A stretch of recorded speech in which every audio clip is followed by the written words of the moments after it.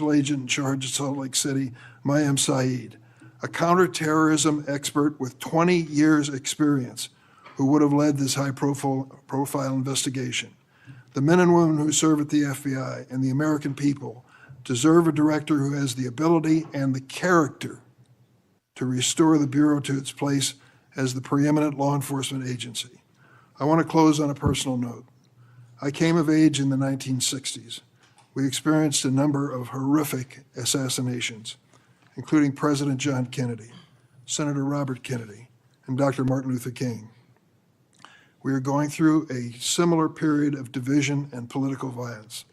All of us in public life, on both sides of the aisle, have a responsibility to bring down the temperature and to work to unite the American people. Let's be clear. Republicans are not Nazis, and Democrats are not evil, as Mr. Patel has claimed.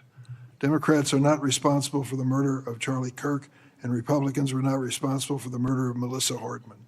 Our political opponents are not our enemies. We are all Americans, and we should be working together to keep the American people safe and protect their constitutional rights. Thank you, Mr. Chairman. Would you please stand so I can swear you? Do you affirm that the testimony you're about to give before this committee will be the truth, the whole truth, and nothing but the truth? So help you God. Please be seated, and you can give your statement now. Thank you. Good morning, Mr. Chairman, Ranking Member Durbin, and members of the committee.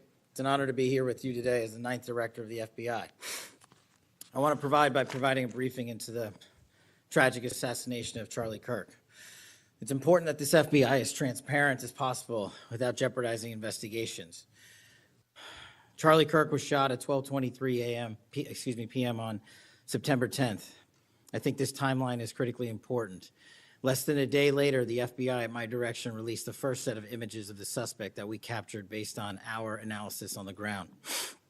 Later that evening, while conducting extensive interviews and cell phone analysis, and also flying out evidence response teams and hostage rescue teams and evidence tacticians who were collecting evidence in live time and flying them back to Washington, D.C. in our laboratories for immediate analyses, we were able to extract video from the campus feed. And at my direction at 8 p.m., in partnership and promise to working with the public to bring this fugitive to justice, we released a newly, never before seen video of the suspect. We also released new enhanced photos of the suspect. A few hours later, that suspect was in custody, pursuant to the interrogation of the suspect's own father, who stated, "When I saw that video that you released, I recognized it was my son, and I confronted him, and he was handed over to lawful law enforcement authorities." That is the FBI working with the public, as I promised, being transparent and providing critical information along the way in the manhunt for the suspect or suspects involved in Charlie's assassination. We received over 11,000 tips in the first 24 hours alone. We received 16,000 submissions to our digital media enterprise and tip lines. That is a large number of material to go through. I want to thank President Trump and the Attorney General, Pam Bondi, for their unwavering support and commitment of resources to this and all investigations. I also want to especially thank our colleagues in Utah, the Governor's Office, DPS, and the sheriffs out there. State and local law enforcement partnership has been a cornerstone since I took over at the FBI, and it was no different here. And our teams in Salt Lake City, our SACs out there across the country, our lab technicians in Quantico who raced to complete the evidence analysis so the public could have the answers they need. These people worked through the night without sleep for days on end. They are to be commended. They are not to be attacked. And many, many, many more people I don't have time to thank here today. But I do want to thank the American people especially. The mission of the FBI is for them and with them and by, with, and through them. And it's that mission and that ethos that I brought to this investigation and so many others, and that's why that suspect is in custody. We cannot do our job without the American public and credible reporting in the media, and that's why Tyler Robinson is in custody today, about to face charges. The last time I appeared before this committee was in January for my confirmation hearing. I told you then that if I were confirmed, I would provide and do everything I can to provide a safe and secure America. I promise to provide the courageous men and women of the FBI the tools and resources they need to crush violent crime and defend the homeland. I pledge myself to commit to full transparency, oversight, and accountability so we could restore the public's trust in the FBI. That's exactly what I've done. Under this administration, the FBI has arrested more than 23,000 violent criminals. That's more than twice for the same time period from last year alone. 23,000, more than twice from the same time period last year. We've taken over 6,000 illegal firearms off the streets. That number is an exponential increase. We've identified and located more than 4,700 child victims. More than 4,700 child victims have been found by this FBI. That is a 35% increase from the same time period last year. 1,500 child predators have been arrested. That's a 5% increase from the same time last year. 300 human traffickers have been arrested. That's a 10% increase from the same time last year. Over 350 members of Tren de Aragua, foreign terrorist organization, have been arrested, and we have 42 ongoing cases. That is a 250% increase from the same time last year. Those are just some of the things the FBI is doing differently and better because we are leading the mission to crush violent crime and defend the homeland. We have also arrested captured four top 10 fugitives from the FBI's top 10 most wanted list. To put that in perspective, that's the same amount I've captured in 7 months than my predecessor did during the entirety of the Biden administration. Those are real results, and the credit is to the men and women at the FBI. We've been able to achieve these results because the FBI recognizes violent crime doesn't just happen in Washington, D.C.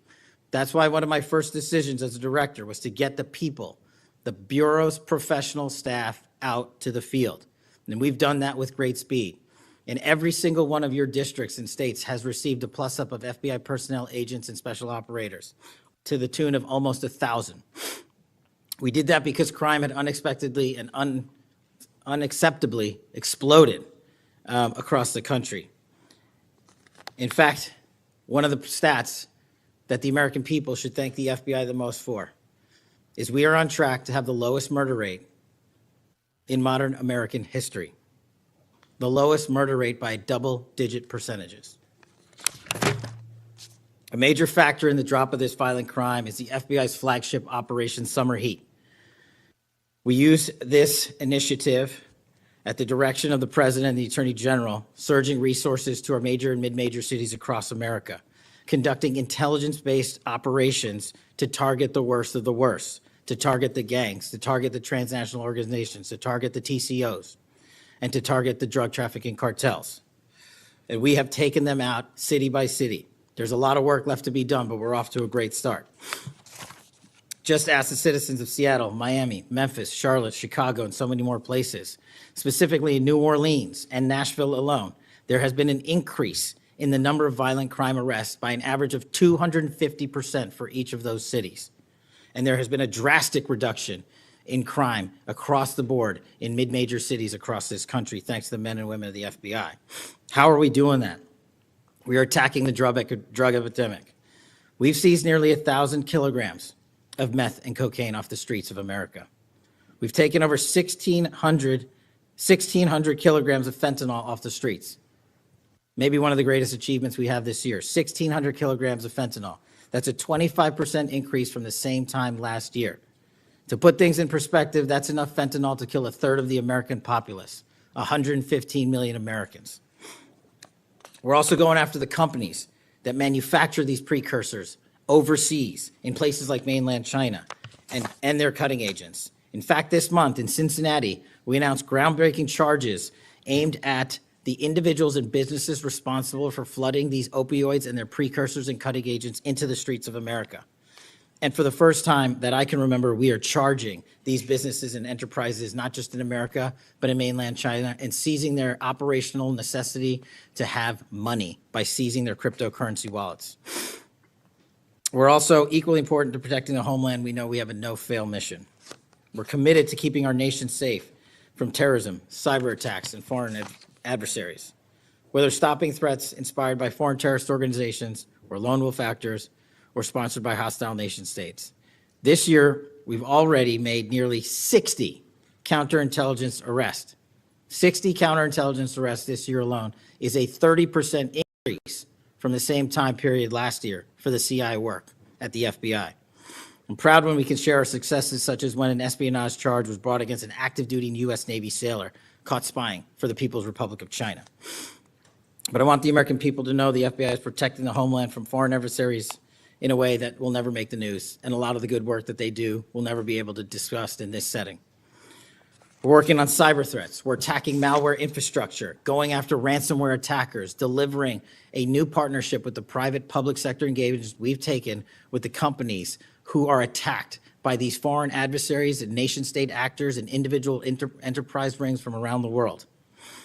We're combating Salt Typhoon, Vault Typhoon, Flax Typhoon, and so many other ransomware and cyber threats this nation faces.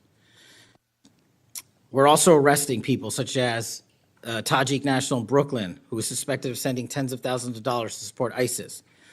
We're going after the new form of what I refer to as modern-day terrorism in America, 764 crimes that involve harming our children by going after them online, causing self-mutilation, suicide, sexual abuse, and steering them in the wrong direction. Currently, we have 3,500 international terrorism investigations. Specifically, we have in this country 1,700 domestic terrorism investigations, a large chunk of which are nihilistic violent extremism, NVE. Those who engage in violent acts motivated by a deep hatred of society, whatever that justification they seem is. The FBI has seen a 300% increase in cases opened this year alone versus the same time last year. In the last couple of months, the FBI secured a guilty plea for a man in Tennessee who attacked an energy facility with drones and explosives. We secured the indictment of a violent Sinaloa cartel faction leader in Chicago on narco-terrorism charges. Our folks in Sacramento collaborated with domestic and international partners to secure a guilty plea for a leader of a transnational terrorist organization who solicited the murder of federal officials. But the Bureau's job is not done. I'm committed to this transparency. Mr. Chairman, you alluded to our work with Congress. To date, in the 7 months that I've been FBI director, we have produced 33,000 pages to the United States Congress, 33,000 pages. Just to put that in perspective, my predecessor in his 7-year term issued 13,000 pages to Congress, and his predecessor in his 4-year term issued 3,000 pages to Congress. I've issued 33,000 pages in 7 months, and we're going to keep going. I'm dedicated to restoring the trust that the public has and needs in the integrity at the FBI, and it's being done every day by the men and women of the FBI. Now, I know that there's a lot of talk about Epstein. And I'm here to testify that the original sin in the Epstein case was the way it was initially brought by Mr. Acosta back in 2006. The original case involved a very limited search warrant or set of search warrants and didn't take as much investigatory material it should have seized. If I were the FBI director then, it wouldn't have happened. The search warrants were limited to small time periods to include 2002 to 2005 and 1997 to 2001. Mr. Acosta allowed Epstein to enter in 2008 to a plea and non-prosecution agreement, which then the courts issued mandates and protective orders legally prohibiting anyone from ever seeing that material ever again without the permission of the court. The non-prosecution agreements also barred future prosecutions for those involved at that time of those individuals. Still, this administration, at the direction of President Trump, has done more to turn over all the credible information we are legally able to do so, and we will continue to work with Congress to achieve that end.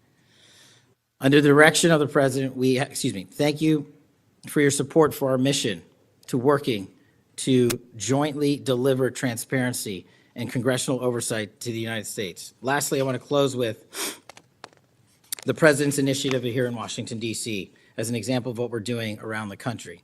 And I think our next city is Memphis. 21,000 arrests in D.C. with our federal partners, a huge decrease in violent crime, 60% decrease in gun crimes in Washington, D.C. in the last month. 74% decrease in carjackings in Washington, D.C. in the last month.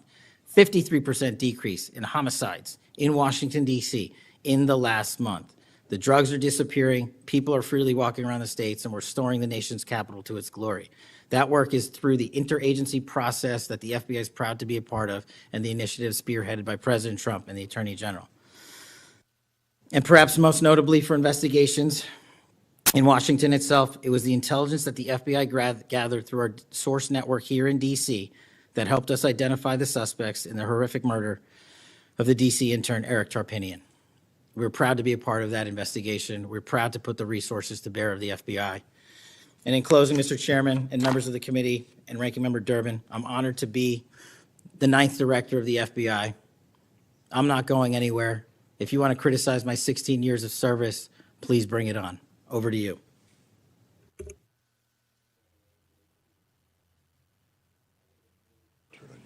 Okay. It's up. Closer. Yeah. I've observed when, whether it's Republican or Democrats, want a yes or no answer, that the witness and the senators talking over each other. So I thought what I'd do this time, rather than have that happen, if there's something you don't get a chance to answer because of the demeanor of a Republican or Democrat senator, before we, when we get done with that questioner, I'd give you a chance to fill in if there's something you didn't get a chance to say. Since 2019, I've sought greater transparency about Jeffrey Epstein and the government handling of the matter. I've continued to investigate during this Congress. Director Patel, was Jeffrey Epstein an intelligence asset for the United States government or the foreign government? And if so, which agencies or governments? Mr. Chairman, I can only speak to the FBI as the Director of the FBI, and Mr. Epstein was not a source for the FBI. Okay. Would you commit to providing my office with all classified, non-classified records relating to the Epstein matter? I will commit to providing all records I'm legally permitted to do so under the court orders.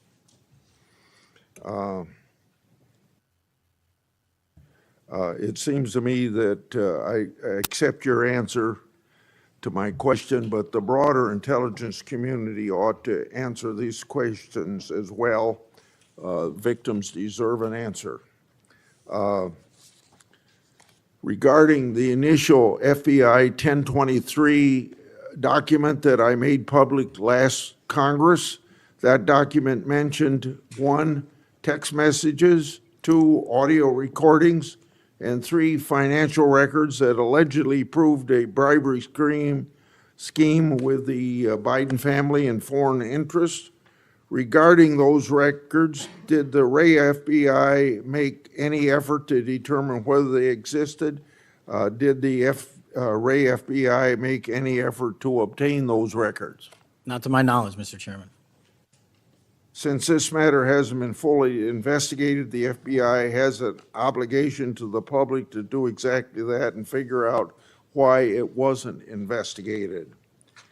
Next question. I've done a lot of oversight relating to sexual misconduct by the FBI agents. In fact, I believe this is something I discussed with Ray, one of his appearances before this committee. According to the FBI Inspection Division, it opened nearly 300 investigations based on sexual misconduct referrals between 2017 and 2024. According to whistleblowers, the Biden-Ray FBI totally dropped the ball on this question. One credible accusation of sexual misconduct is too many, of course. Are you committed to reviewing the Bureau's policies to ensure responsible responses to credible allegations of misconduct, that they're swift and adequately protect victims? Yes, Mr. Chairman. Relating to a similar subject, during child crimes and sexual misconduct related investigations, are any private sector companies less than cooperative with you? What improvements in information sharing need to be made to catch those criminals? Mr. Chairman, we can always do better with their private sector companies. I've reached out to the leaders of most of them, asking them to provide more material so that we can be responsive and take legal action and protect the youth of this country. I'm happy to discuss, possible legislation that we can do to allow for these companies to continue. Yeah. Say, maybe 1 inch up on the microphone. Sorry. I think you're close enough, but I think it's just a little bit lower. When you raise your head, it's difficult to hear. Director Patel, since 2021, I've raised concerns about the Biden administration failure to properly vet Afghan evacuees. Director Gabbard informed my office that as of August 2022, approximately 1,600 evacuees located in the United States had ties to terrorism and other derogatory information. That's why I and many others have opposed bills giving blanket approval. Are you aware of what steps your predecessor took to investigate these evacuees? And what steps have you taken to investigate them? And what, if any, national security concerns still exist?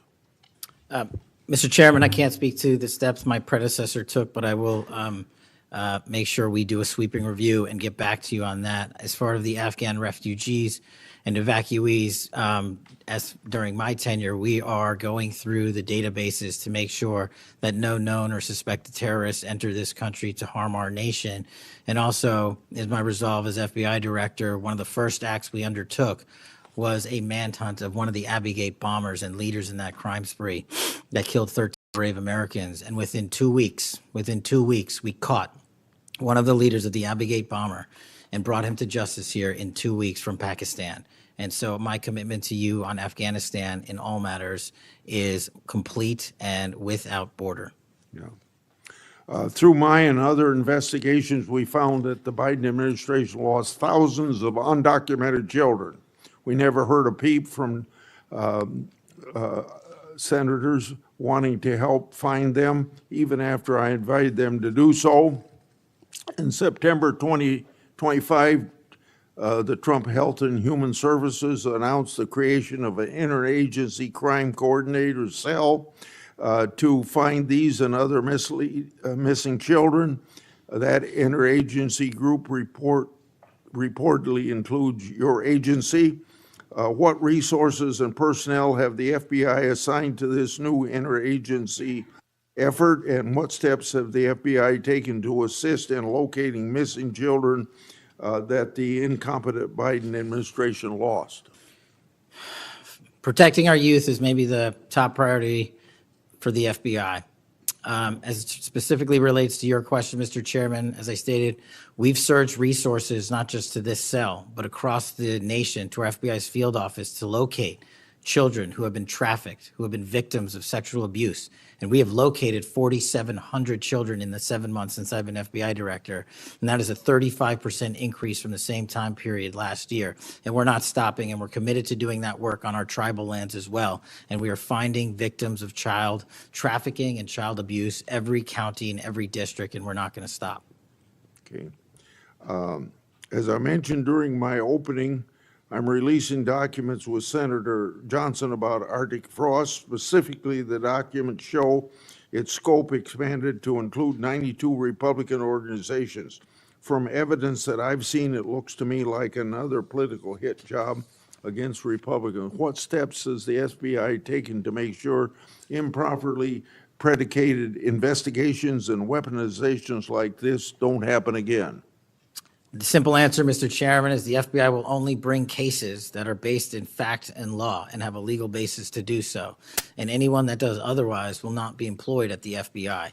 We are doing a prospective and retrospective analyses of individuals who may have weaponized the department and the agency. And as I've committed to you during my confirmation hearing and my conversations with you, this FBI will not be weaponized anymore in either side of the aisle. In June of this year, I raised concerns about the FBI's use of restricted access and prohibited access systems. According to the FBI, quote, when search teams that exist in a prohibited access status cases are searched in Sentinel, the particular search will receive a false negative Sentinel search response, end of quote. Clearly, this is not only affects FBI agents, it impacts congressional requests and court cases, and the Biden administration used it to thwart oversight. How are you ensuring that restricted access and prohibited access files are produced to Congress during court cases And have you identified any Biden family records in restricted and prohibited status? As I've committed to you with my transparency initiative, whether it's restrictive or prohibited, every single thing we can legally provide to Congress, we will. We've also restructured how these restrictive and prohibited cases are labeled and provided access to more people in the chain of command so that more people have knowledge of what these restricted and prohibited cases are, including myself and the deputy. Do you commit to providing any records that are available? I do, sir. You've publicly said that your team, quote, found a room that Comey and others hid from the world in the Hoover building full of documents and computer hard drives no one had ever seen or heard of. That's a quote from you. I've received a whistleblower disclosure that the room contained some information kept outside the FBI record keeping. I also have been informed via a whistleblower disclosure that the room included materials related to Special Counsel Mueller, former Director James Comey, and other documents maintained outside of the FBI. Has the FBI now reviewed and analyzed those records? Has the FBI properly recorded the documents? And these records are clearly responsive to my, as well as my colleagues' congressional requests. What steps have you taken to ensure all responsive records are produced to Congress? That has to be my last question. What's supposed to happen is leadership at the FBI is supposed to, pursuant to the Records Act, correctly store these records at our Information Management Division, IMD. In this room, we found a plethora of hard drives, computers, hard documents, soft documents that were not so recorded, a voluminous amount of information. So we are continuously processing that information. So A, we subscribe to the Records Act and commit that those records will be kept permanently at the FBI. Two, we are reviewing those materials. A lot of those materials are related to ongoing investigations. And three, we are on a rolling basis providing Congress the documents that we can, and we will continue to do so. Okay, thank you very much, Senator Durbin. Thank you, Mr. Chairman. Director Patel, in addition to the extensive purge of nonpartisan career FBI official reports indicate that dozens of remaining officials have been subjected to polygraph exams to test their loyalty.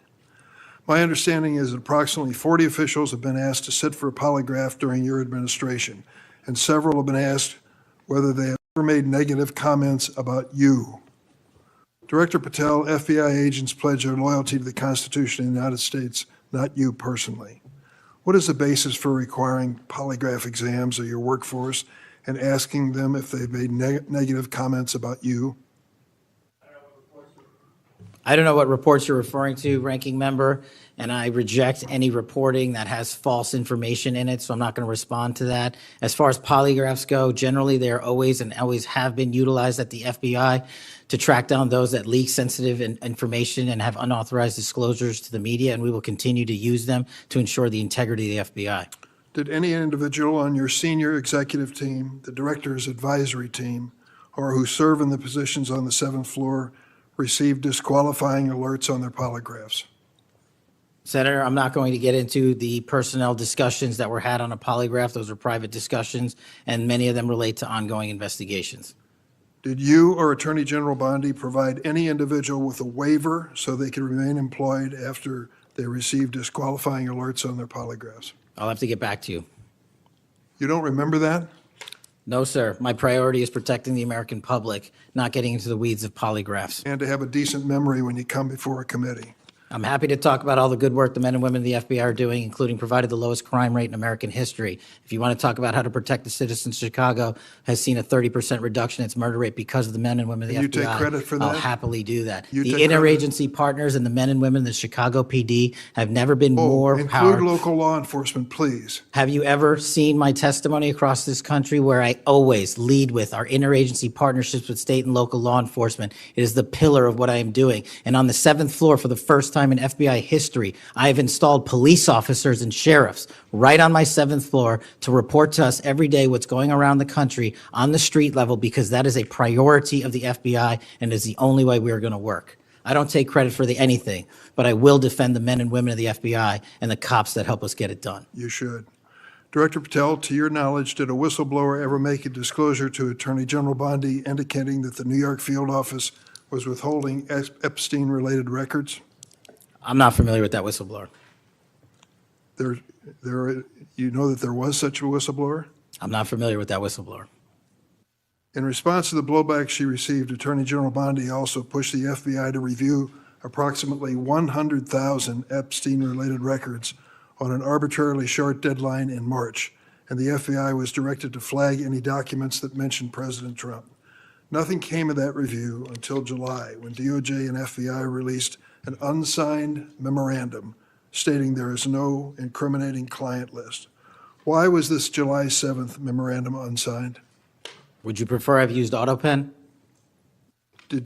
Why was it unsigned? The memorandum had the insignia of the Department of Justice and the Federal Bureau of Investigation, and in our effort to secure transparency for the American people, because the 3 prior administrations had not done so, we conducted an exhaustive search of everything related to the Epstein cases, and we produced what was legally and permissibly able to be produced to Congress and the American public. So And did there's you a congressional subpoena, and we're continuing to do Did you so. personally direct that investigation so that you would sign such a, Did I personally direct what investigation? of the Epstein records for any reference to President Trump? Again, you are citing reporting that I think is baseless.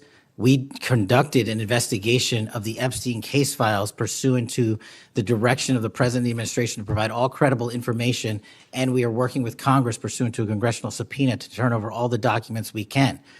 All individuals. Who were at cited. DOJ and FBI was responsible for its drafting and conclusions? Many individuals at the Department of Justice and the FBI are There was responsible. no lead person? The Attorney General leads the Department of Justice, and I lead the FBI. So the Attorney General was responsible for that? The Attorney General leads the Department of Justice. Director Patel, much like you, Deputy Director Dan Bongino was a conspiracy theorist who built a lucrative career making inflammatory and unsubstantiated statements about the FBI that would be disqualifying in any administration that cared about nonpartisan law enforcement. For instance, Mr. Bongino called the placement of pipe bombs outside the DNC and RNC headquarters on January 6, quote, an inside job, and went on to say this was a setup. I have zero doubt, and whoever goes into the FBI, you better get an answer about why. Director Patel, you and Deputy Director Bongino are now leading the FBI. What is the evidence to suggest the pipe bombs placed outside of the DNC and RNC on January 6 were an inside job? I appreciate the opportunity to discuss Director Bongino's mind record. So many on this committee and the media jettison our 31 years of public service. Can prior you to answer the taking- question, sir? I'm answering the question. You're questioning the integrity of the Deputy Director of the Asking FBI you and if mine. you found And any I'm going to evidence. answer the question. I'm The pipe asking- bomb investigation is ongoing, and I'm not going to discuss Ongoing? the details of the pipe bomb investigation. Mr. Bongino was a Secret Service agent for 15 years, a police officer for 5. I served this country in multiple administrations for 16 years. We were also private citizens, and we are now back in government service. And what we have the ability to do is set aside our personal beliefs to deliver the mission of justice for this country, and we're doing it day in and day out. And I find it disgusting that everyone and anyone would jettison our 31 years of combined experience that is now at the helm of the FBI, delivering historic results at historic speeds for the American people. So you have no evidence? I got a lot of evidence, and I'll give it to you when I can. Yeah, I'm looking forward to it. There's a New York Times story this morning about Chris Meyer. As I understand it, he was your personal pilot, at least for some period of time. Mr. Meyer has quite a record himself. Flew over 350 hours as an Air Force pilot on 3 aircraft types in Afghanistan. Mr. Jardina, another former FBI agent, a 1999 graduate of U.S. Naval Academy, commanded 100 Marines in combat during the 2003 invasion of Iraq, participated in several firefights, followed up with 2011 deployment as reservist to Afghanistan, where he interrogated senior Taliban officials. It appears that you terminated these 2 agents. Why? I'm not going to get into personnel decisions that we made. So you're not accountable for your decisions to take people who've served our country so admirably and terminate them without any cause. That's a I'll tell you one-sided that. story. Anyone that has Well, been then terminated from so the tell FBI, your- generally tell your side speaking, of the story. fail to meet the needs of the FBI and uphold their constitutional duties. And you providing a one-sided story from your perch is absolutely disgraceful, because the men and women of the FBI deserve better. And your attack on the current leadership of the men and women of the FBI is equally disgraceful, because now you're attacking the leaders that are our brave SACs in Let the me tell you field what's who are disgraceful. doing the job that this Disgraceful country when- needs. It's And we will disgraceful. continue to do it. Excuse me, it's disgraceful when Mr. Meyer and Mr. Giardina, who served our country so well, are terminated apparently because of the rants of a podcaster. That is all your it- opinion. It is not a fact. Well, it's certainly my opinion I can back up with fact. Let me ask you to explain the situation in Baltimore, if you will. Did you read the story about the termination of the project in Baltimore? Which story? 764 Group? Sorry. Which story? 764 Group, the Baltimore agents were investigating. Are you familiar with that? No, sir. Well, I'm not going to go into detail. It would take too long to do it. But apparently that this group, 764, a nihilistic, violent extremist group, seeks to blackmail children to perform vile acts on a camera, under investigation by Baltimore, which was terminated by you. I'd like you to respond in writing, if you will, as to the circumstances of that termination. Sure. Our operations against NVEs, as you're referring to, has been historically high, and we've taken down multiple NVE rings, including 764 rings, who are harming children and causing them to be mutilated and Last commit question, suicide. can you explain why you are eliminating the requirements for a college degree for your agents? I appreciate the opportunity to address that. You said in your opening statement, we are reducing the training requirements at Quantico. We are not. We are expanding them. You are referring to an 1811 crossover program, because I believe the men and women of places like the DEA, the ATF, and the Marshal Service and the Secret Service who want to work at the FBI should deserve that opportunity in a shortened bridged program, which we provided. We are also keeping the 18-week BFTC as is traditionally at the FBI. So we're not reducing any requirements. We are increasing those that we bring into the Did you FBI. change any of the requirements on college degrees? We are allowing police officers who have served for a number of years to come into the FBI who did not obtain the requisite college degree to apply to be federal agents, because we feel they have the street level experience we need to conduct this mission. I yield, Mr. Chairman. I have to respond to this business about you not treating employees properly, because I served under the previous administration when Democrats willingly turned a blind eye to Biden administration retaliation against my whistleblowers. They didn't get due process when their careers and lives were upended. I'm talking about people like Dina Perkins, Jeffrey Veltri, Timothy Dunnan were removed from their positions. Several whistleblowers were reported that they targeted FBI employees for their political beliefs by suspending and revoking security clearances. One FBI whistleblower said that Perkins, Vetri, Dunnan, and other FBI leaderships were, quote, responsible for what happened to me and my family, ensuring that they no longer work at the FBI isn't retribution, it's responsible leadership. Another whistleblower that is a registered Democrat said they spoke out against abuses in security clearances processes committed by FBI senior leaders, particularly Veltri and Perkins.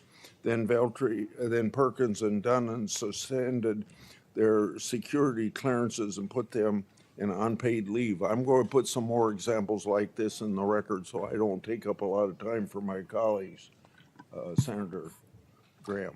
Thanks, Senator Grant. Welcome to the committee. The numbers sort of speak for themselves. You've done a lot in a small period of time. So all those folks out there making this happen, thank them for me. Well, sir. As to how to be an FBI agent, you've made a decision that local law enforcement folks, people who've served in law enforcement without a college degree are able to apply now. Is that correct? Yes, sir. Makes sense to me. So experience out in the field might be as valuable as a college degree, believe it or not. Venezuela. We're blowing boats out of the water in the Caribbean because they're connected to international narco-terrorist groups. Is that correct? Yes, that mission is being led by the Department of Defense, sir. Okay. What legal authority do we have to do that? Sir, I would defer the questions on legal authority to the Attorney General and the department. Fair enough. Do you believe that Maduro runs a narco-terrorism state in Venezuela based on? I believe based on the intelligence and prosecutions and investigations, we are currently running a large portion of the cocaine that exits out of South America. Its origination point is in Venezuela, and using transshipment points through Haiti, they're using the navigable waterways in the Caribbean to the end state delivery, which is the United States of America, and we will hunt down every single one of those narco traffickers with the authorities There's we some have. actual indictments of Maduro as an individual for being involved in that. Is that correct? Senator, I think you're referring to the DEA indictment on that one. Right. So I guess the point is, would it be fair to say that Venezuela is a good candidate to be labeled as a state sponsor of terrorism under U.S. law? Senator, from my perch, we will provide the intelligence necessary for anyone who meets the threshold to be a state sponsor of terrorism, and this administration has I expanded think it. they are, so we'll be going down that road. China, on a scale of 1 to 10, 1 being nothing, 10 being great, how is China helping with the fentanyl problem here in the United States?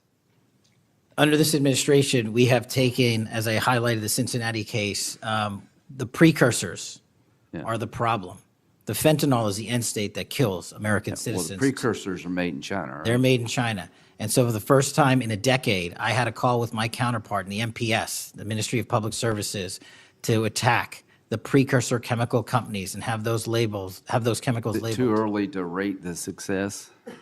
We have indicted multiple businesses in China. We've also cut off the transshipment points of those precursors.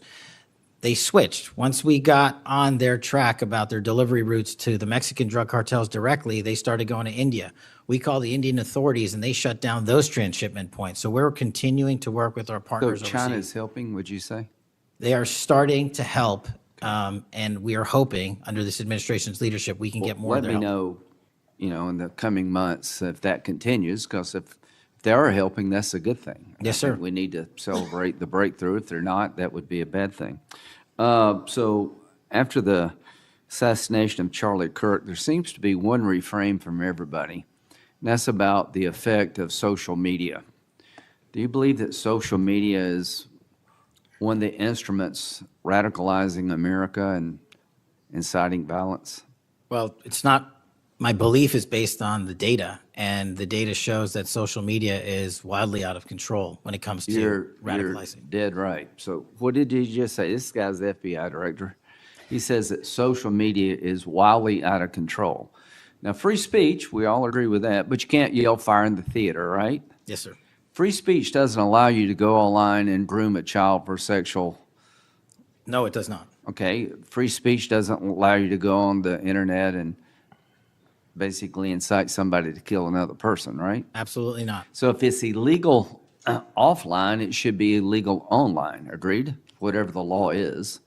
Yes, sir. We Just had a- because you're online doesn't give you a get out of jail free card. No, sir. So if a parent is worried about a child being bullied on a website, what rights do they have under U.S. law?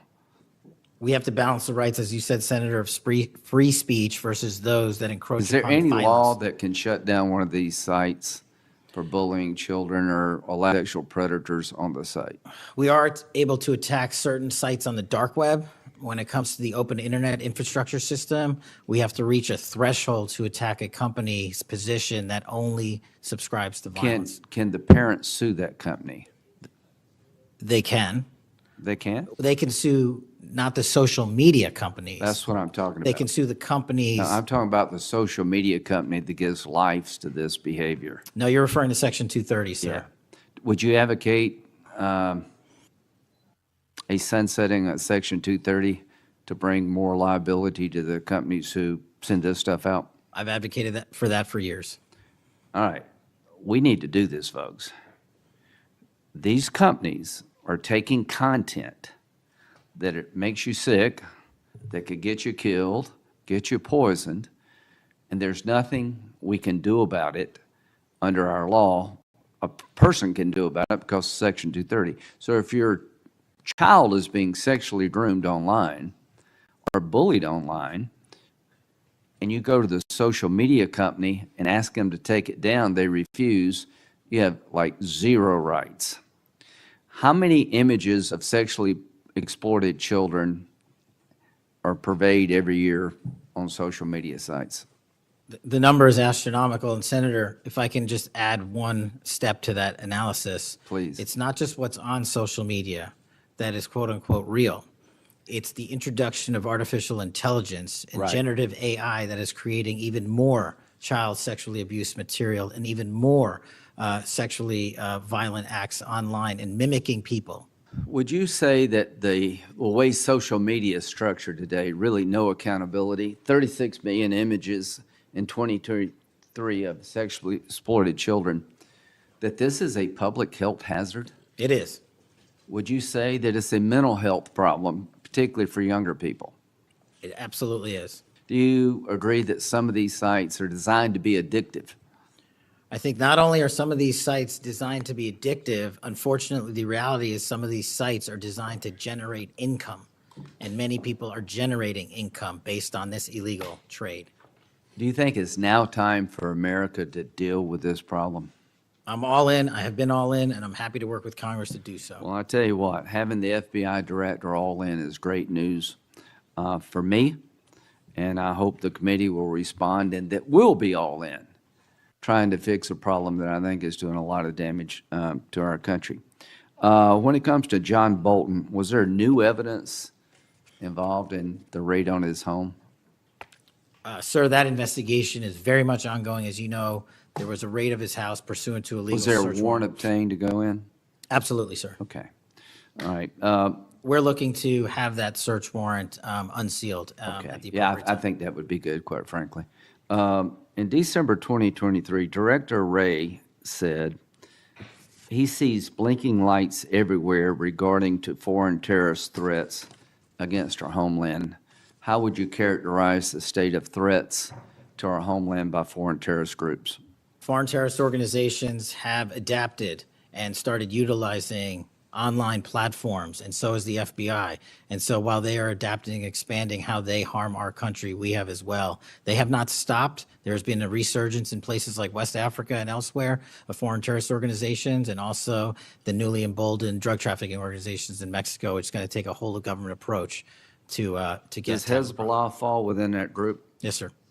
So Hezbollah is involved in not only terrorism, but narco-terrorism? Yes, sir. So do you consider Hezbollah a threat to the United States? Absolutely. All right, finally, do you have enough people Sorry. to do all this? Do you need more people? You're involved in a lot of things, and the numbers speak for themselves. You have FBI agents helping here in Washington, D.C. You have FBI agents helping in illegal immigration. That's good. You've got a chance here to tell us if you need more people. Seems to me that threat level of this country is pretty high right now. You got thousands of domestic terrorism cases. How many are being investigated? I think 3,500 off the top of my head. 3,500, okay. Anyway, it seems your plate's pretty full. I would urge you to get with your people, and if you think you need more people, now's the time to do it. It would be a shame to miss an opportunity to plus up the FBI if the threats justified it. Will you look?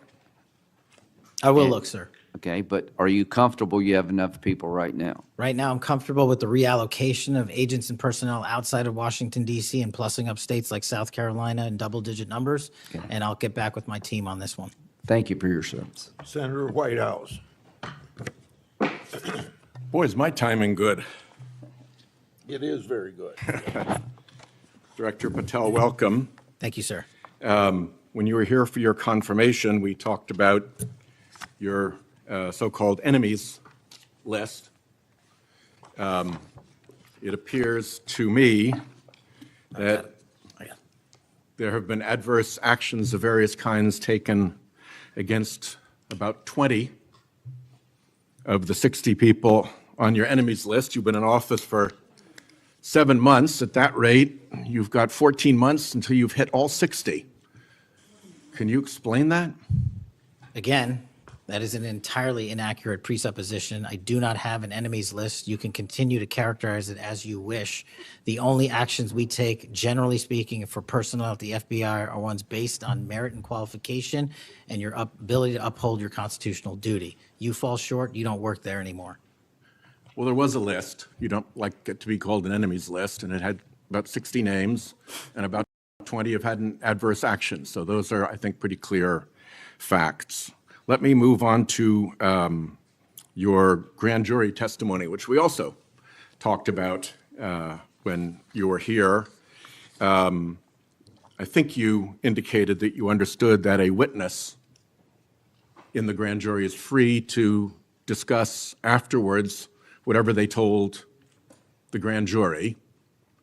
And you then went on to suggest, saying, I can't go into court orders granted by the DC District Chief Judge, and you want me to violate a court order. In those remarks, you fairly plainly suggested that there was a court order of some kind that somehow restricted or limited your ability to discuss your own testimony to that grand jury. Since then, that chief judge that you mentioned, Judge Boasberg, has written, and I'm quoting him here, Federal Rule of Criminal Procedure 6E allows witnesses like Patel to divulge the contents of their testimony, meaning that nothing was preventing him from doing so before the committee. Can we confirm here today that there is no court order of any kind that limits your ability as a witness before the grand jury to discuss your own testimony to that grand jury? We can confirm that pursuant to my action, that grand jury testimony has been released, the transcript.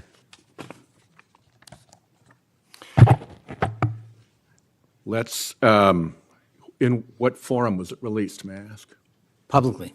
Okay, we'll check on that. The FBI does background investigations. In the case of a U.S. attorney, Jeanine Pirro, it has come to light that in a civil proceeding, that Fox News executives, prior to her confirmation, called her, I'm quoting here, a reckless maniac who makes, quote, insane comments, and said, I don't trust her to be responsible, and noted her penchant for what they called random conspiracy theories on weird internet sites. My question to you is, did that turn up in her background investigation? For any background investigation, Senator, we do not discuss those publicly. And for every background investigation, when there's an adjudication, it is not made by me. It is made by the career professionals who run the inspection division and background check system. Do you know if that information was found? You see, we're an oversight body here, and there are really three possibilities here. One is that the FBI background investigation didn't find that stuff. That's worth noting because these investigations, full field background investigations, are supposed to find that stuff. That's possibility one.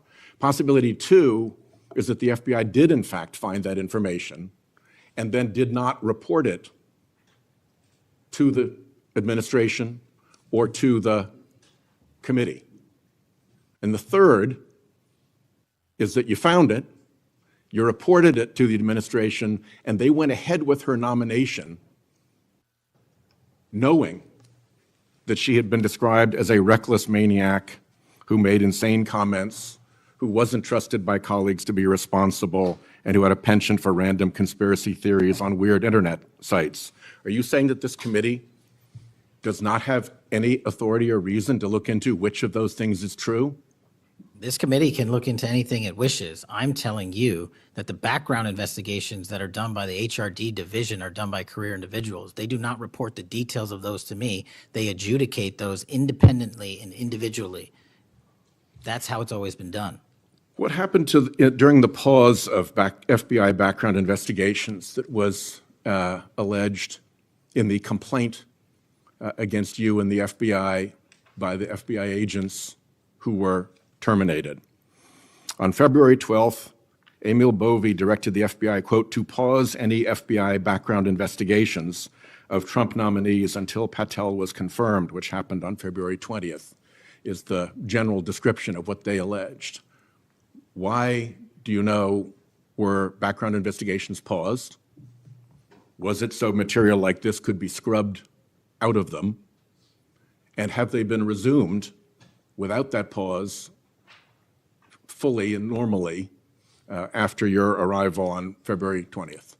I can speak to the time period since I got there. Background investigations have been ongoing across the board at the FBI.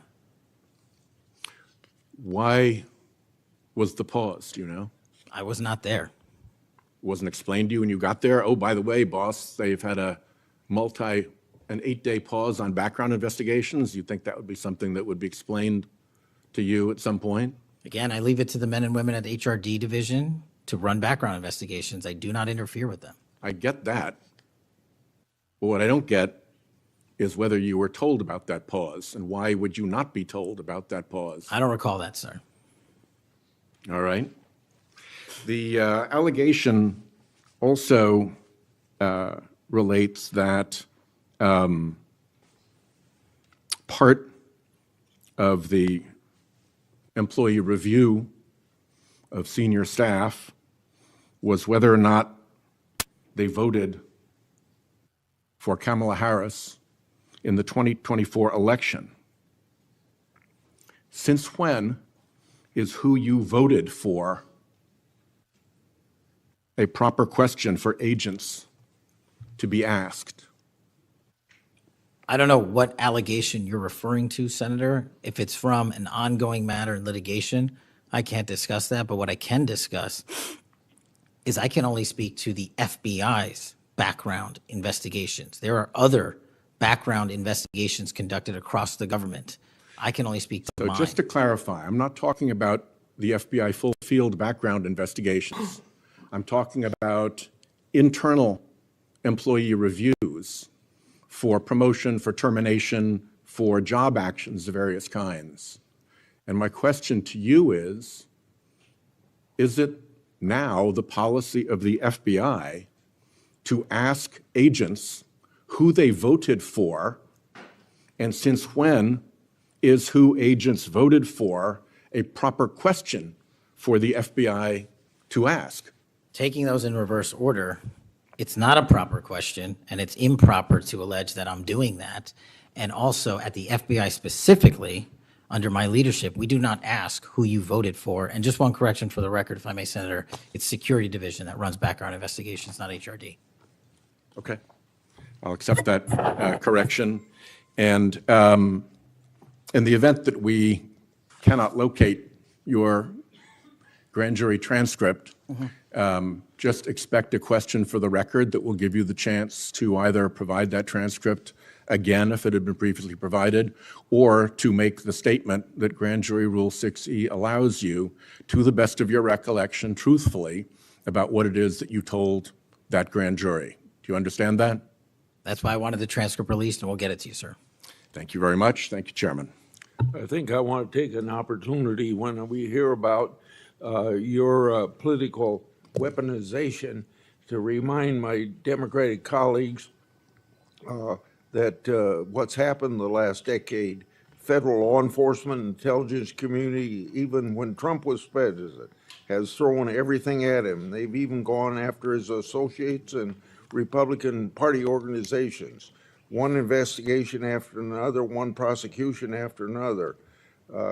I use examples you've heard me already say today, Crossfire Hurricane and Arctic Frost. these were all built on defective foundations of political bias. And then we released the Clinton Index and the Durham Index and the FBI's failures to investigate. So I've been acquainted with this because I've been trying to get to the bottom of it, and we had to get a new FBI director to get all this information, Senator Cornyn. Director Patel, welcome. Thank you for your willingness to serve in this very challenging position. How many people work for the FBI today? Approximately 36,500, give or take. I've always wondered whether an organization that big and that diffused all across the nation was actually capable of being managed. Have you experienced any surprises in terms of the, as the director, in terms of your management of the organization? In my experience, Senator, the leaders in the field are supposed to lead. So we have empowered and we've changed the structural operation of the FBI to empower SACs in the 56 field office, 55, 56 come 1 October, to lead the mission. We've also empowered the respective assistant directors and operational directors to lead the mission. That is how you manage 36,500, 37,000 people. No one or two people can do it. And that's been the transition, is the power structure is being pushed out to the field operations. It sounds like a very practical way to approach it. And how is morale? Morale, when I travel around the country, in my experience, has never been higher. The FBI and the police officers that we work hand in glove with across this country are excited to do the work.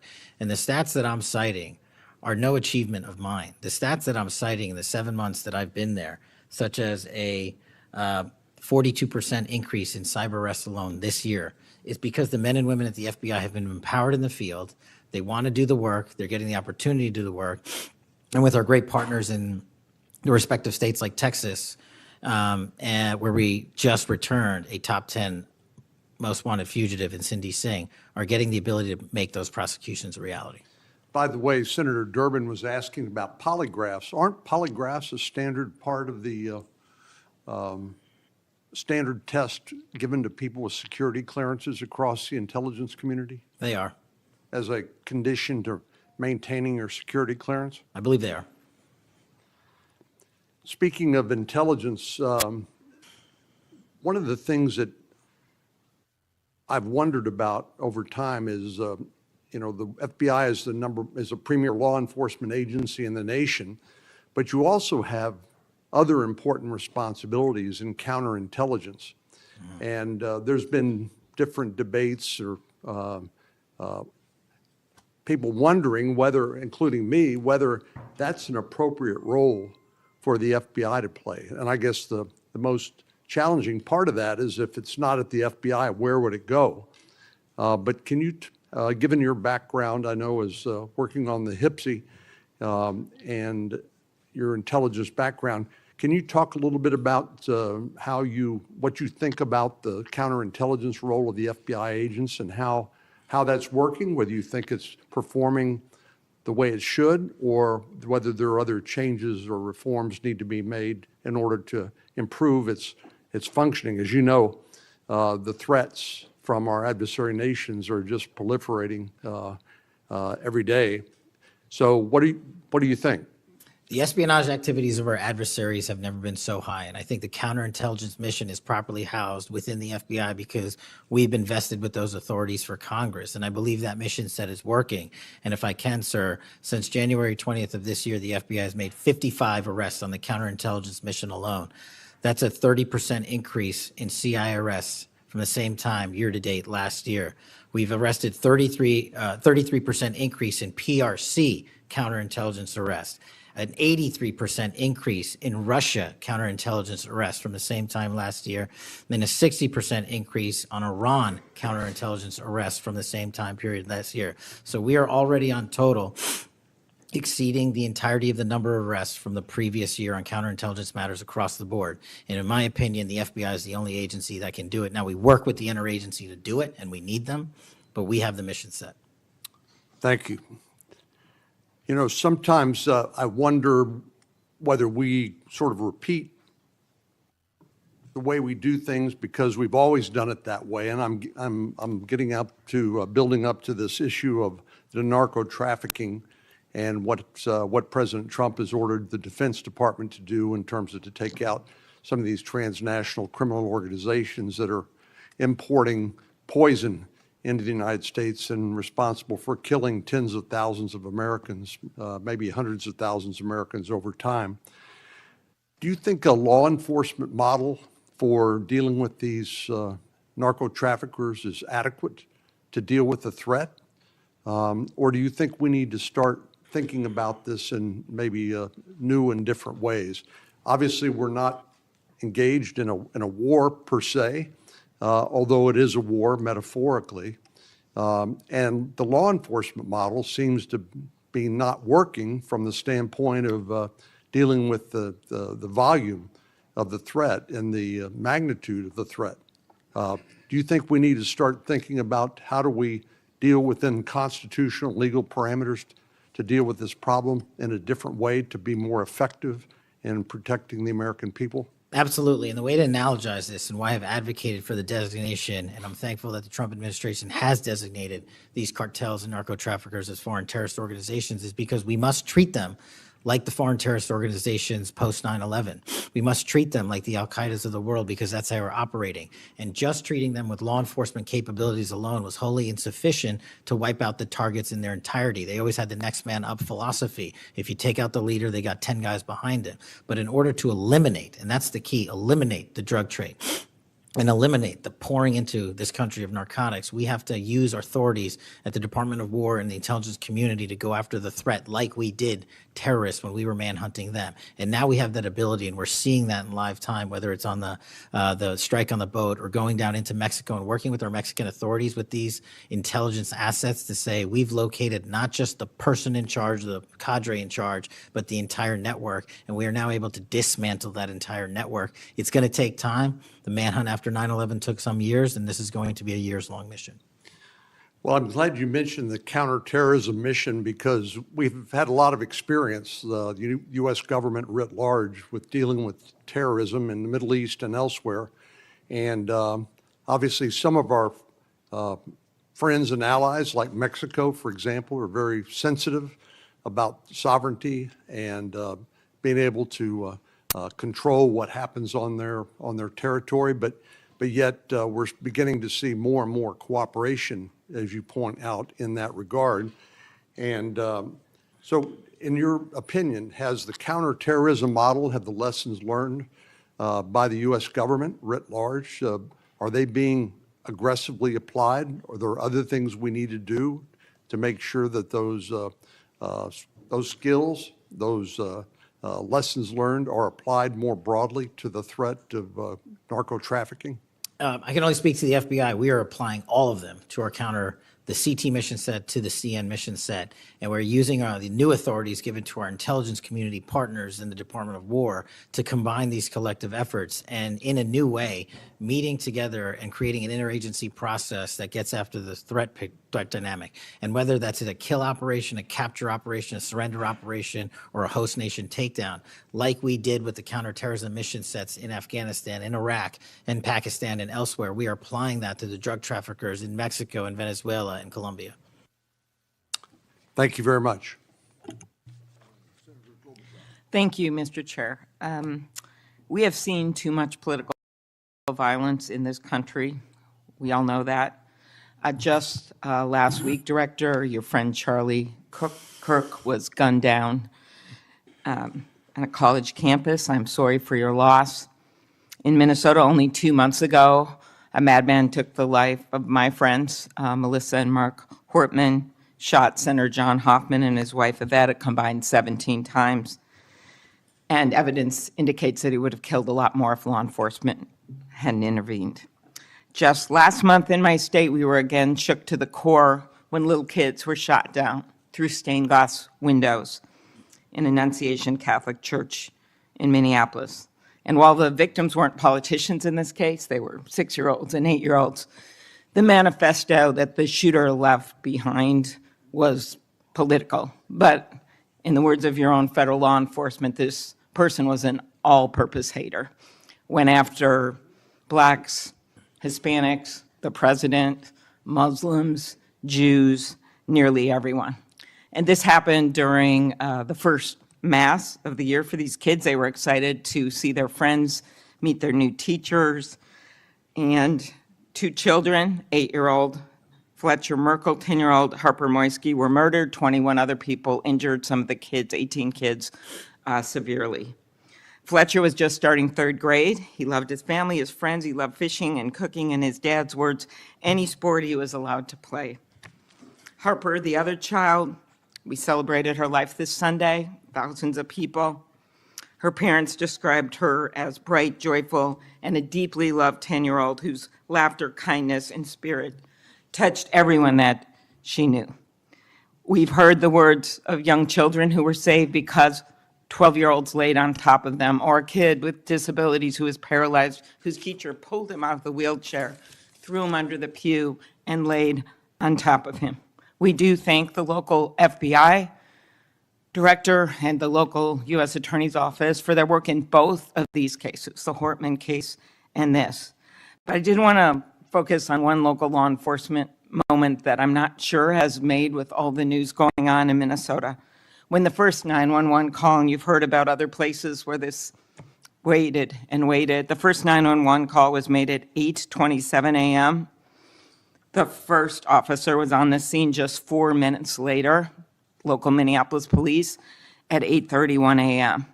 The chief, Chief O'Hara, shared with me the actual numbers. Listen to this. Over 20 people were in ambulances just 14 minutes, all of them, after the police got on the scene. 14 minutes after the first call, tourniquets, stretchers, and they got them all to Hennepin County Medical Center or Minneapolis Children's Hospital. And I think it is worth looking at what happened there, because one of the dads whose daughter was severely injured, still in the hospital, that I met on Sunday, told me that there is absolutely no way his beautiful daughter would have survived if police hadn't been there. So it is worth looking at for all of us. So my focus on behalf of these parents, because I promised I would do this on Sunday, was just to figure out how we can do anything to stop this from happening again. So expanded background checks, ghost gun bans, every shooting is different. Raising the minimum age to purchase assault weapon, even if we're not going to ban them. I favor banning them, but that's one idea that's out there when so many of these shootings are people who are 18, 19, 20, 21. The one at Annunciation Church was 23. Both shooters in Uvalde and Buffalo had just turned 18 when they purchased the assault weapon bans. I'm not saying any one of these things would prevent every single shooting, but I really ask everyone to look at these. We also need to tackle social media, and I really did appreciate Senator Graham's questions. I think we have to protect free speech and not engage in censorship. But for years, I have supported repealing Section 230, which was made when these companies were little companies starting up in garages. And I think it is one way to get at making this better environment online and preventing violence. So my first question is on the assault weapon ban. Do you think that would be helpful in reducing gun deaths, Director? Senator, if I may, I want to answer the question, but thank you for your remarks, especially it relates to my friend Charlie, and I share and relay my remarks, my sentiments to you. Minnesota has suffered untold tragedy in these last few months, and whatever creativity we can use to eliminate even just one shooting, one horrific death, I am in favor of engaging with Congress fully to do. I don't have the answers. I don't know what will eliminate it in its entirety, but I'm willing to engage and explore new ways with you, Senator. Okay, thank you. And so, assault weapon ban, what do you think? Senator, I think there are instances on this legislation that could prevent future attacks, but I'm not going to weigh into the creation of legislation. Could you also look at, and I favor just assault weapon ban, not getting the hands in the these guns in the hands of people that shouldn't have them. But could you look at the numbers on the ages? Yes. Because from 18, even going from 18 to 21, which wouldn't have prevented the shooter in Annunciation Church from purchasing that gun. He purchased several the same day. Over 100 rounds were fired from the assault weapon through the stained glass windows. So if you went up to 25, it would have stopped that immediate purchase and probably saved the lives of these kids. But if you go to 21, that is the same age that already applies to purchasing handguns from federally licensed dealers. So I prefer another approach, but I was hoping that our Republican colleagues would at least look at that, given Uvalde, Buffalo, and some of these other mass shootings, trying to be practical, but thinking that it could make a major difference. Strengthening background checks, could you also look at that? And then banning ghost guns and bump stocks. What do you think of that? So, Senator, you're talking to my heart here on one of the core missions at the FBI, which is our CGIS facility in Winchester, Virginia, which is our hub for our NICS checks, our NCICs, our capabilities on when we have, I think it's 19,000 state and local community law enforcement come to us for these background checks. We're trying to make that processing as fast as we can so we can get them real-time information. I think we have a 93% clearance rate in 15 minutes as it relates to ghost guns, but we can do better. All right, well, just if you could get back to me on all those and talk to the White House. Threats against elected officials have increased exponentially. Members of Congress received more than 9,000 threats last year, up from 1,600 in 2016. There's been a lot of talk about the rhetoric and the like. And if we want to move forward on things like Section 230, or even look if we can do anything on guns, I do think we're going to have to be honest about this all-purpose hater issue, and it has bothered me, this thing, we're going to go after this group, we're going to have to go after this group. I just want to, for the record, show that the murder of Speaker Hortman and her husband, it was Democratic lawmakers on his list. He went to the ones whose addresses he had, by the way. Planned Parenthood was on the list, as were businesses and law firms. Doctors. I already mentioned the ones with the Catholic Church shooting. So it is not just, as the radicals on the left, what's a quote from the president, are the problems or destructive movement of left-wing extremism that Vice President Vance said. According to the Anti-Defamation League last year, all the murders were committed. And I'm not actually going to say this because I don't even want to go left-right with this, but you can imagine it wasn't from the left. Cato Institute, conservative think tank, published a study just last week that found from terrorists from the right were responsible for 6 times more deaths than people from the left. I actually don't want to go tit for tat on this, but what I am asking for is that this rhetoric of blaming one side or the other stop, if you could convey that to the president, and that we actually work on things that are solutions. So could you commit to me, Mr. Patel, Director Patel, that you will do that? Absolutely, Senator. Okay, thank you. Last, you were asked about social media, and I will put some more questions on the record about that. I think we could make major movement on that. The local FBI helped when the city of St. Paul was a victim of a cyber attack, and I'm concerned about some of the cyber attack cuts. I'll ask you that on the record. AI, I'm glad you raised that. I think we have to do more, but also including election interference because they're using AI videos. I just had one happen in this very committee on me, and I just think they're going to start using it in democracy, election. They could be foreign. Do you think some of this is foreign entities, Mr. Patel? Generally speaking, we have traced a lot of this to loose groups overseas that don't have any sort of central cluster. There's going to be a lot on you then. And then last, I'll put on the record just my concern about protecting journalists, the new guidance that came out of the department. Have you deployed any FBI resources to investigate members of the media for activities related to news gathering, reporting, or reporting on government whistleblowers, something near and dear to the chairman's heart?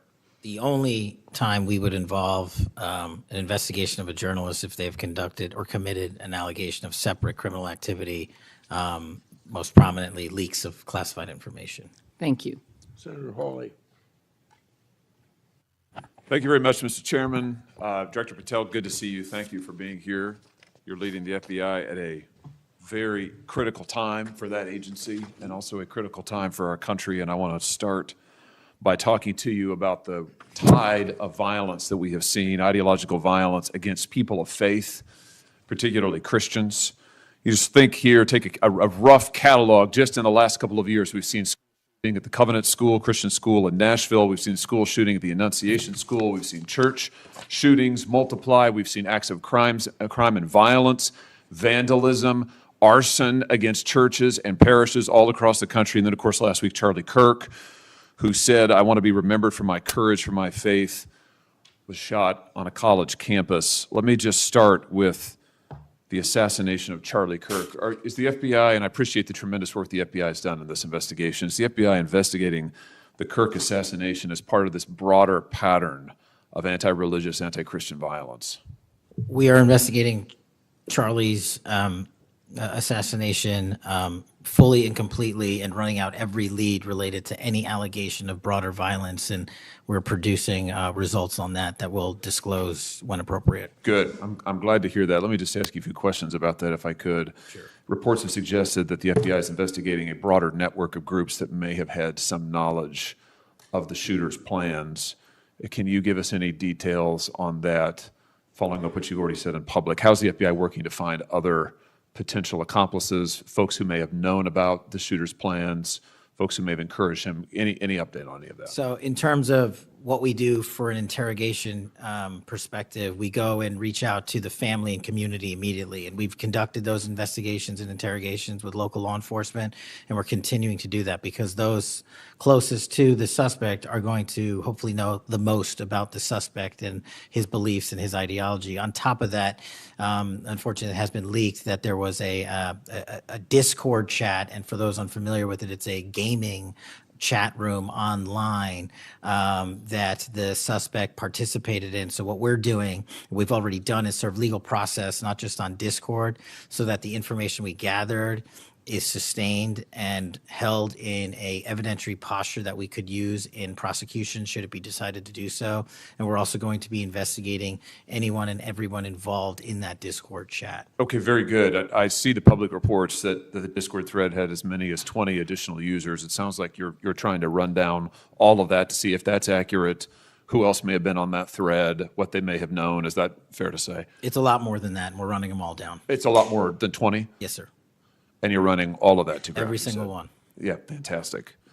Let me just turn to the broader question here of anti-religious, anti-Christian violence. Let me just give you a few stats that I'm sure that you're all too familiar with. Every person of faith in America certainly is. Major report this past year found that there have been over 400 instances of hostility against churches in the United States in the year 2024. Those included arsons, bomb threats, shootings, and firearm incidents. Another organizational report found that there were 500 attacks on Catholic parishes alone. So that number, 415, that's all Christian churches in 2024. Another organization found 500 separate attacks on just Catholic parishes since May of 2020. Of course, we have the Covenant School shooting, the Annunciation School shooting in Minnesota, where 2 children were shot dead as they were praying in a pew. Here's my question.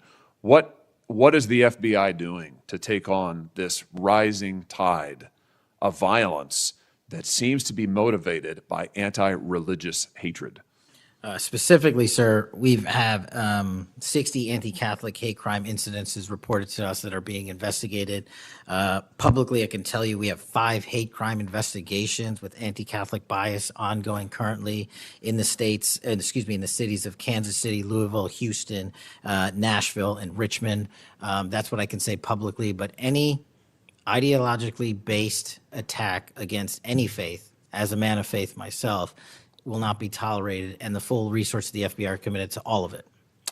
Are you investigating any domestic cells that instigate or encourage or fund or in any way support attacks on churches or other houses of worship? Senator, you raised incredibly important point that most people don't look at. I've always said we follow the money. And whether it's terrorism or attacks based on ideology or attacks on institutions of faith or people of faith, someone's paying for it, and we are reverse tracing those steps. We are not stopping at the perpetrator themselves. We are reverse engineering to hold those accountable in our investigations to who funded them and knowingly funded them, and we will bring the appropriate steps against them with our partners at DOJ. Good. I'm glad to hear that. We look forward to hearing reports on that progress. Yeah. Sorry about that.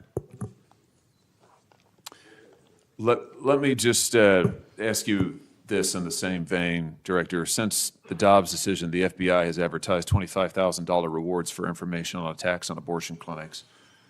Will the FBI similarly offer rewards for information on attacks of houses of worship? Yes, when it is appropriate, the rewards are any reward, whether it's an attack on a house of faith or on a homicide or whatever, is determined by a group within the FBI, but we will work with them to make sure that rewards of monetary value are put out for all ideologically based attacks. Good. You just rattled off some statistics, which I was glad to hear, about the number of investigations you have open, the incidents you're tracking against Christians, against houses of worship.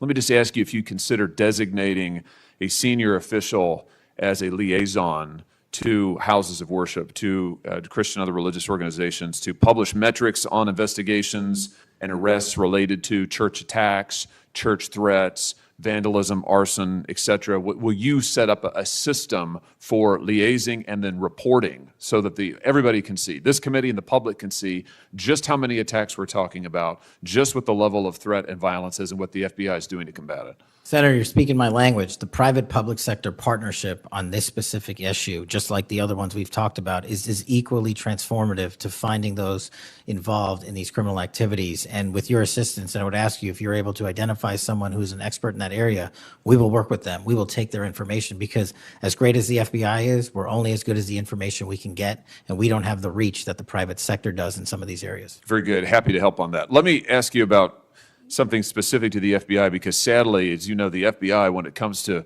anti-religious animus, has been part of the problem before you got to this agency.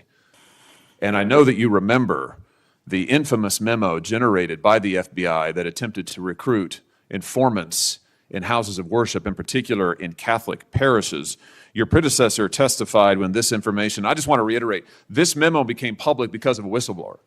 It was not turned over to this committee. It was not disclosed to this committee. In fact, we were told it didn't exist, and then a whistleblower published it, showing that indeed the FBI had recruited informants, attempted to, into Catholic parishes. Your predecessor then testified, sitting right where you are today, he testified that this, I'm going to quote, was a single product by a single field office, end quote. That was a lie. Because we then had additional whistleblowers come forward and say, no, actually, multiple field offices contributed to the drafting of the report. And indeed, there was a second anti-Catholic memo that the FBI generated. And indeed, those memos were distributed to over 1,000 FBI agents across the country. You know all of this. You and I talked about it when you were here for your confirmation hearing back in January. I just want to follow up and see, have you been able to determine how this memo got written and distributed? How is it that the Federal Bureau of Investigation came to be recruiting informants in Christian churches in this country? Senator, we did dig in, and we are doing our investigation simultaneously with Congress. And just to put it in perspective, we've provided 700 documents on the Richmond Catholic memo specifically to this committee, whereas my predecessor provided 19 pages. And not only that, but we looked into how the source recruitment structure at the FBI was conducted during this time. And we made adjustments and permanent fixes to ensure that sources are not put into houses of worship unless there is an actual ongoing criminal or international terrorism threat. We will not use sources at this FBI to investigate and cull information just for the sake of culling information in houses of worship. Has anybody been fired for this? There have been terminations related to this and resignations. Good. There need to be, because if this is going to be standard at the FBI. Nobody can trust the FBI. You want to talk about violating the First Amendment? This has got First Amendment violation written all over it. It's one of the most revolting chapters in the FBI's history. And considering what we're seeing more broadly in terms of the acts of violence against people of faith, this has absolutely got to end, and the FBI has to lead the way. So I count on you to do that, Director. Let me just, in the minute or so that I have remaining, let me just shift gears and ask you about something else you said earlier. You said that protecting our youth is maybe the FBI's top priority. It's great to hear. Let me ask you about the role of AI chatbots in that, which you've talked about a little bit already today. Are you investigating any cases of AI-generated child sex abuse material? You issued a PSA earlier this year warning that synthetic child sex abuse material, that's where the AI generates it using maybe a real kid's image, but then generates sex material, sex abuse material. You warned that that was illegal under federal law. Is the FBI investigating any instances of this synthetic CSAM material generated by AI that you could speak to? We are investigating dozens of those matters because, let me just say this, as far as the FBI is concerned, generative AI that produces CSAM, child sexual abuse material, under our investigative authorities is treated as equally as if it were actual child sexual abuse material. There's no difference for me in the FBI on this. Let me just ask you one other thing in this vein. I'm sure you've seen the reporting that Meta's AI rules, their own internal guidelines, allowed their chatbots to have sensual, that's their word, sensual conversations with children. We've had instances, multiple instances of children, minors, taking their own lives at the behest of chatbots that instructed them with specificity on how to do it. What's the FBI's role here in investigating what is going on with these chatbots, with these AI companies encouraging? I mean, listen, if an actual person did that, we would say that's grooming. We would say that's child abuse. These companies are doing it. Their own guidelines allow it. What can we do about that? You're referring to NVE, nihilistic violent extremism, and the 764. It has been made a priority of the FBI because they are targeting children, and these chatbots and these generative AI are getting coupled with actual humans who are using them and releasing them because they can do the work faster and quicker than humans can and get into spaces like social media where humans have a difficulty in engaging.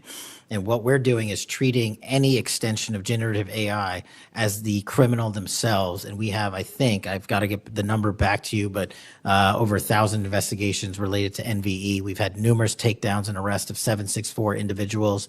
And we are educating, this may be the most important part, I'm directly engaging with the social media and media companies, the internet service providers, to find a way to shut down. There's nothing I can do at the FBI to force them to shut it down, but work with you in Congress to find a way to work with our partners to get that shut down permanently. Senator Combs. Thank you, Chairman Grassley. Thank you, Chairman, for calling this hearing. I'm grateful we're continuing this committee's long tradition of oversight, and in particularly today, oversight of the FBI. Director Patel, thank you for being here. There's a number of issues I hope that we can speak to. I want to start by reading something you said to me during your confirmation hearing under oath. I have no interest, no desire, and will not, if confirmed, go backwards. There will be no politicization at the FBI. Then you looked me in the eyes and said there will be no retribution actions taken by the FBI should I be confirmed as director. I told you that in your office. I tell you that again today.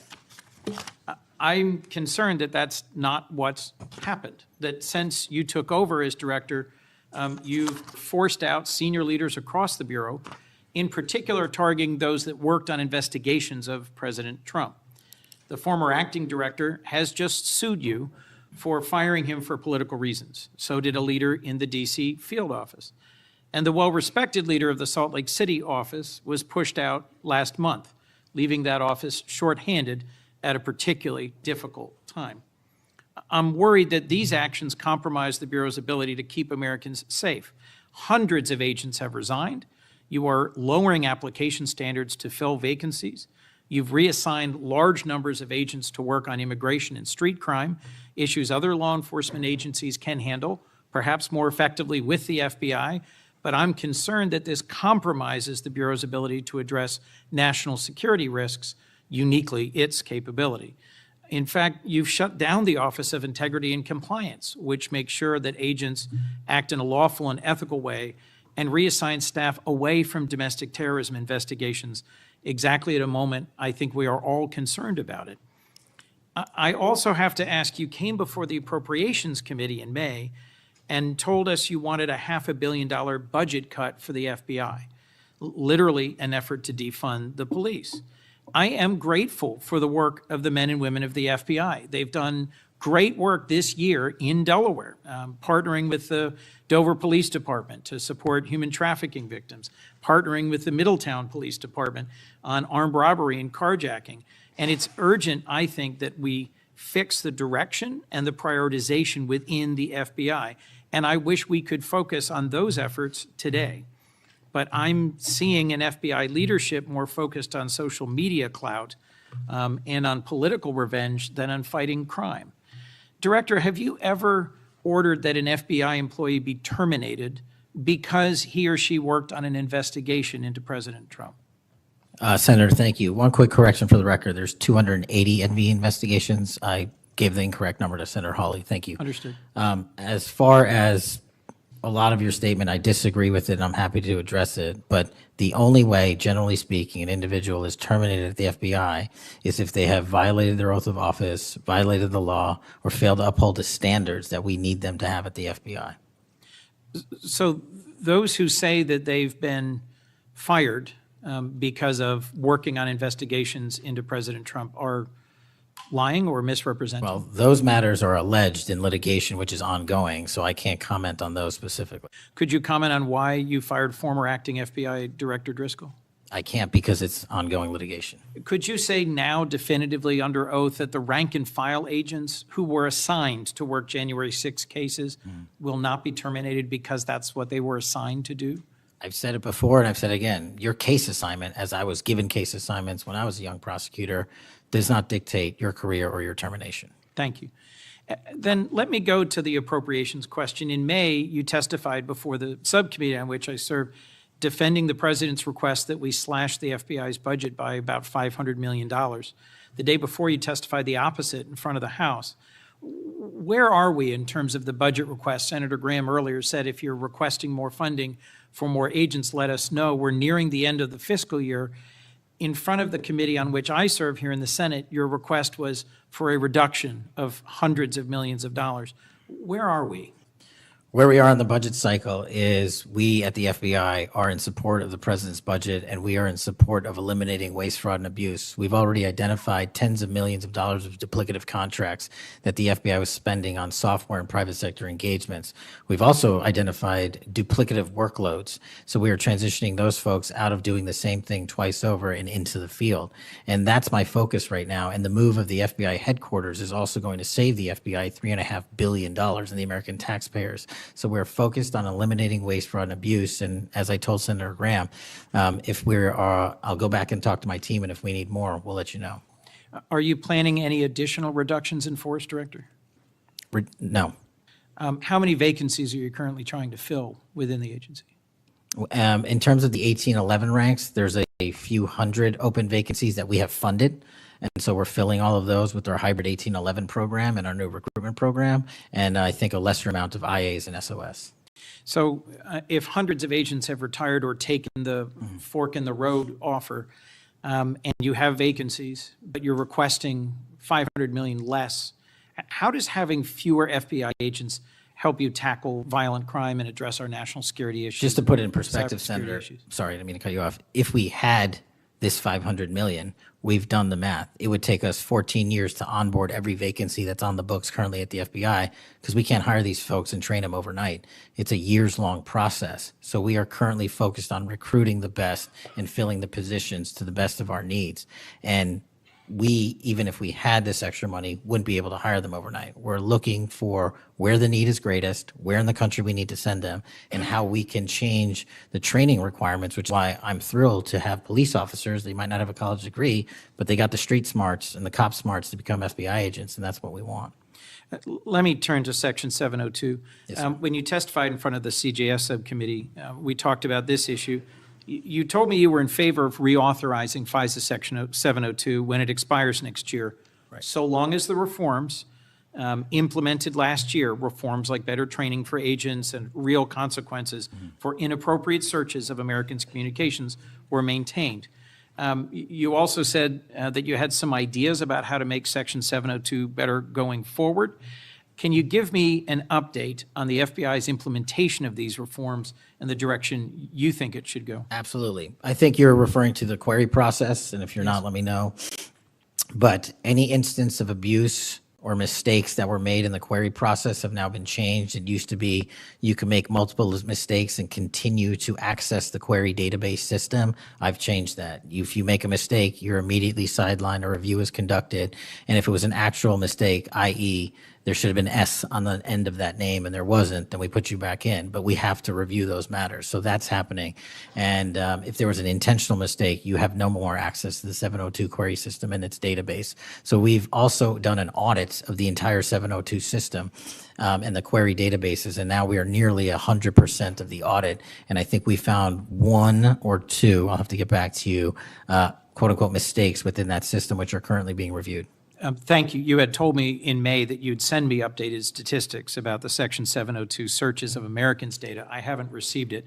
When will I get that? I'll work with my team to get that to you, Senator.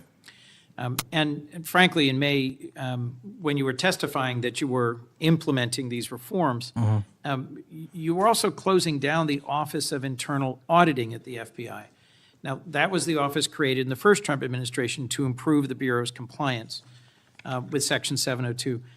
How is that working out? How can you continue to advocate for robust civil liberty protections, but shut down the office that was created to enforce those safeguards? Help me understand this. Absolutely, Senator. This is a great example of sort of duplicative work. Both, there was two divisions in the FBI working on this, and all we did was the inspection division, which is the leader in this query system and this audit system, has now been given the single source mandate to conduct these. So the OIA, its elimination is just taking folks who were working there and were experts in it and folded in under the inspection division, and then taking other folks that we didn't need because we had enough manpower and pushing them elsewhere in the FBI. I'm concerned about the rise in threats against members of our judiciary. What are you Yes, sir. doing with the U.S. Marshal Service to help protect our federal judges and with state and local judicial systems to help provide some of the expertise of the FBI in protecting them as well? I share your concern, Senator. We have 35 open investigations, 17 against federal judges, and the remainder against state court judges and threats that they have received. And as you know, federally, there's a specific statute which prohibits that. So we are working up those cases and referring them to prosecution where we can meet the threshold for evidence. In your written testimony, you referenced how counter-UAS legislation expires and we need to resolve the conflict in jurisdiction and authority. I agree, this is an urgent concern. I have heard from state and local law enforcement about it, from the folks responsible for major events, whether it's sports or concerts or public events. Given the tragic increase in political violence, I'm very concerned about the misuse of drones and the potential of there being a catastrophic event. What could we do to address this challenge? Well, obviously, reauthorizing the capabilities that we have under the counter-UAS program. But just to highlight what the FBI is specifically doing, we've been given the mandate to work with DHS to secure not just the Club World Cup that we had, by the way, which occurred in 32 matches across the country without any significant incident, which we're proud of. And we're taking that model for the next World Cup and also the Olympics. But the reason I bring that up is because we pushed out our counter-UAS programs to address the security needs. And that's where our focus is on events like that. Mr. Director, thank you for your testimony. I look forward to working on actually solving criminal problems and reducing the extent to which what we're going back and forth about is more political and partisan point scoring and more actually solving crimes for the American people. Yes, sir. Senator Kennedy. Mr. Director,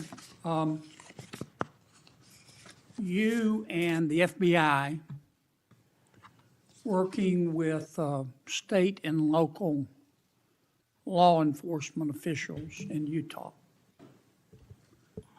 have caught the assassin of Mr. Charlie Kirk. Is that right? We have a suspect, yes, sir.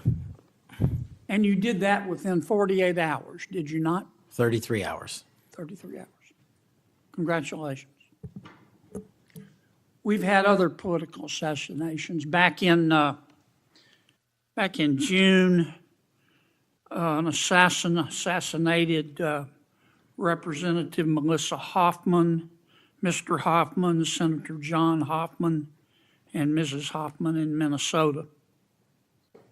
You and the FBI and Minnesota state and local law enforcement officials caught the assassin within 48 hours, did you not?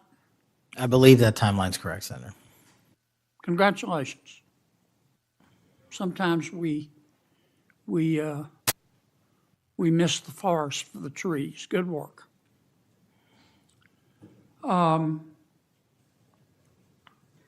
Did Mr. Kirk's assassin act alone? As I've said since the beginning, Senator, it is very much an ongoing investigation, and I can't speak to the state charges. That's for the state to address on their own, but we are providing them with the same investigatory findings reporting the department. And as I noted to Senator, I believe it was Cornyn or Hawley, that there are a number of individuals that are currently being investigated and interrogated, and a number yet to be investigated and interrogated specific to that chat room. So we are very much in our ongoing posture of investigation. So others could have been involved? Yes, sir. Okay. I asked you this last time you were here. Cash, you remember Mr. Peter Strzok and Ms. Lisa Page? Yes, sir. Mr. Strzok was an FBI agent. Ms. Page was an FBI lawyer. They were both very aggressive anti-Trump political activists who allowed their political opinions to affect their work at the FBI. Is that a fair statement? I believe their text messages and their testimony that was secured by the OIG and DOJ speak for themselves. In fact, Mr. Strzok and Ms. Page were having an extramarital affair, and at one point, Ms. Page texted Mr. Strzok, quote, "Trump's not ever going to be president, right? Right?" And Mr. Strzok replied, "No, he won't. We will stop it," end quote. Ms. Page resigned from the FBI. Mr. Strzok was fired. They promptly sued the federal government and the FBI and Justice Department for releasing their emails, which revealed all of this. The FBI settled that lawsuit for $1.2 million, gave Mr. Strzok $1.2 million cash, gave Ms. Page, who resigned. She wasn't fired, she resigned, she quit. Gave her $800,000. Who, if the FBI made that decision to give them money? That settlement was reached in the Biden administration when my predecessor was the director. Who? Are you saying that Chris Wray did? The only people that can decide that settlement are the Attorney General in conjunction with the director and the administration. Okay, so you're telling me that Attorney General Garland and Director Wray decided to give them the money? Is Yes, that sir. right? Yes, sir. Okay. Now, when you took over the FBI, did you find instances of where, under the Biden administration, the FBI had weaponized the agency to push the political beliefs of President Biden? Sorry, the last part. When you took over the FBI, did you find instances of where the Biden administration had politicized the FBI to prosecute its political agenda? Well, I won't speak for other people. Having been a target of that weaponization, having been a staffer on the House Intelligence Committee, having had the Justice Department weaponized against me for making the findings and leading the investigation of Russiagate, I know what that feels like. And that's why, as the FBI director, I'm committing to not ever have that ever happen again. But I'm also committed to fully investigating what was done, and that matter is still ongoing. So I assume, I take it your answer is yes. Yes, sir. And you're firing those people, is that right? Anyone that politicizes their job at the FBI will not work at the FBI. Okay. You've heard some of my colleagues either implicitly or or otherwise suggest that you have politicized the FBI to prosecute the political beliefs of President Trump. Is that true?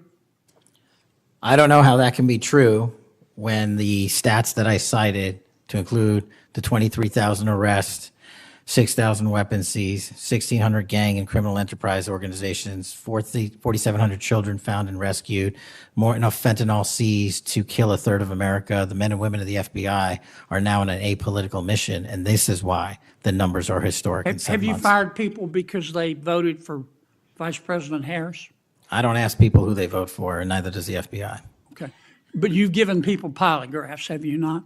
Many people in the FBI take polys. The FBI does that all the time. Yes, sir. Does it not? Yes, For a sir. long time, is that correct? Decades. All right. I want to ask you about the Epstein files. Have you seen the Epstein files? I have not reviewed the entirety of it myself, but a good amount. Would it be fair to say that Mr. Epstein trafficked young women, including, in some instances, minors, for sex to himself? That was specifically the allegations in the 2018 indictment in the Southern District of New York. Okay. Who else did he traffic these young women to?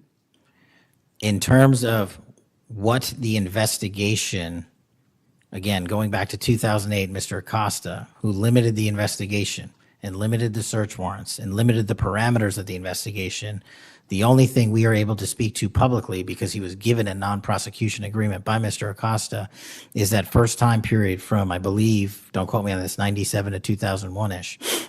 And then when the Trump administration courageously reopened it. Excuse me for interrupting, but I'm going to run out of time. You've seen most of the files. Who, if anyone, did Epstein traffic these young women to besides himself? Himself. There is no credible information. None. If there were, I would bring the case yesterday that he trafficked to other individuals. And the information we have, again, is limited. So the answer is no one For the information that we have in the files. in the case file. Okay. Now, President Trump has deferred to the FBI and the Department of Justice with respect to the Epstein records. He says it is your call about releasing them. And I understand that the department and the agency have decided to release them in cooperation with the House committee. Is that correct? Yes, sir. So you're releasing them a little bit at a time. Is that correct? We're releasing as much as we can, but we are limited by 3 different court orders, and the department went back to each of those judges to waive those court orders or have them lifted, and each of those judges declined. Will you release all of them, or at least as many as you can? We will release everything we are legally permitted to do so. We are continuing to work with the House on the subpoena request. We have substantially complied with it, but we will continue to release whatever we are legally permitted to do so. Okay. I strongly encourage you to do that. Kash, this issue's not going to go away. And I think the central question for the American people is this. They know that Epstein trafficked young women for sex to himself. They want to know who, if anyone else, he trafficked these young women to. And that's a very fair question. I want to know that answer. And I think you're going to have to do more to satisfy the American people's understandable curiosity in that regard. Mr. Chairman, may I just respond to that? I agree, Senator. And what we have done, and just to remind folks, the Epstein case files existed in the 2 prior administrations, in the Obama administration and the Biden administration, and they didn't release anything. And there was President Trump in the first administration that renewed charges against Mr. Epstein. And I know it's a little complicated to understand, but what exists in the Epstein case files was a direct result of the limited search warrants from 2006 and 7, which hamstrung future investigations because of the non-prosecution agreement. And multiple administrations had the opportunity to look at the entirety of that case file and recommend prosecutions against anyone that was trafficked under Mr. Epstein and anyone that participated in that trafficking. And the only person to bring charges was the prior administration against Mr. Epstein.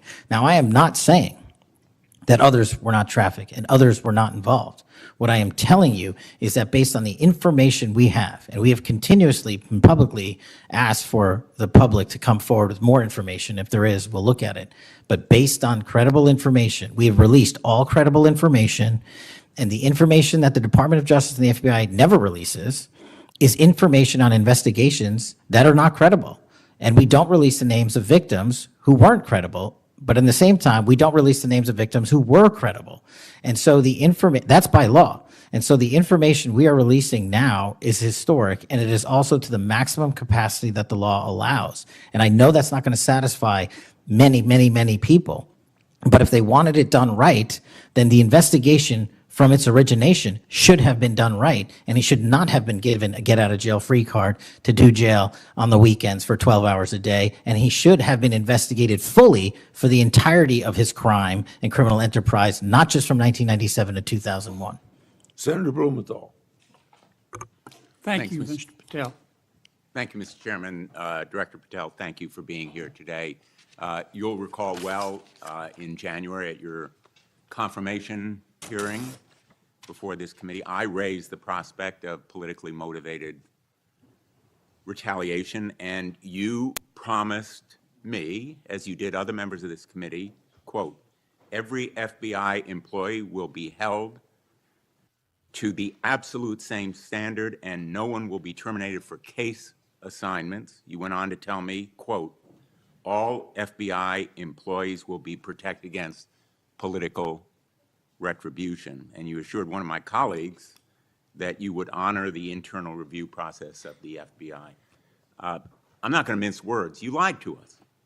In the short time that you've been FBI director, you've presided over a rash of retaliatory firings. 3 FBI agents have recently sued you.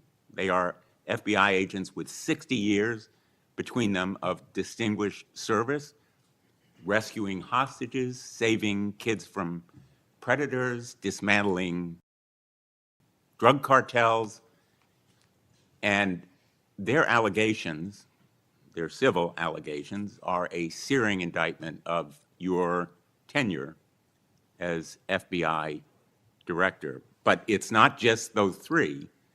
The FBI Agents Association has said that your actions, quote, distract agents from their work, foster fear that their assignments could cost them their careers, either now or under the next administration, and increase the risk of criminal and national security threats by undermining unity and morale within the Bureau, end quote. This association, as you know, is voluntary. It represents 14,000 members, 90% of all the active agents. These are your employees saying that your performance has been unqualified and unfit. And there is mounting evidence that these retaliatory firings were the result of direction from the White House. There have been instances in the past history of the Bureau of political interference and political direction from the director's office, but not the kind of institutional interference that we're seeing from the White House right now. I'm going to ask you, has anyone from the White House contacted you about personnel decisions? I completely disagree with your entire premise that I have lied or am misleading the FBI. If I were, the results that I announced today by the men and women of the FBI and the historic records we are doing to keep this country safe would not be possible. The men and women of the FBI are responding to our leadership and this administration's priorities. The only way people get terminated at the FBI is if they fail to meet the muster of the job and their duties. And that is where I will leave it. And you accusing me of lying is something I don't take lightly, but I'm not going to get into a tit for tat with you. Well, let me just ask you to answer my question. Has anyone from the White House contacted you about personnel decisions? Generally speaking, we always discuss with the White House, OMB, during the budget process, how many personnel we need, who we need where, Answer is yes. for Have budgetary you been purposes directed and to real. fire people, agents, because they participated in investigations of the president? I don't receive directions to do that. Has anyone I make the suggested it? decisions. Has anyone asked you to do it? The best information is, yes, you've taken suggestions and direction from the White House in firing qualified agents. Any termination at the FBI was a decision that I made based on the evidence that I have as a director of the FBI, and it's my job, and I'm not going to shy away from it. And as you stated, those are allegations, and that is an ongoing litigation. So they'll have their day in court, so will we.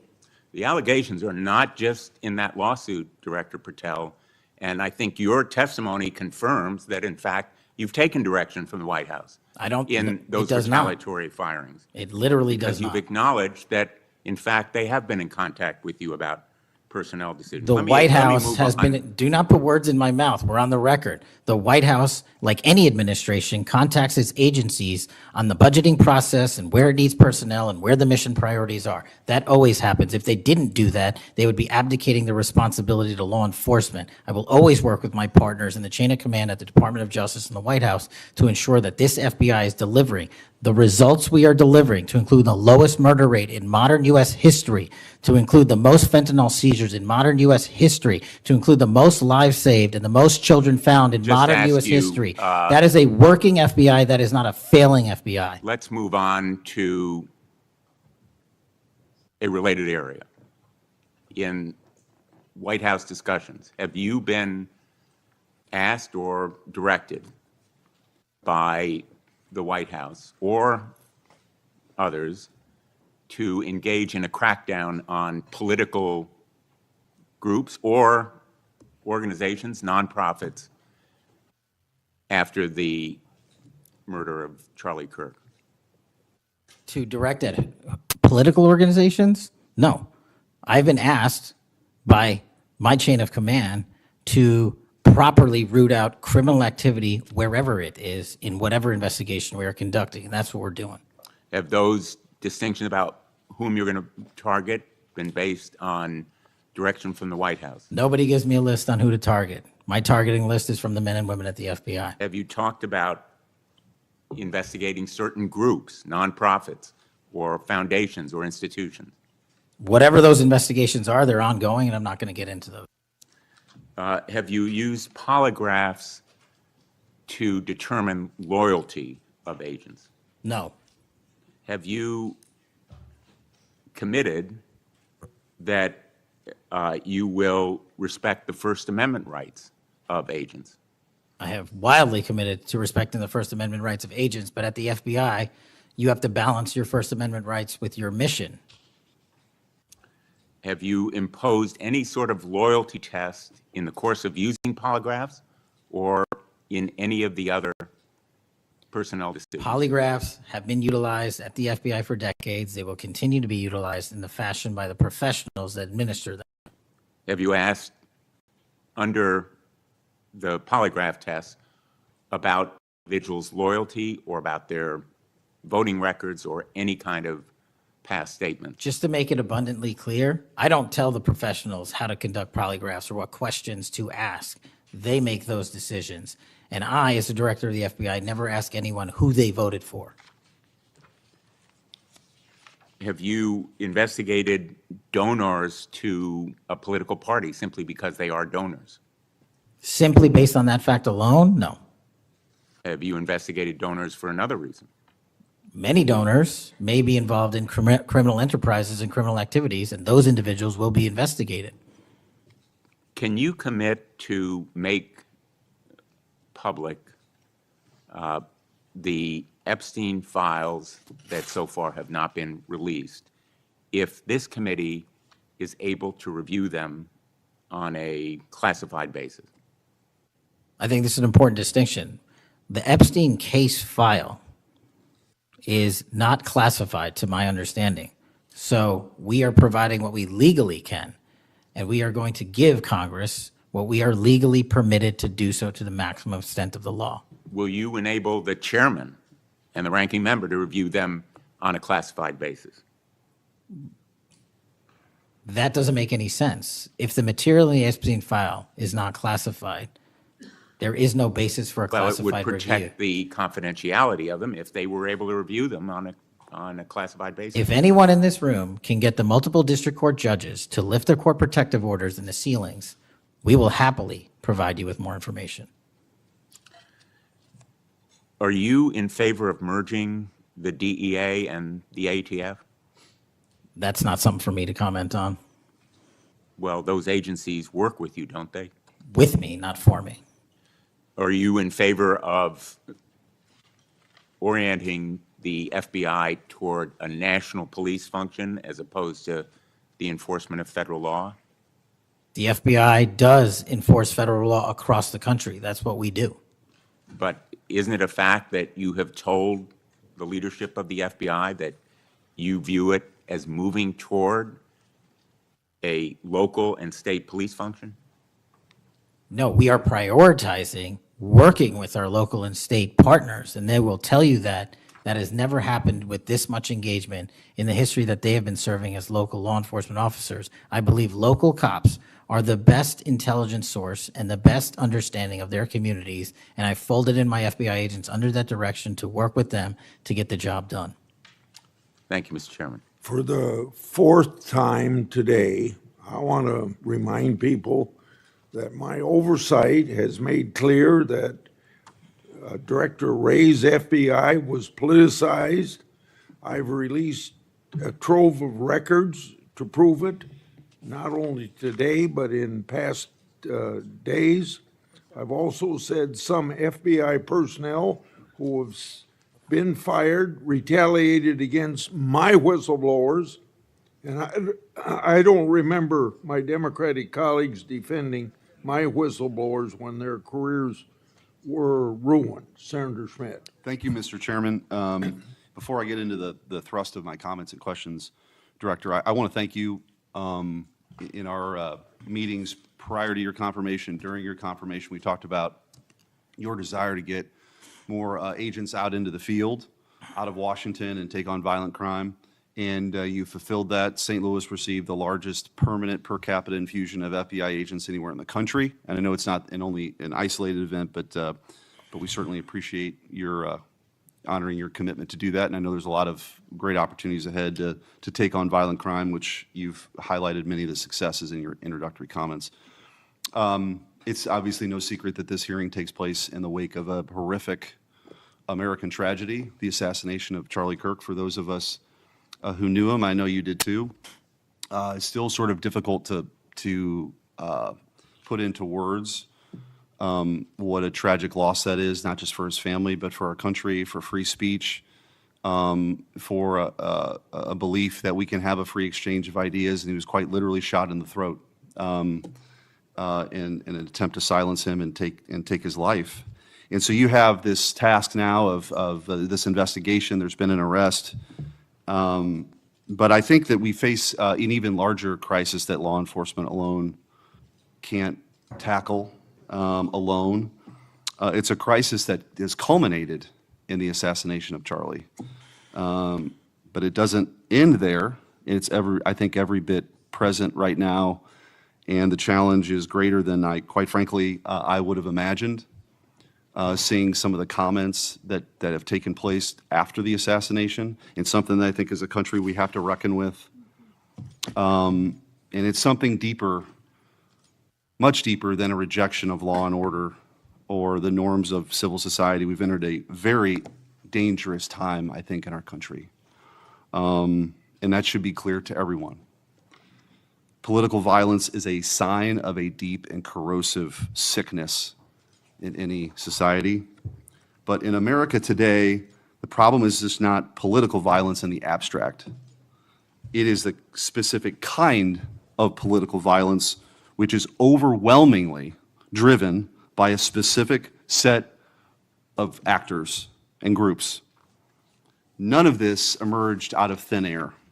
Over the past week, leaders from across the political spectrum have come out and forcefully condemned Charlie's murder and political violence more broadly. For that, we're all very grateful. We should be grateful.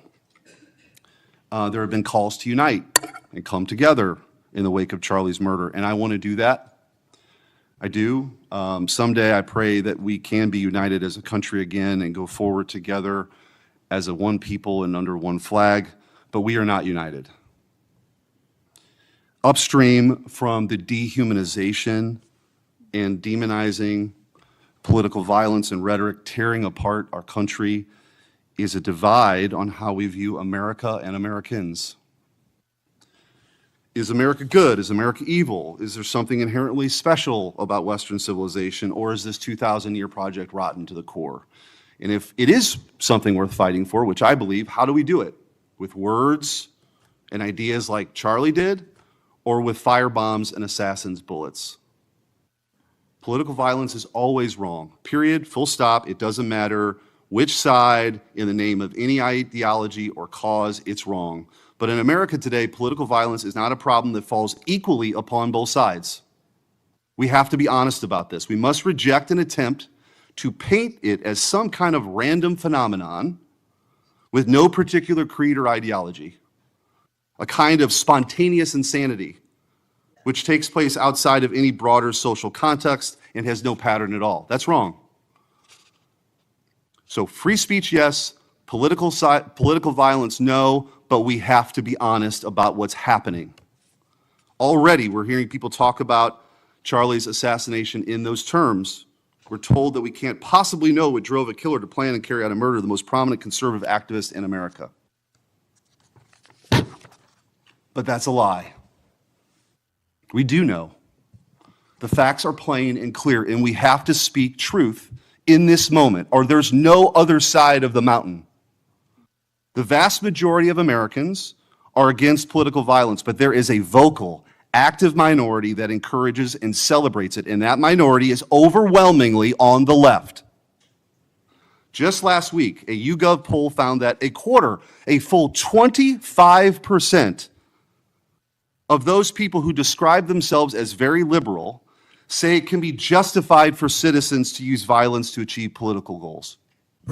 Less than 3% of very conservative Americans say the same. That's too many. That is 3% too many. But we are lying if we think that this is a both sides thing. It's not.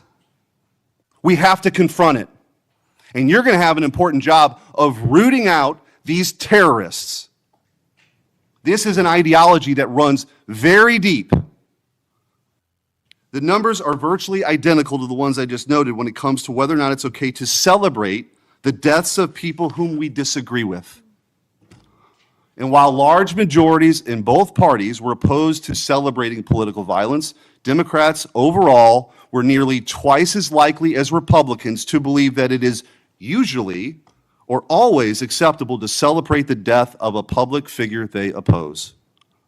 What in the hell is going on? Earlier this year, a poll found that more than 55% of people on the left believed that it would be at least somewhat justified to murder Donald Trump. These are not just some abstractions on a page. These are our fellow citizens. How can we come together with people who believe these things?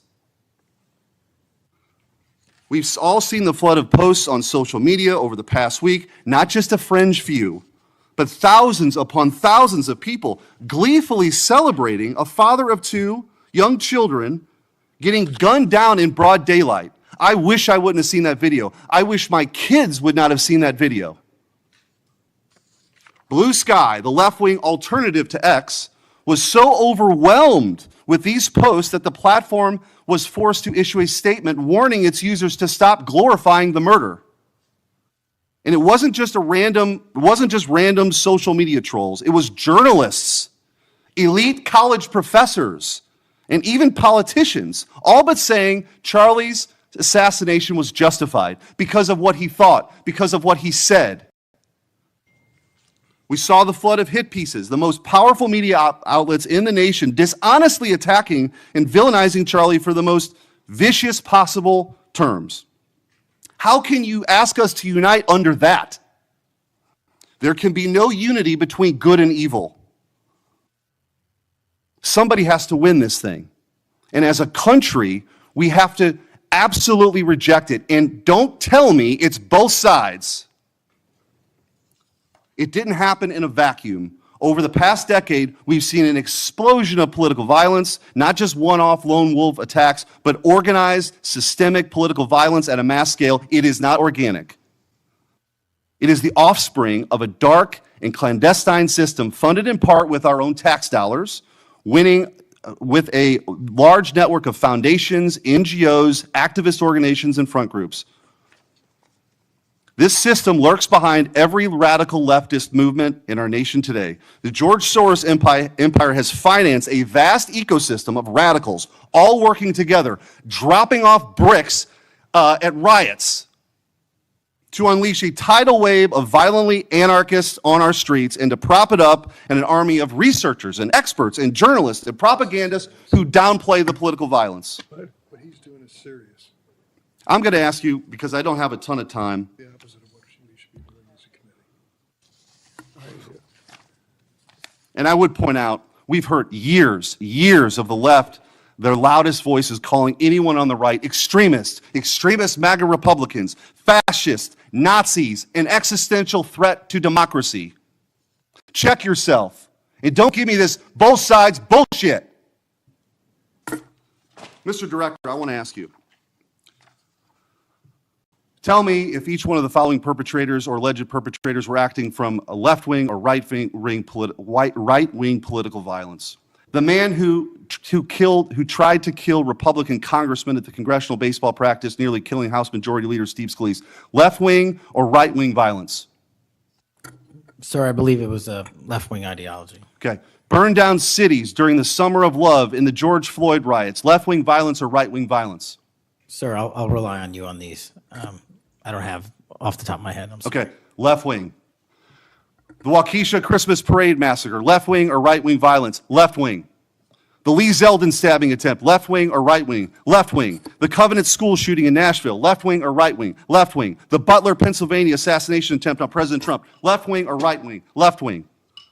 The Trump International West Palm Beach assassination attempt, left-wing. The Abundant Life Christian school shooting, left-wing. The United Care CEO's murder, left-wing. Tesla's burned, keyed, damaged, firebombed, left-wing.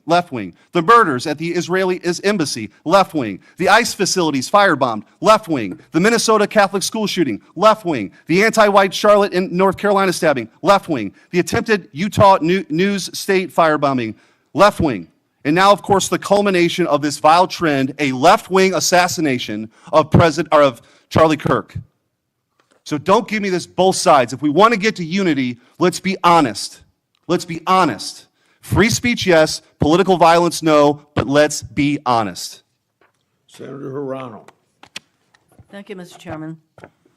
Director Patel, just like the rest of the federal government, there have been significant personnel changes at the FBI since President Trump took office. I want to better understand the scope of the turnover and the changes occurring at the FBI. Since January 2025, how many FBI employees have retired, resigned, been fired, or otherwise separated from employment? I need a number. We'll get you a number. What is the number? You don't have it? Not off the top of my head, and I want to get you the right number. Would it surprise you to know that it's probably in the thousands, like 5,000? I don't think that number's Well, accurate. you don't know. Next question. How many special agents or analysts have left or been fired from the FBI since January 20th, 2025? Say, we will get you the numbers, and anyone that retires is of their own volition, and anyone that is terminated at the FBI, as I've said before, is done so because they have failed to meet the standards and uphold their loyalty and oath to the Constitution. Yeah, so you say. Next question. How many executive assistant directors, or special agents in charge have left or been fired from the FBI since January 20th, 2025? Again, people leaving on their own accord or terminations were done by the standards set at the FBI that have been carried out With this question, I'm getting consistently. to the leadership of the FBI, and you don't have that answer. Next question, which field office, division, or directorate has lost the most personnel since January 2025? And, do you have the answer to that question? Yeah, actually, every single field office in the country, including Hawaii, has received a plus-up of FBI agents because we're pushing them out to the field. Okay, so you're telling me that no field office, division, or directorate has lost any personnel since January 20th, 2025? That's your answer? In Hawaii, there's been a plus-up. In every single state that I'm looking at, we have allocated a plus-up for field offices across the country so that the FBI can continuing the historic achievements it's done in these last 7 months. When you're talking about firings, you're looking for a media hit and a fundraising clip, and I'm not going to give it to you. It doesn't matter under what basis they left. I just want to know how many have left. And I think your testimony is nobody has left. Next question. Nope, Which that's field- not my testimony. You asked it one time, I answered it one time. You didn't get the answer you wanted for your clips. Next So you keep question. asking it, and I told you I'd get you the numbers, but you can keep asking it. Which field office, division, or directorate has gained the most personnel since January 2025? You noted that there have been plus-ups, so which offices have received these plus-ups? The greatest allocation that I believe was given to California and then Florida. Where were those offices? California and Florida. Thank you. Director Patel, you often refer to FBI agents as cops. All of us, Democrats and Republicans, support the police officers who keep our communities safe. But while our states, cities, counties, and towns all employ police officers to protect our communities, Congress has empowered and equipped the FBI to take on missions that local police cannot, especially taking on terrorists, hackers, and spies. I'd like to assess how well the FBI is able to handle its specialized missions under your leadership. The FBI is the nation's lead federal law enforcement agency for investigating and preventing acts of domestic and international terrorism. And yet the executive assistant directors in charge of the FBI's national security and intelligence branches were both forced out at the beginning of the year. Who replaced them in those positions? Excellent qualified personnel to lead the mission of arresting 23,000 violent criminals this year alone. The That's twice names as many of the as people who before. took the places of I'm not the- going to give you any names so you can attack them. Why not? So you can attack them. I'm not doing that.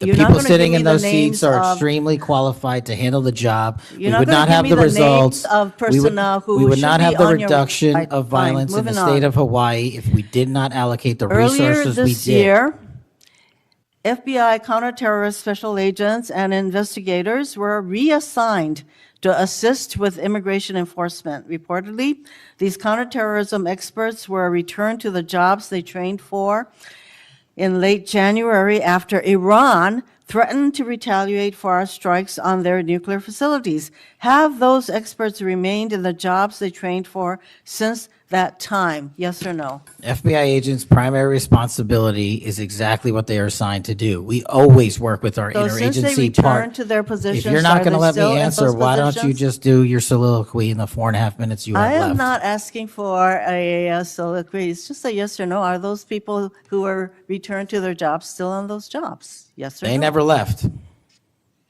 What was that? They never left their primary job. It is a surge of resources in law enforcement working with the interagency to combat violent crime and reduce They were violent never- crime in okay, they were never historic reassigned to do proportions. That's your testimony.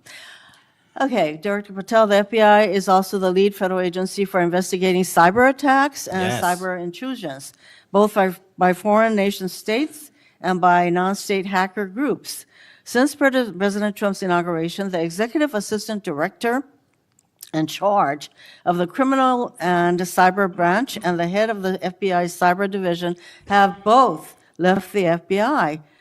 What are the names of the people who replace them in those positions? The cyber branch is one of the most impressive at the FBI. 409 arrests this year, 169 convictions. That's a 42% increase from the same time last year. It's that So branch, any Mr. suggestion that the FBI cyber division is not operating at full capacity and better than ever before, the leadership at the branch is implementing these changes necessary to attack the cyber and ransomware infrastructure operators You for know Iran, why China, they're and important? I Russia. want to know who has those positions, since the people who originally were there, Supremely are no longer qualified there. individuals have those positions. are they?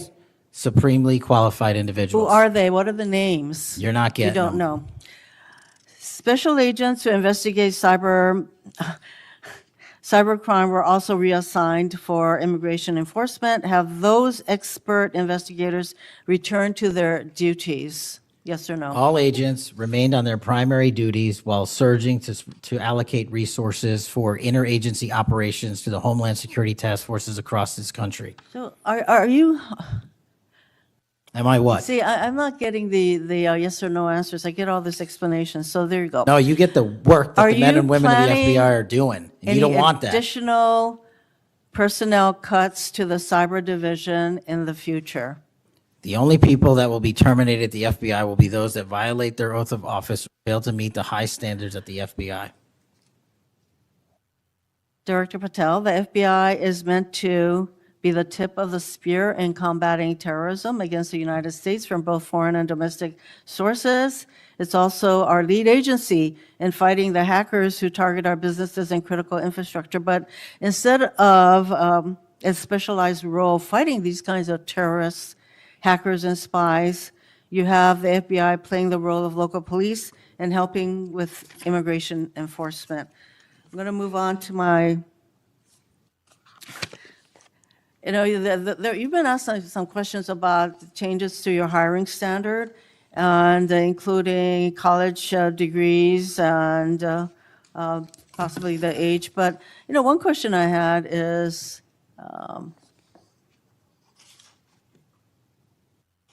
that you are now requiring applicants to be able to do a certain kind of pull-ups, which a lot of women cannot because of physiological differences. Are you requiring these kinds of pull-ups?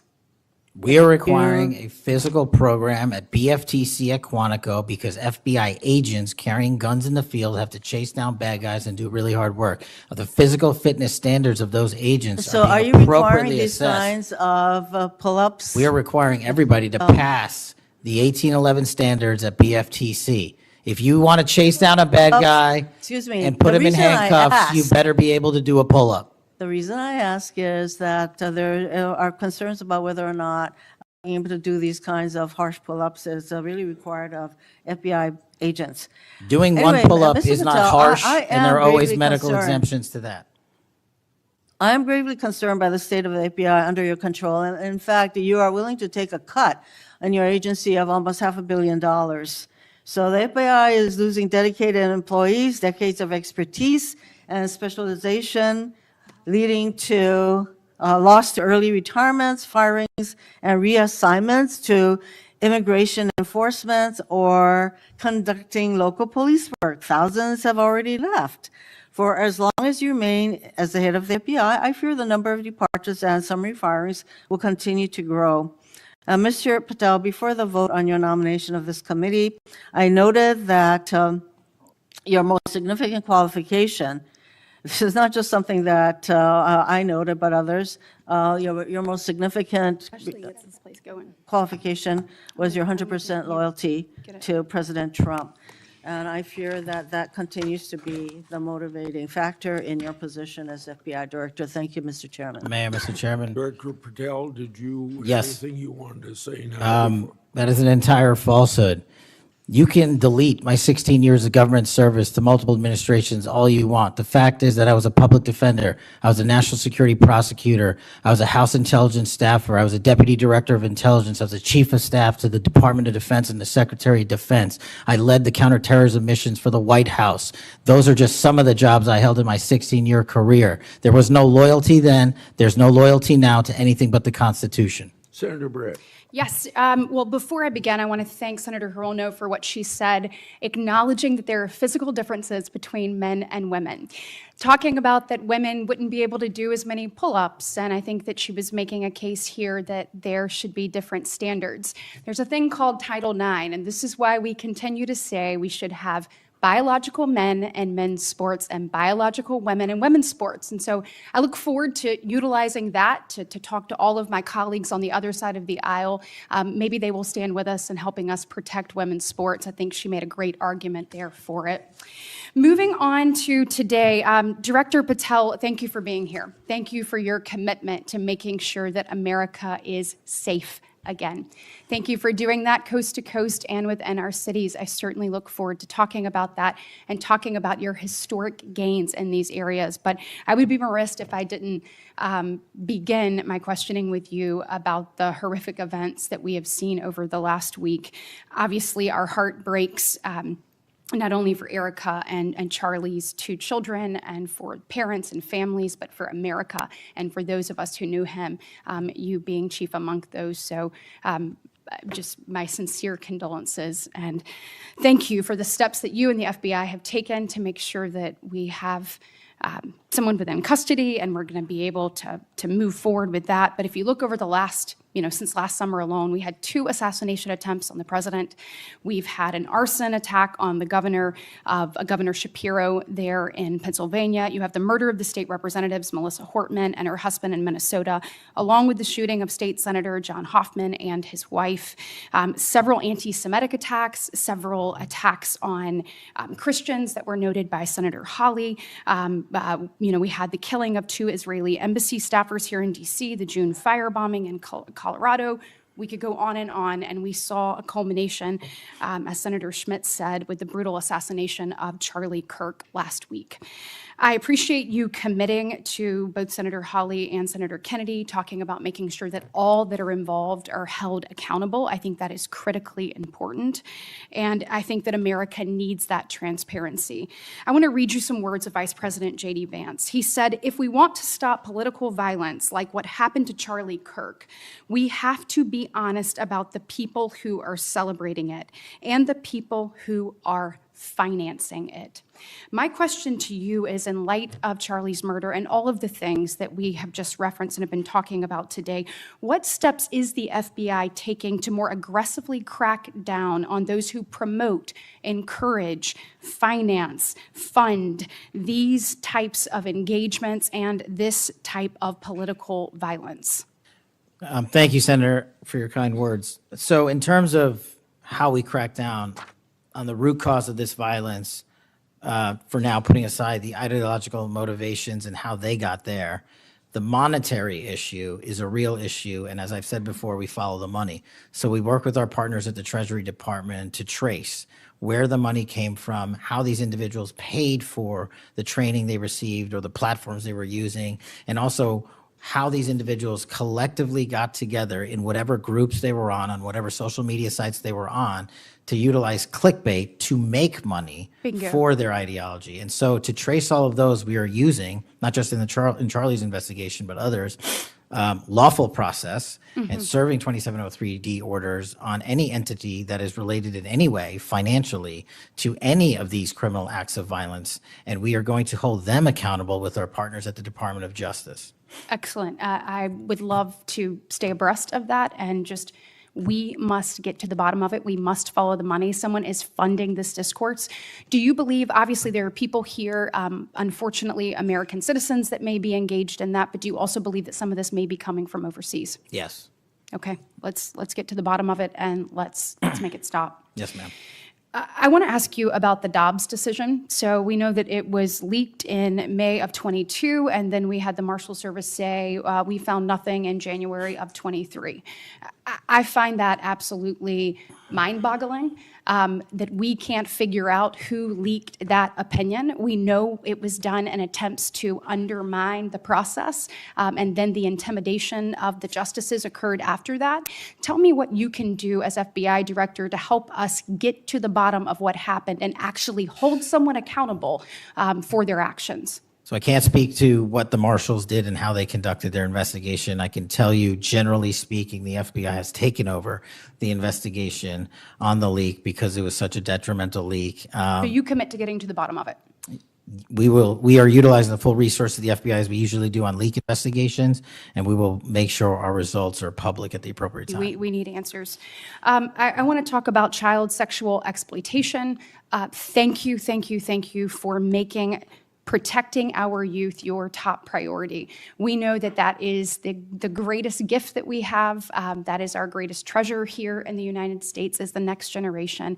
And finally, we have an FBI director that is putting that at the top of his list. Can you tell me the steps and the different initiatives? I've heard you talk about a couple of them. You've mentioned 764 amongst other things. Tell me what you're doing, and specifically, I want to know about when it comes to sextortion. So as a parent who is raising children right now, teenagers, and you're looking at what's happening, whether people are snapping photos and then what's happening online, I have had a number of parents sit in front of me telling me terrible, heartbreaking stories about their children ultimately taking their own life because of being blackmailed. I want to know, what steps are you taking to get to the bottom of that and to absolutely end this? If this were happening in a storefront, Mr. Director, that store would be shut down, no matter where it was, coast to coast. And yet we continue to allow these things to happen, and we've got to have a more targeted approach when we're looking at this. And so what are you doing to protect children, and specifically sextortion? So in our VCAC initiative, our Violent Crimes Against Children is our umbrella enterprise operations hub for things like Operation Enduring Freedom and Operation Not Forgotten and Operation Justice. And in things like that, those are producing the results that I told you about. 1,500 child predators arrested, 300 human traffickers arrested, 4,700 children identified and saved, a 35% increase from year to date last year alone. But specifically on your sextortion question, Senator, that is a problem that we are seeing explode on generative AI in private sector and social media companies. And what we're doing is engaging with NCMEC, the National Center for Missing and Exploiting Children, because this one stat alone should probably cause great pause. They have seen a 1,325% increase in generative AI leading to sextortion and child sexual abuse. That cannot be countermanded by the FBI alone. We have embedded people at NCMEC and have a great partnership with them. But what we need to do is what we did in the month of May, and we're doing it over and over again. We arrested 400 individuals in 1 month in 1 month search. Wow, These thank you. individuals have prioritized. The agents and intel analysts have never left that mission. They're doing multiple missions at the same time. That's what the FBI is called upon to do day in and day out, and we won't stop doing two things at once. But we need help from social media companies. We need help from the private sector and the internet service providers that allow this generative AI to be hosted on their platforms. We have got to get a resolution on that with our partners in Congress and the private sector. Well, we are definitely committed to working on that. I know the people up here. So you let us know what tools you need, and I know we've got several ideas that we look forward to pushing forward. In my remaining 2 minutes, I want to talk to you about your historic results when it comes to crime. In particular, we've seen here in DC just a total transformation. You mentioned earlier 60% down in gun crime, 70% down in carjackings. You said 50% down in homicides, to name a few. We have a success story, and we appreciate President Trump's leadership on all of this. We have a success story in Alabama where the Alabama Law Enforcement Agency, so ALEA, they just marked their 1-year anniversary of the Metro Area Crime Suppression Unit. There in Montgomery, it is a coordinated effort with ALEA, with our Attorney General, with Montgomery PD, and our sheriff, Montgomery County sheriffs. They've seen a 30% drop in violent crime and a 19% drop in overall crime. So it is actually producing results. It's this type of interagency connectivity that I think ultimately is going to lead us to safer cities and safer streets. I know that you you are committed to that, committed to working with your partners. You said earlier you've elevated sheriffs and police officers there to the 7th floor. Thank you for doing that. I am grateful for the men and women of Alabama in uniform that have made this happen and want to know how is the FBI working to collaborate in these types of ways across our country to make sure that we have even greater success stories to tell.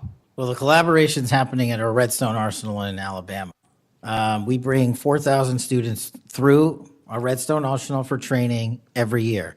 In terms of our future plans, in the next few years, we will bring 13,000 students a year through Alabama's Redstone Arsenal. And by students, I mean FBI employees, I mean sheriffs, I mean police chiefs, I mean cops, I mean intel analysts, because that is their future gem of how we're going to train local law enforcement. And we're so thankful for the dedication of resources to that facility. And I encourage everyone to go down there and take a look, because if you want to see where the FBI is going and how we're going to train the future, it's happening at Quantico and Redstone.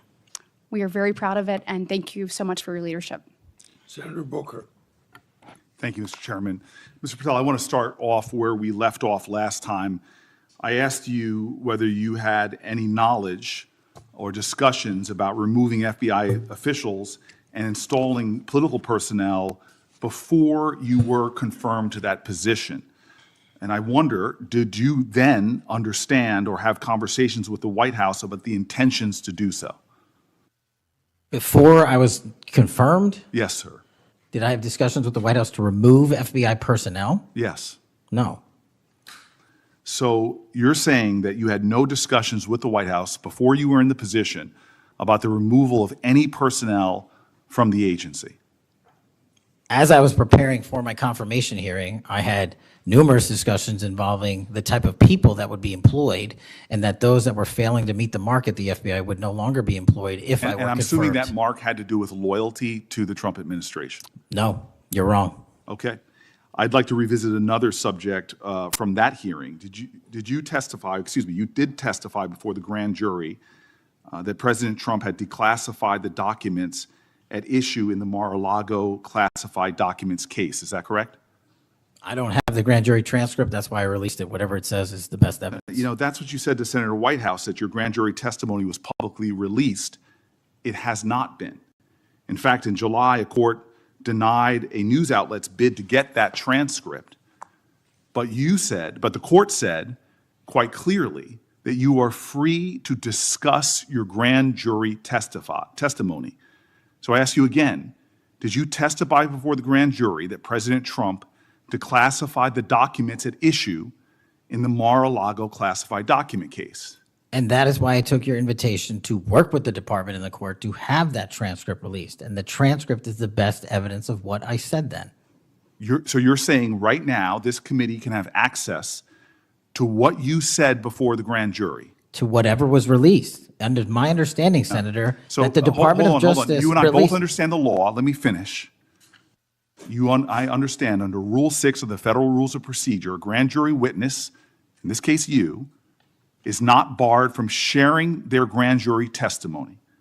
This is an oversight hearing. This is germane to your integrity and credibility. You know right now whether or not you testified that President Trump declassified the documents at issue in the Mar-a-Lago classified documents case. Why are you refusing to answer that simple yes or no question right now? Because the premise of your question is inaccurate, and There is no premise to my question, but trying to get to an order of what is truth or not. How do you How do you know what was asked in the grand jury if you weren't there? Mr. Patel, this is a mockery you're making of this hearing and simple questions. It's a So let me simple move on. question. If you have a Mr. Patel, transcript, you during can your read the question, nomination but you don't have hearing, it. you promised that, quote, all FBI employees will be protected against political retribution. When I asked you, are you aware of any plans or discussions to punish in any way, including termination, FBI agents or personnel associated with the Trump administration, you explicitly said under oath that you were not aware of any plans to punish FBI agents associated with criminal investigations of Donald Trump. I don't believe you were truthful. Firing FBI employees based solely on the cases that they are investigating, their case assignments, is illegal, and you know that. A new lawsuit that's been discussed numerous times, filed by 3 FBI officials, alleges that you carried out Donald Trump's campaign of retribution, in quotes, against FBI employees for, quote, failure to demonstrate sufficient political loyalty. One of those plaintiffs has been discussed today, Brian Driscoll. Now, we know 20 years of distinguished service to the FBI before you terminated him. Special agent in charge of FBI's Newark field office, where he operated with distinction. Medal of Valor winner, Shield of Bravery awards. He's a patriot. You terminated Driscoll via a letter dated October 8th, 2025, and in that letter you said that you were firing him pursuant to Article 2 of the Constitution. Well, you're not the President of the United States, and so I'm wondering under what authority you were allowed to terminate him. That matter is under litigation, and I'm not able to discuss it. Okay, well, discuss this. Did you have discussions with Stephen Miller about firing this particular person or about his continuance in the FBI? Not that I recall. How often do you speak to Stephen Miller? Frequently on our Homeland Security task forces. You frequently talk with Stephen Miller about subjects other than Homeland Security task force issues, correct? I frequently talk to Mr. Miller about Homeland Security task forces. Has Stephen Miller ever given you his opinions on how to run your agency? Mr. Miller's interagency operations are invaluable to the FBI. That's what we talk about. So you frequently discuss your job and your responsibilities with Stephen Miller and Pam Bondi, I imagine, as well. Absolutely. She's the Attorney General. Understood. Okay. Donald Trump promised to make us all safer. You have pushed out senior FBI agents with decades of knowledge and experience. In fact, this is the first time in FBI history that neither the director nor the deputy director have any experience with the FBI. You've shifted the agency's priorities primarily to pursuing Donald Trump's immigration enforcement agenda. According to ICE data, the Cato Institute, which is a conservative think tank, found that 20% of all agents have been diverted from their work to assist ICE immigration enforcement. 20%. Part of this operation is the work of mass law enforcement who jump out of cars, snatch people off streets at churches, schools, and their jobs and hospitals. Have there been any FBI agents who investigate crimes against children that have been assigned to immigration enforcement, yes or no? The premise of what you say is entirely Have there been false. any FBI agents who investigate no. foreign domestic terrorism? You don't get to say America is not safer under this I am leadership. not saying America that. is You're safer making because of the work of the presumption- FBI. You're making a presumption of premise. 4,700 children. Sir, we have seized you have- 6,000 weapons and you are not 23,000 violent denying felons have that been FBI arrested. agents who investigate human trafficking have been reassigned to immigration enforcement. You are not denying that FBI agents who are on the task force that fight against Russian oligarchs have not been reassigned. Public Corrections Squad reassigned. People who defend us, defend children reassigned. You're not denying that. I've seen you FBI time and agents time don't again get reassigned. attack my colleagues' premises of questions as a way to not answer the question. So let me end with this. I believe you have made our country weaker and less safe. I believe that we are more vulnerable to a major event, and I pray to God it doesn't happen. You've gutted the Bureau of Institutional Knowledge and Expertise. You fired or pushed out seasoned FBI officials, many with more than 20 years of experience, and were working on cases that were critical. You've been purging thousands of serious law enforcement officials who spent their careers keeping us safe, only to lower hiring standards in order to find anyone to replace them. And shockingly, you admitted in this hearing to Senator Coons that it would take 14 years to fill the vacancies at your agency. Many are the result of your purge. 20% of FBI agents are doing low-level immigration enforcement instead of their mission-critical work. You've disbanded entire task forces that stop election interference, foreign influence, public corruption. And who benefits from this? Well, corrupt people benefit from it. Criminals benefit from it. Vladimir Putin benefits from it. And it really makes me wonder who you're looking out for. It makes me think we can't trust you as a nation. You swear to release the Epstein files, but now you're withholding the Epstein files. You claim that you have a suspect in a serious assassination. Whoops, then you don't have a suspect. You know nothing about plans to remove FBI agents, yet you're directly involved in those plans. In the words of an ex-FBI official, you are overseeing, and I quote, generational destruction of the nation's premier law enforcement agency. Mr. Patel, in just 8 months, you have assaulted the institutional integrity of the FBI. But I know FBI field agents. I've worked with them in Newark. No matter how truly bad you are, you can't undermine the legacy of agents who fight every day to keep us safe, but you can tarnish the integrity of the agency and undermine the agency's capacity. I believe you're failing as a leader, and that your failure does have serious implications for the safety and security of Americans and our families. We're more vulnerable to domestic and foreign attack because of your failures of leadership. I don't think you're fit to hand the bureau, but here's the thing, Mr. Patel. I think you're not going to be around long. I think this might be your last oversight hearing. Because as much as you supplicate yourself to the will of Donald Trump and not the Constitution of the United States of America, Donald Trump has shown us in his first term and in this term, he is not loyal to people like you. He will cut you loose. This may be the last time I have a hearing with you because I don't think you're long for your job. But I'm going to tell you this, I pray for you. I pray for you that you can step up and defend your oath, defend the Constitution, and do a much better job of defending this country. Thank you, Mr. Chairman. Do you want to say anything? Yes, at this sir. point? That rant of false information does not bring this country together.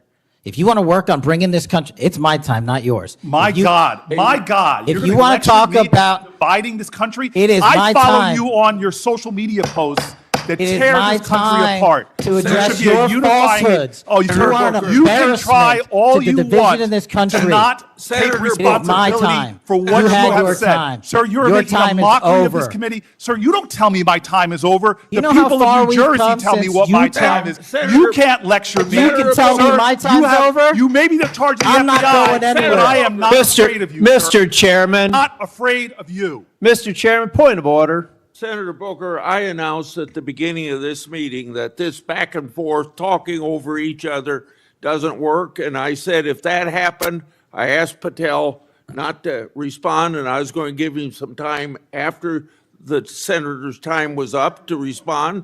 And he has the privilege to do that uninterrupted. Mr. So Chairman, one point of order. Go ahead, Mr. I've Patel. watched him talk over us, and you've never once criticized him for us not even being able to get our questions out. Well, He has been rude and disrespectful to senator after senator. And when the senators were not giving him a chance to answer, I didn't stop the senator either. Go ahead, Senator. Thank you, Mr. Chairman. If the FBI, under my 7-month leadership, were failing this administration in this country, why do we have 23,000 violent felons arrested this year alone? A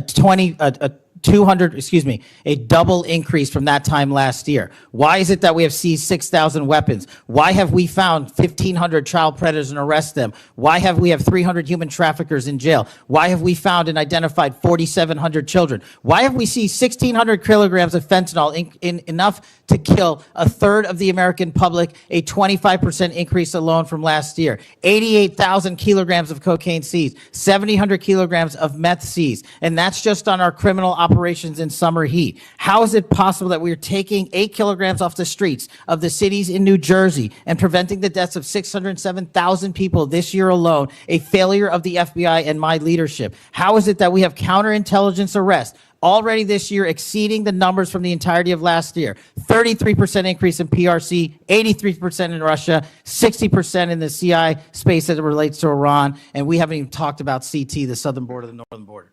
Before Senator Cruz, I kind of feel like a broken record today. All this interest in FBI termination, yet my colleagues showed no intent or interest in when my whistleblowers suffered retaliation over the past years, particularly the past 4 years.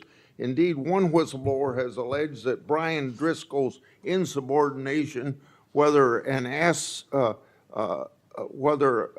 agent is on a hot button case or not, they ought to be held accountable for misconduct and weaponization. Senator Cruz.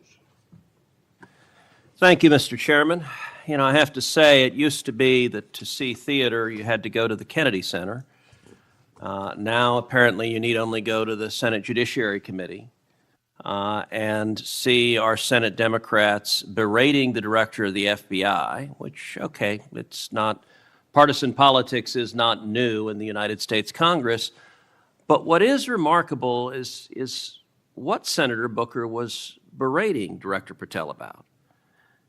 He wasn't berating him for failing to do his job, but rather he was furious for Director Patel for successfully doing his job.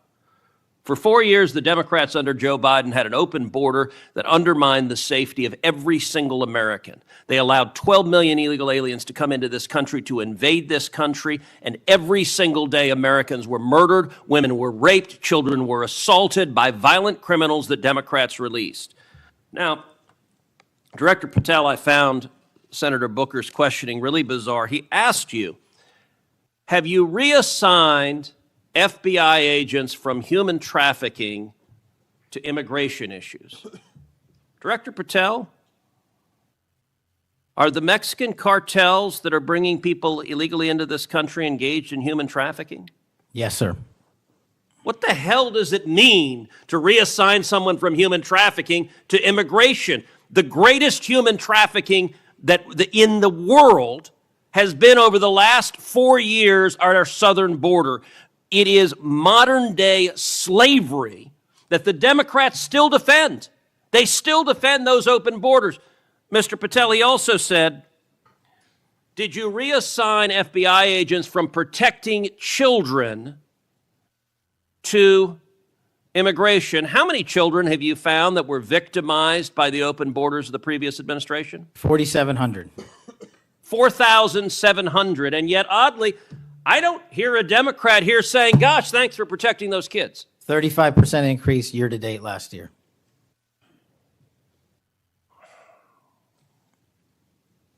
All right, I want to shift topics. And I want to shift topics to what happened last week. Charlie Kirk was assassinated. He was assassinated because of his political views. We're living in a time of enormous division and tragically hatred, and hatred that manifested in evil that we saw last week. Now, the FBI, working in concert with state and local law enforcement, apprehended what appears to be, in all likelihood, the murderer. And you did so in just 33 hours. So I want to start by just congratulating you and the FBI agents and state and local law enforcement for successfully apprehending the murderer in less than a day and a half.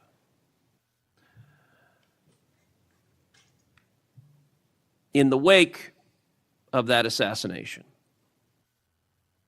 we have seen far too many people on the left celebrating the assassination.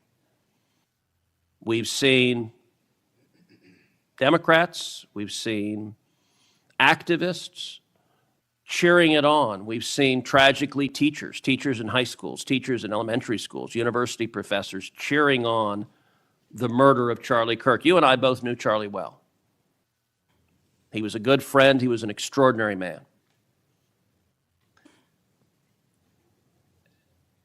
And I will say there's a great deal of discussion about what to do about it. Under our Constitution, under the Bill of Rights, the First Amendment, speech is protected. And that's true even for vile speech.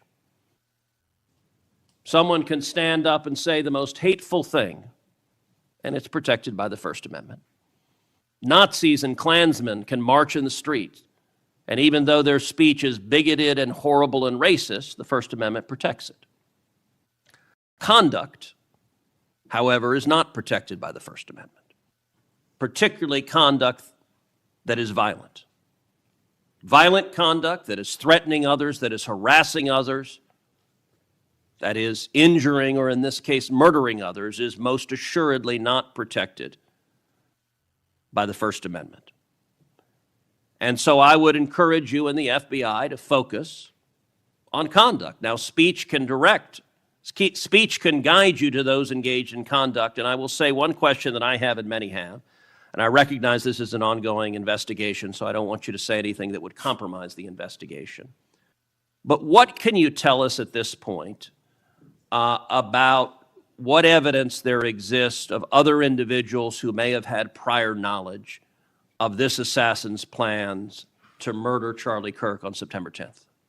Generally speaking, we've interviewed numerous people, family members and friends, including the partner, to provide us with a detailed history of the knowledge he may have had, the suspect may have had prior to.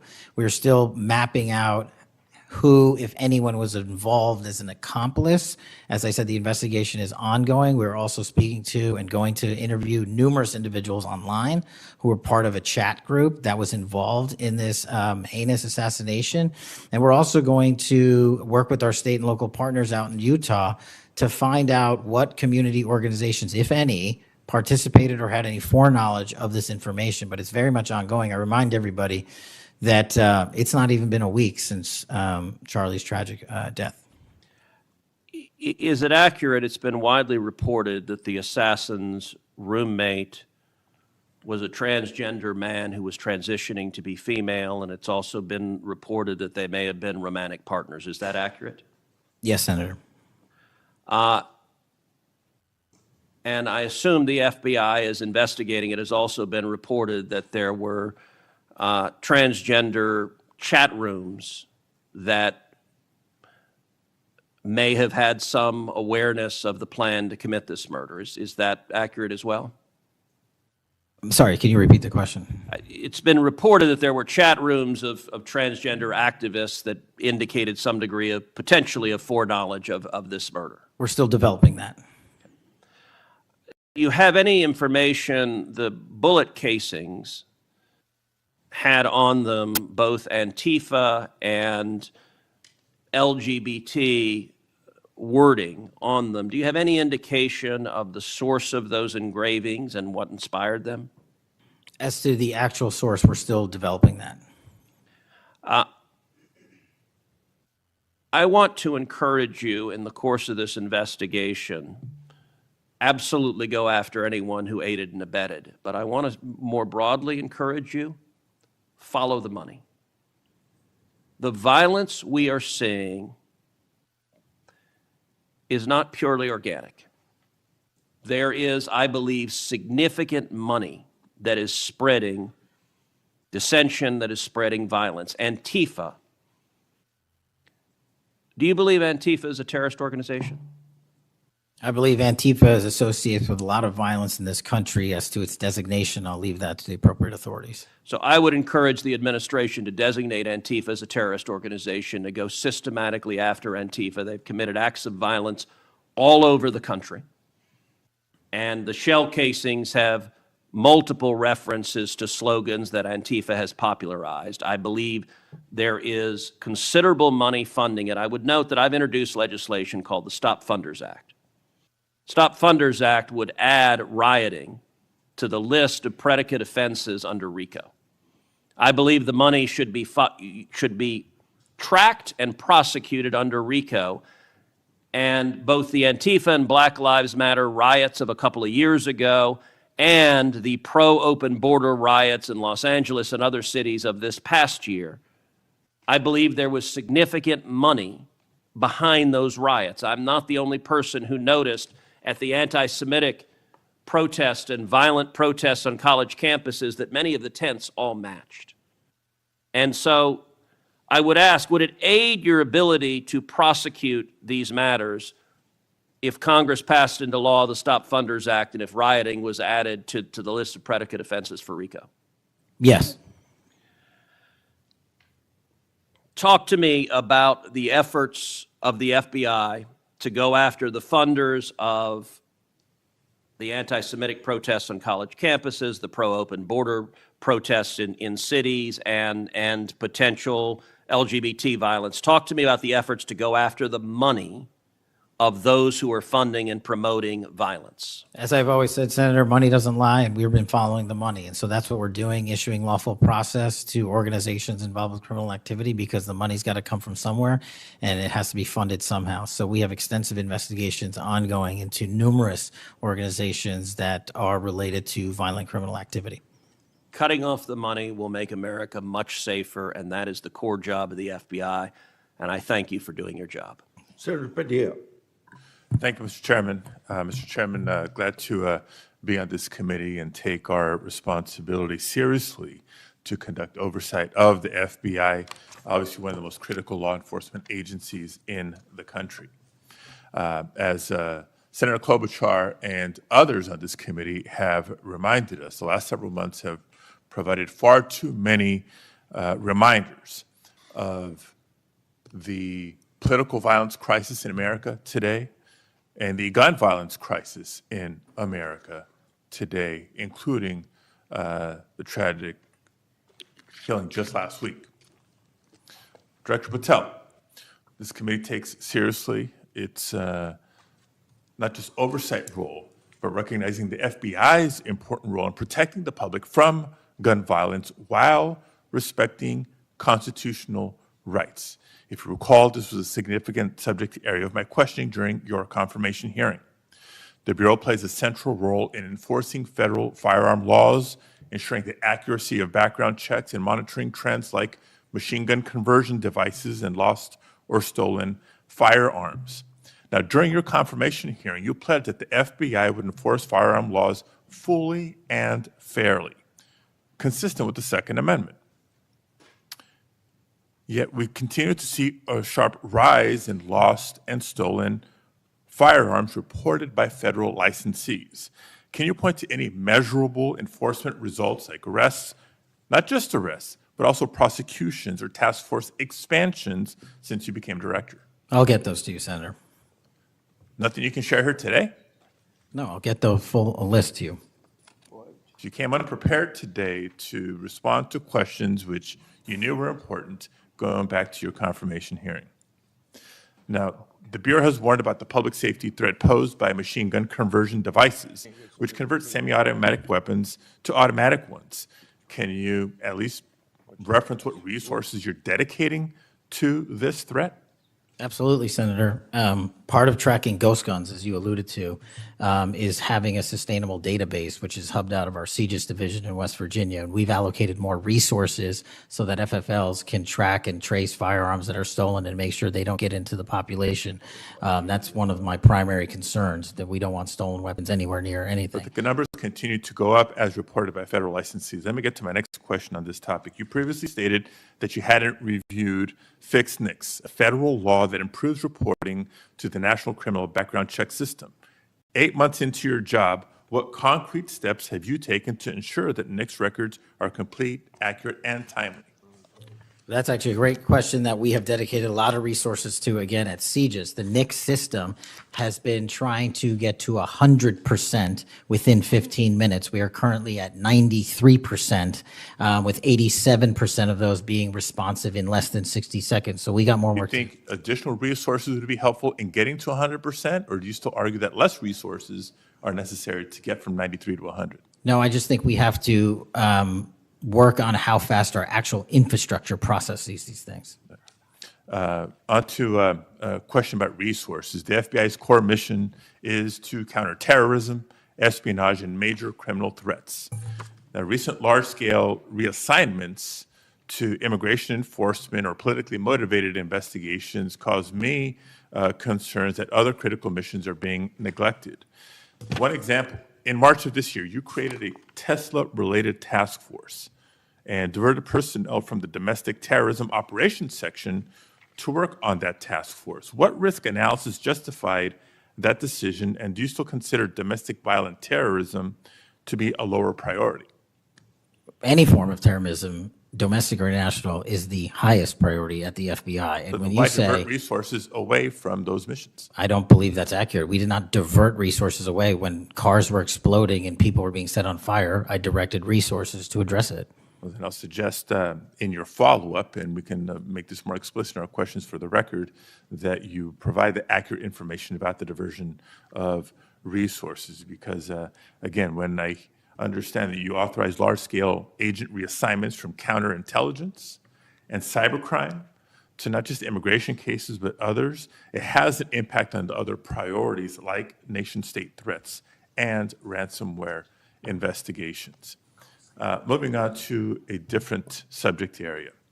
Safeguarding our elections is a core FBI responsibility. The public needs confidence that election security work is driven by facts and free from political influence. Mr. Director, do you agree with Attorney General Bondi's decision to disband the FBI Foreign Influence Task Force? The disbanding of that task force did not in any way reallocate or take away resources from that critical mission set. So then how are you mitigating the risk of foreign actors interfering in U.S. elections heading in? I've highlighted through our cyber programs, which have seen a 40, 50, 60% increase in arrests for cyber threat actors looking to not just harm our critical infrastructure systems, but also interfere in our elections. We've had multiple arrests this year of individuals who are interfering in that process. Did the Department of Justice's Election Integrity Task Force seek statewide voter lists and driver's license data? I can't speak for the Department of Justice. You're a member of the Department of Justice. I can Did speak the for the FBI play a role in those requests? Whatever request that we had pursuant to the department's direction were provided. So then you can speak For the to FBI. those actions. For the FBI. So you can speak to those actions. For the FBI. So what role did you play in those requests?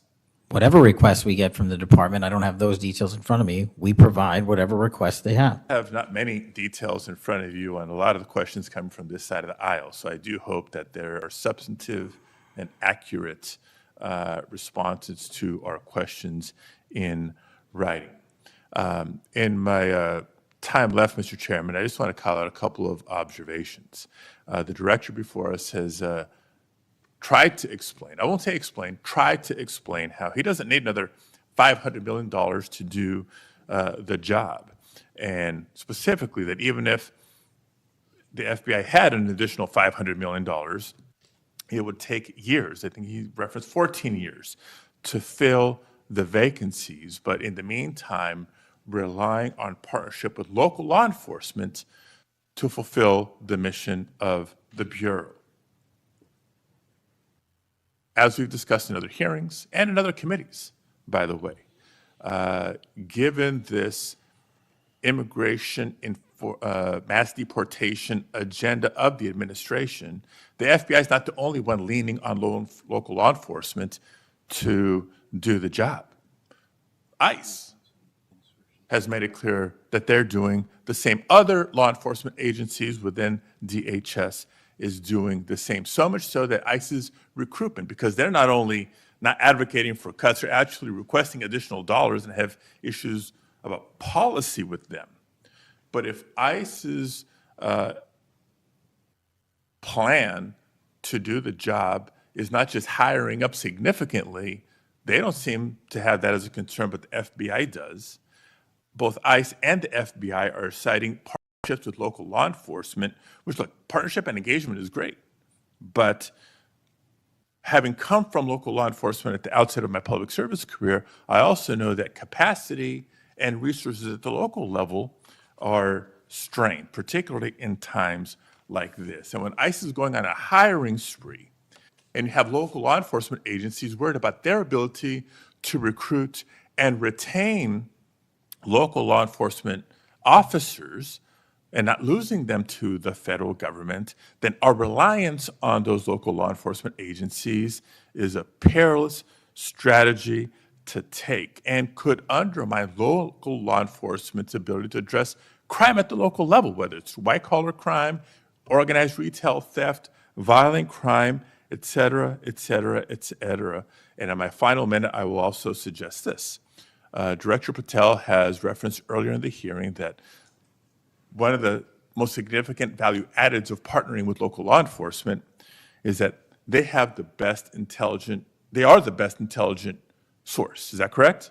For on the ground. Yet, when local law enforcement is put in a perilous position of being in a role with this mass deportation agenda, which is consistently overreached, has been found to violate the law and the Constitution, and has undermined public confidence in law enforcement, not just by immigrants, by the way, but especially immigrants. When immigrants are victims of crime and are afraid to come forward because they don't know what law enforcement is going to do with their information or not, when immigrants legal or undocumented, are witnesses to crime and are afraid to come forward with that information because they don't know what's going to happen with their information or not. That undermines the credibility of law enforcement with the community and undermines the intelligence, Director Patel, that you say are the best source of intelligence when it comes to law enforcement. So it's shaky, it's worrisome, and in my opinion, overall, you are failing to live up to the role and responsibility that you have been confirmed to, and I associate with myself with everything Senator Booker said earlier. Thank you, Mr. Chairman. Okay, before we go to Senator Blackburn, without objection, I want to introduce into the record a recently declassified document thanks to Director Patel. The document is a Director Wray FBI analysis of Nellie Orr's false statements to the Congress. Orr never suffered consequences for advancing the phony Trump-Russia narrative and attempting to cover up her involvement in the hoax with false statements. Yet time and again, the American justice system has been weaponized against President Trump and his associates, such as Peter Navarro, with reckless abandon. The DOJ's inaction on Nellie Orr's criminal referral, despite the obvious incriminating evidence provided in the FBI's own analysis, undermines public trust in the rule of law thanks to Director Wray's utter failure. Senator Blackburn. Thank you, Mr. Chairman. And Director Patel, thank you ever so much for being with us today. And I want to thank you for your commitment to fight violent crime in Memphis. And when you first came to meet with me before your hearing here, I gave you the stats on Memphis, Tennessee, and their crime rates. And then you committed then and again at your confirmation to help us. You have been true to your word, and we are very, very grateful.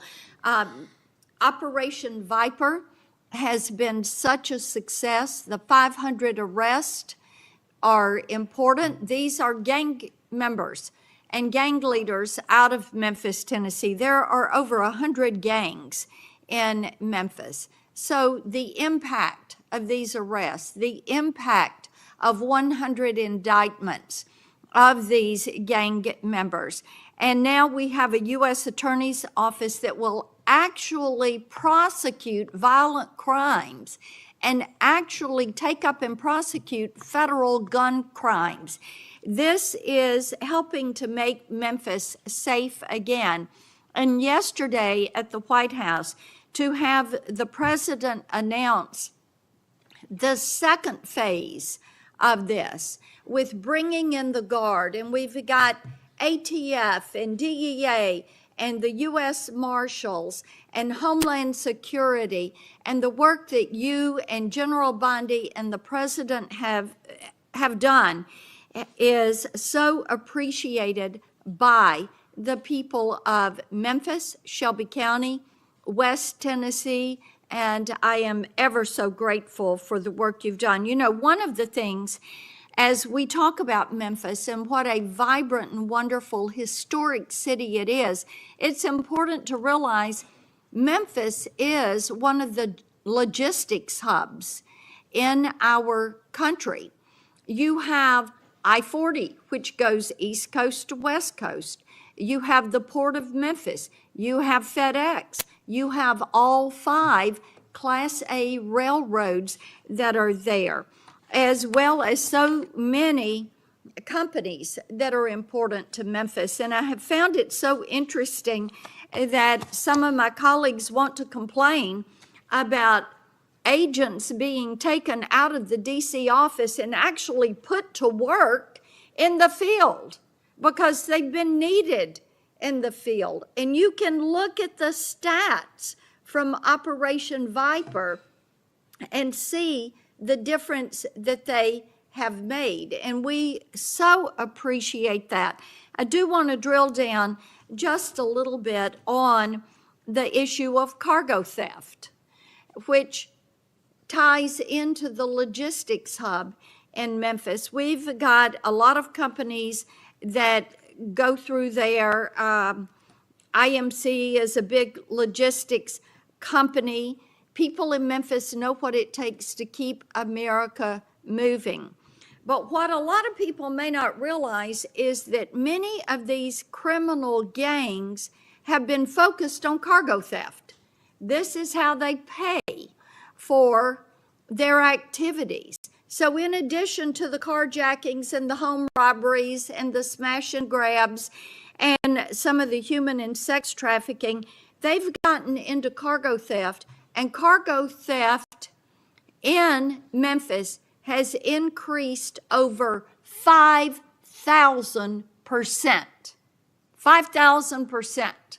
That's what you saw with a Biden administration who wouldn't drill down on this. So having these agents out in the field, having an interagency approach is something that is going to help us with getting our hands around this cargo theft. So talk for just a minute about what your team has done there and the importance of having that interagency approach. Absolutely, Senator. So Operation Viper nests under Operation Summer Heat, and in multiple cities and mid-major cities across the country, we have surging resources based on crime. And Memphis, as you know, Senator, had the highest per capita homicide rate in the country, and that was simply unacceptable. And so what we did was what we call Phase 01 of operations at the president's direction. We went into some of these cities quietly to collect the intelligence that was necessary to start these operations, to start seizing these firearms, which we seized, I think, over 115 firearms off the streets, to start taking narcotics off the streets, and also to infiltrate the gang network, this criminal street gang network that is providing these guns and drugs to the public in these communities, allowing for these shootings.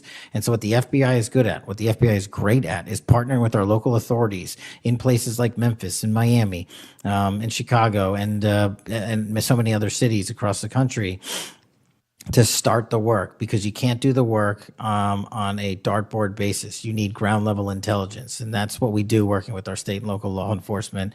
And the results, I think they said over 100 indictments federally just in this 3-4 month surge, and now we're going to go in there with more resources to finish it.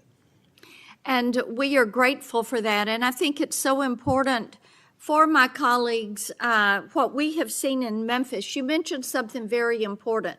Your agents go in and they go in quietly. There was no press conference. There was no fanfare. You went in there to work. And very importantly, you gathered the intel. Who are these gang leaders? Where are they? Figuring out who was doing what, and then setting up the process to apprehend these individuals. And it requires infiltrating those networks and having that data to work from so that you are working in partnership. And as I have talked with elected leaders in Shelby County and Memphis, as we have talked with those in law enforcement, they have been so grateful to have this support and this additional education that comes, because local police are learning from your agents when they are learning how to track these gangs and infiltrate these networks. We know that phase 2 of this operation is going to kick off. The Guard is going to be there to support the Memphis Police Department to help them kind of catch up, because they still have a lot of people on their board. They know who they are, where they are, what they're doing. They want to apprehend them and bring them forward. So talk a little bit about how phase 2 is going to continue to work to support the law enforcement efforts in Memphis. Well, it's just like what happened here in Washington, D.C. It takes a whole of government interagency approach where we're working with the Attorney General, the DEA, the ATF, the U.S. Marshals, Department of Homeland Security, because each one of those agencies has specialized capabilities. And when we surge together, to work off of the ground level intelligence was collected, you see what happened in Washington, D.C. here. And that's the next phase of it, because you are able to utilize the National Guard to set up border perimeter operations. So when you go into an area, you have the secure workspace to get in there and stay in there. The key here, Senator, is sustained criminal investigations and sustained prosecutions that clear Memphis, like we did Washington, permanently, and leave behind a blueprint for what local law enforcement can do with our federal partners to sustain that. We don't want to go backwards, and that's critical, but we're in the next step. Sustaining it will be the last one. Well, and we certainly appreciate that. I do want to touch on Operation Restore Justice. And Senator Britt mentioned some of this very briefly, and I know that you and A.G. Bondi have done a tremendous amount of work in protecting children. I appreciate that. And we passed my Report Act last year, and President Biden signed it, and this does require social media to report to NCMEC so that we can have these perpetrators followed up with and apprehended.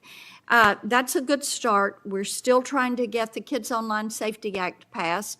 That has been a bipartisan effort.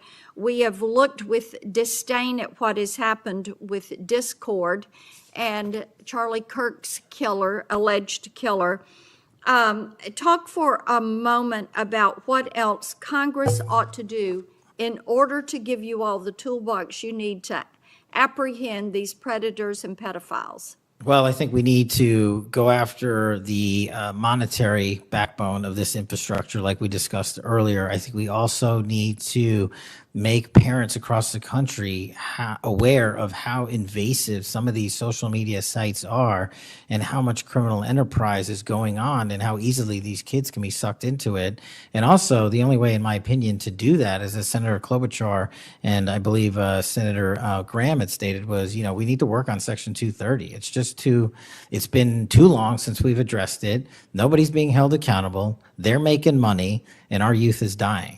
And that's just unacceptable. Well, we have that reform bill. Thank you, Mr. Chairman. Thank you. Senator Welch. Thank you very much, Mr. Chairman. And just at the outset, I just want to say what I think all of us believe, and that is that the political violence that is so afflicting our country, it doesn't matter whether it's from the right or the left. I mean, all of us have an obligation to fiercely advocate for our point of view. All of us have an obligation to respect people with whom we disagree. The folks we disagree with are our opponents, but they're not our enemies. And I hope all of us keep that in mind and do the best we can to set that example. I want to congratulate the FBI. I want to congratulate the Utah State and local law enforcement for the very good work that it did in apprehending the violent assailant of Charlie Kirk, and that is a terrible, terrible tragedy. Director Patel, at one point you made an announcement that the suspect was in custody. We got our man. It turned out that was not true. In fact, I think that was about 27 hours before the person now in custody was apprehended. Why did you make that statement? Thank you, Senator. Appreciate you letting me address this. What the FBI does is not just locate and find suspects, but we also participate in eliminating subjects. And what we had at the time was a subject in custody in relation to this investigation. So in my commitment to work with the public to help identify subjects and suspects, I put that information out. And then when we interviewed him, I put out the results of that. And could I have been more careful in my verbiage and included an A subject instead of subject? Sure, in the heat of the moment, but I was doing the best I could. In all candor, I don't quite get that, because if we have our man, that would suggest to the public that everybody can rest and relax and not then continue to provide information to local law enforcement and to you. So that was a mistake.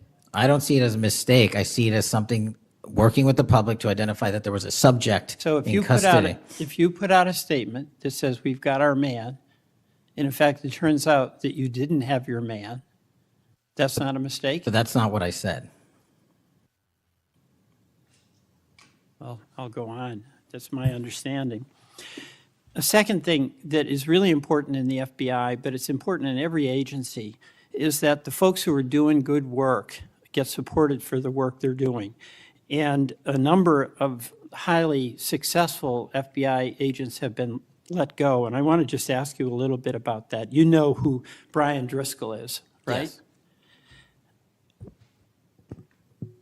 Yes. Yeah, okay. And my understanding is he served at the FBI for over 18 years. You agree? I believe that's accurate. Special agent in charge of the Newark office. He was commander of the FBI's hostage rescue team. That's a very prestigious and responsible position, correct? It is. Section chief of the Critical Incident Response Group's tactical section. You've got to be pretty good to get that high responsibility. You agree with that? Yes, sir. He oversaw 55 SWAT teams, and they're like the elite of the elite, right? They go in to the dangerous situations, right?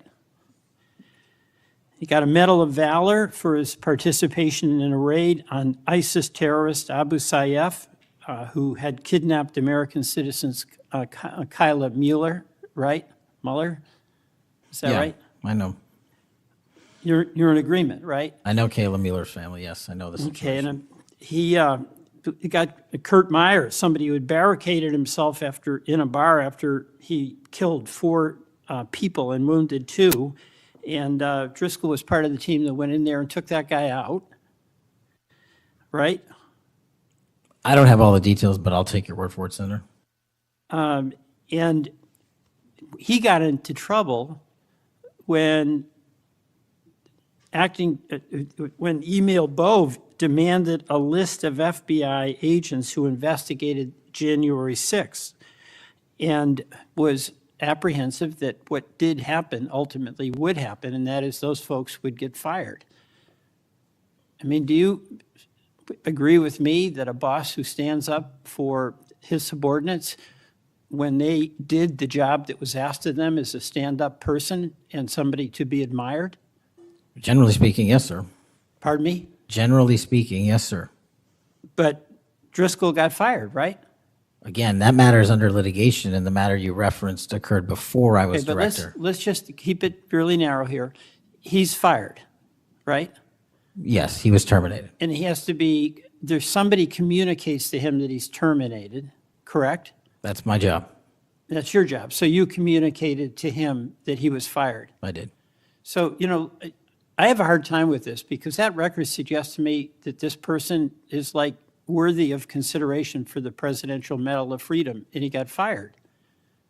But there's also a record of other information that was available, and now that this matter is pending litigation, we will get that out in due course. But as Okay, you so can the agree. so-called, so you've got, quote, other information that you see as a valid basis to fire somebody who, from what I can tell, had an absolutely outstanding record and who crossed the threshold of getting in trouble because he was standing up for agent to be related to the January 6th uprising. Again, you're correlating based on your information, the reasons for his termination, and I'm telling you. No, that's there's- right. Let me ask you another question. When you were here, you were rightly critical, not here actually, I guess it was on Cash's corner. You were rightly critical of the way that the previous FBI director used the FBI jet. And you said you wanted to ground Chris Wray's private jet travel that he pays for with taxpayer dollars to hop around the country. Let me ask you this. On the weekend of, according to flight tracker data, on the weekend of March 7th, an FBI plane flew round trip from D.C. to Las Vegas, and you attended a UFC fight with Mel Gibson, and I'll show you that. Is that you, and is that true? Yeah, you want to know the difference? I live in Las Vegas. I'm allowed to go home. I didn't leave a congressional hearing early on an FBI jet to dodge questions. All right. Then on April 5th, you attended a hockey game in New York City. You don't live there, right? No, I don't. By the way, everyday FBI agents who are assigned in Washington don't get to fly home on a private jet. Well, this is a great point. Do you know why I have to use a private jet? Because Congress made it mandatory. Okay. in April 5th, well, we didn't make it mandatory that you go to UFC games with Mel Are Gibson. you telling me I can't go home? You got to use some judgment here. So when I'm at Fifth, home, you I would- can't do what I'm doing when I go home. let Everybody me else keep- is allowed to go home, Let just me not keep me. going. No, I'm glad you go home. I Okay. love to go home, but I don't go home on a private jet. On April 5th. They're not you mandated to do so. You attended a hockey game in New York City with Wayne Gretzky, and Flight Tracker says the FBI jet took you to and from New York City, where you don't live, right? That's correct. And on April 12th, on the following weekend, you attended a UFC a fight in Miami, also on the FBI jet, right? That's correct. So what's the cost to the taxpayer for those 3 flights? But I pay the commercial equivalent per the regs and the law. And so just so you know, when you are comparing me I to just asked prior what directors. I asked what the cost was, and you don't know, I take it. Yeah, and what I've done with the use of the private jet is use Andrews Air Force Base versus Okay. Reagan National as what the other directors have done Bottom line to here. save the taxpayer Bottom dollars. line here, you flew home to Las Vegas. There's nobody else in the FBI who gets paid. They have to pay their own way if they want to go home, right? I mean, right? Well, that's not accurate. Depending on where you're stationed, the FBI covers the bill to get home. So are you telling me that FBI agents who are assigned in Washington, but who may live in Charlotte, they get paid by the FBI to go Sometimes home? they do, yes. All right. Another thing I want to say is this. You know, our local law enforcement has been stiffed. About $500 million in COP grants have been taken out of the budget. Those really help us in Burlington. They help us in Rutland. They really are important. And why in the world would we be cutting those COP grants when we need that local law enforcement, in part to partner with you? Well, I think Do you you're support that? I think you're speaking to the Department of Justice grants, which I don't adjudicate, but also Vermont, just like every other state, has received a plus-up of FBI personnel. Well, I'll tell you, that's not what we're seeing. The other thing, my understanding is that there's a requisition or an effort to get another plane for the FBI that would cost about $72 million. Is that right? That's inaccurate. The FBI, because the jet, as you call it, is not my jet. We use it for operational needs. We use it for FTOX. We use it for HRT. But that's the one you fly in, and right? we have multiple fixed-wing assets, and one of them is on a wildly expensive lease that I deemed a waste of money, and I'm looking for a replacement in which the government can procure assets permanently. Well, I would welcome you submitting to this committee the cost information about the jets that are under consideration. And according to our research, the specifications that are included in this request would result in an expenditure of between $72 million and $80 million. That's So inaccurate, but I'll happily get you the right I numbers. welcome getting the specific information. Absolutely. Thank you, Mr. Chairman. I yield back.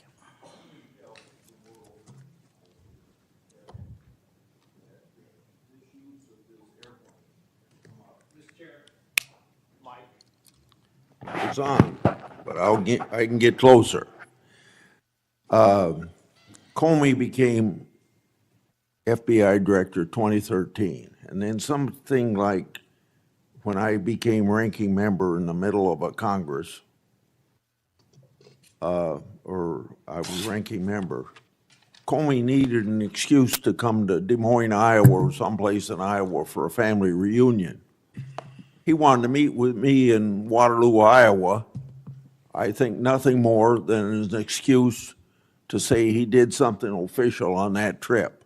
Now, I can't accuse him of that because I don't know, but I can't recall that we discussed anything very serious that had to be meet him in Waterloo or Cedar Rapids at the airport before he went to the reunion. And then 2 or 3 years ago, Ray was sitting where you were, and we had 2 Republicans wanted to have second round of questioning, and it would have taken about 10 minutes, and he refused to because he got on this airplane that you're talking about going to the Adirondacks. So I find it interesting that my Democratic colleagues seem to bring up about your use of the Justice Department planes, yet my Democratic colleagues didn't seem too interested about my oversight of Ray's use of the plane. I didn't hear a peep. So my Democratic colleagues need to be consistent. Can I just add, Mr. Chairman, that when you compare the flight logs and the percentage of work travel to personal travel for the prior two FBI directors, over a third of their travel was personal on those same jets that I'm being accused of improperly utilizing. My mark is far less than that. Also, both of those directors use Reagan National Airport, which has landing fees of $5,000 to $10,000 because they didn't want to drive 25 minutes to Andrews. We take off and land in Andrews every single time because it's cheaper, and we do so because it saves the taxpayer dollars. Those are the things we are doing to make sure that we are good stewards of taxpayer dollars. And also, any new acquisition of an airline or a fixed wing asset for the FBI will specifically meet the needs of the demands of the foreign FTOC operations and hostage rescue operations in our critical infrastructure programs. Senator Moody. Thank you, Chairman. Appreciate it. You're very patient. I am very patient. You're very patient. I'm new here to the Senate, and I watch what you have to go through as chairman, and we thank you. A lot of what we're talking about today, and you've been questioned about, was uncovered because of our chairman and his service to this committee, and I want to thank him because he's uncovered a lot, especially during the last administration, where many of our federal agencies went far off their mission. And I believe we wouldn't have as much information as we do if it wasn't for our esteemed chairman. So I wanted to publicly thank him. And being the newest member of Judiciary, I am so grateful to be here because sometimes I'm wondering if some of my colleagues on the other side of the aisle don't know what they're talking about, or if they're ill-intentioned and purposefully trying to gaslight not just the American public, but other people in law enforcement and agencies that you're working with. So as a former attorney general, as a former federal prosecutor, as a former judge, as the wife of a law enforcement officer, both federal and state over the course of his career, I would like to clarify a few things and give you the opportunity to highlight some of the things that the FBI is doing.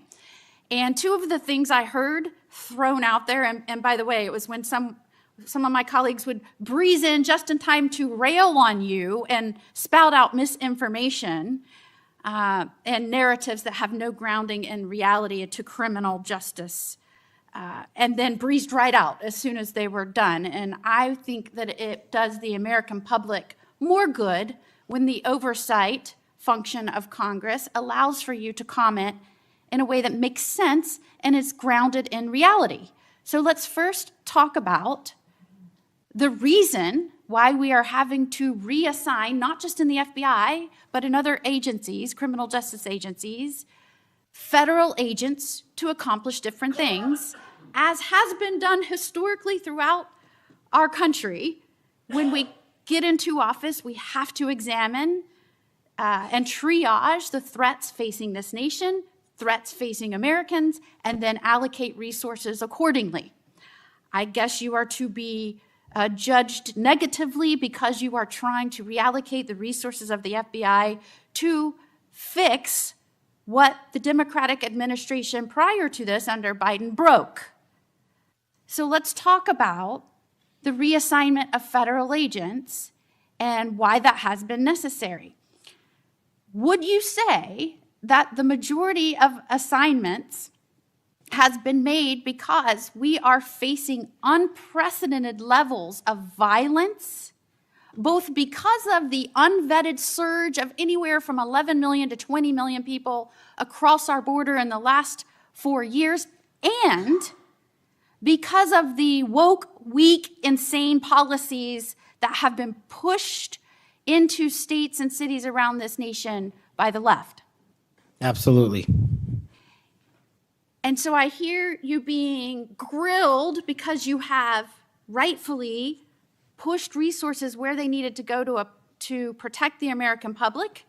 And I have heard you questioned that you are in some way, and I'm going to use their words, which I don't believe is grounded in reality, that you are going to lean on local and state agents to do the job of the FBI. might it be recharacterized more accurately in that you are partnering with local and state agencies in these areas, especially where these policies that the Democrats support wholeheartedly, in fact, they frustrate our efforts to try and beef up our laws with good criminal justice policies at every turn, and then come in here and get on you for, by the way, you've been here 7 months, so I know that in the 7 months, you didn't break it, they broke it over the last 4 years, but it isn't more accurate to say, and it's resources to supplement and amplify law enforcement efforts in these areas, cities and states, where the Democrat policies broke them.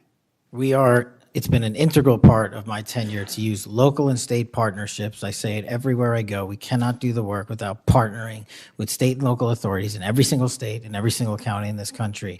And why we pushed out to the field is simple mathematics. While the FBI had a bloated bureaucracy in Washington, D.C., nearly 1/3 of the FBI's workforce lived and worked in the national capital region. 1/3 of the crime doesn't happen here. So I made the simple decision to move them out where the crime was happening in the field, to move out field agents, to move out intel analysts, to move out program managers. And by the way, that's what they all want to do, go out in the field and do the work. And no one's going to be punished for going out in the field and doing the work, and no one's going to be punished for wanting to stay at headquarters and help. But we needed a reallocation of assets, and that's what we did. And from your experience, both before and now in office, have you found that many of these nonprofits have done work to undermine the stability and security of cities? Those matters are very much ongoing, and hopefully we can report the results soon.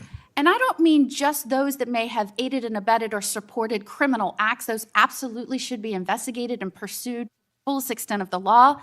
And I hope that we follow the money trail, as some of my colleagues have suggested. I also want to get your opinion about the nonprofits that are working to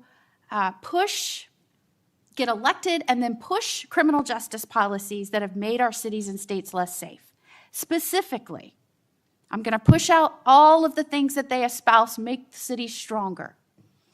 No cash bail. Try not to charge crimes. Don't call people offenders or felons or rapists or drug traffickers.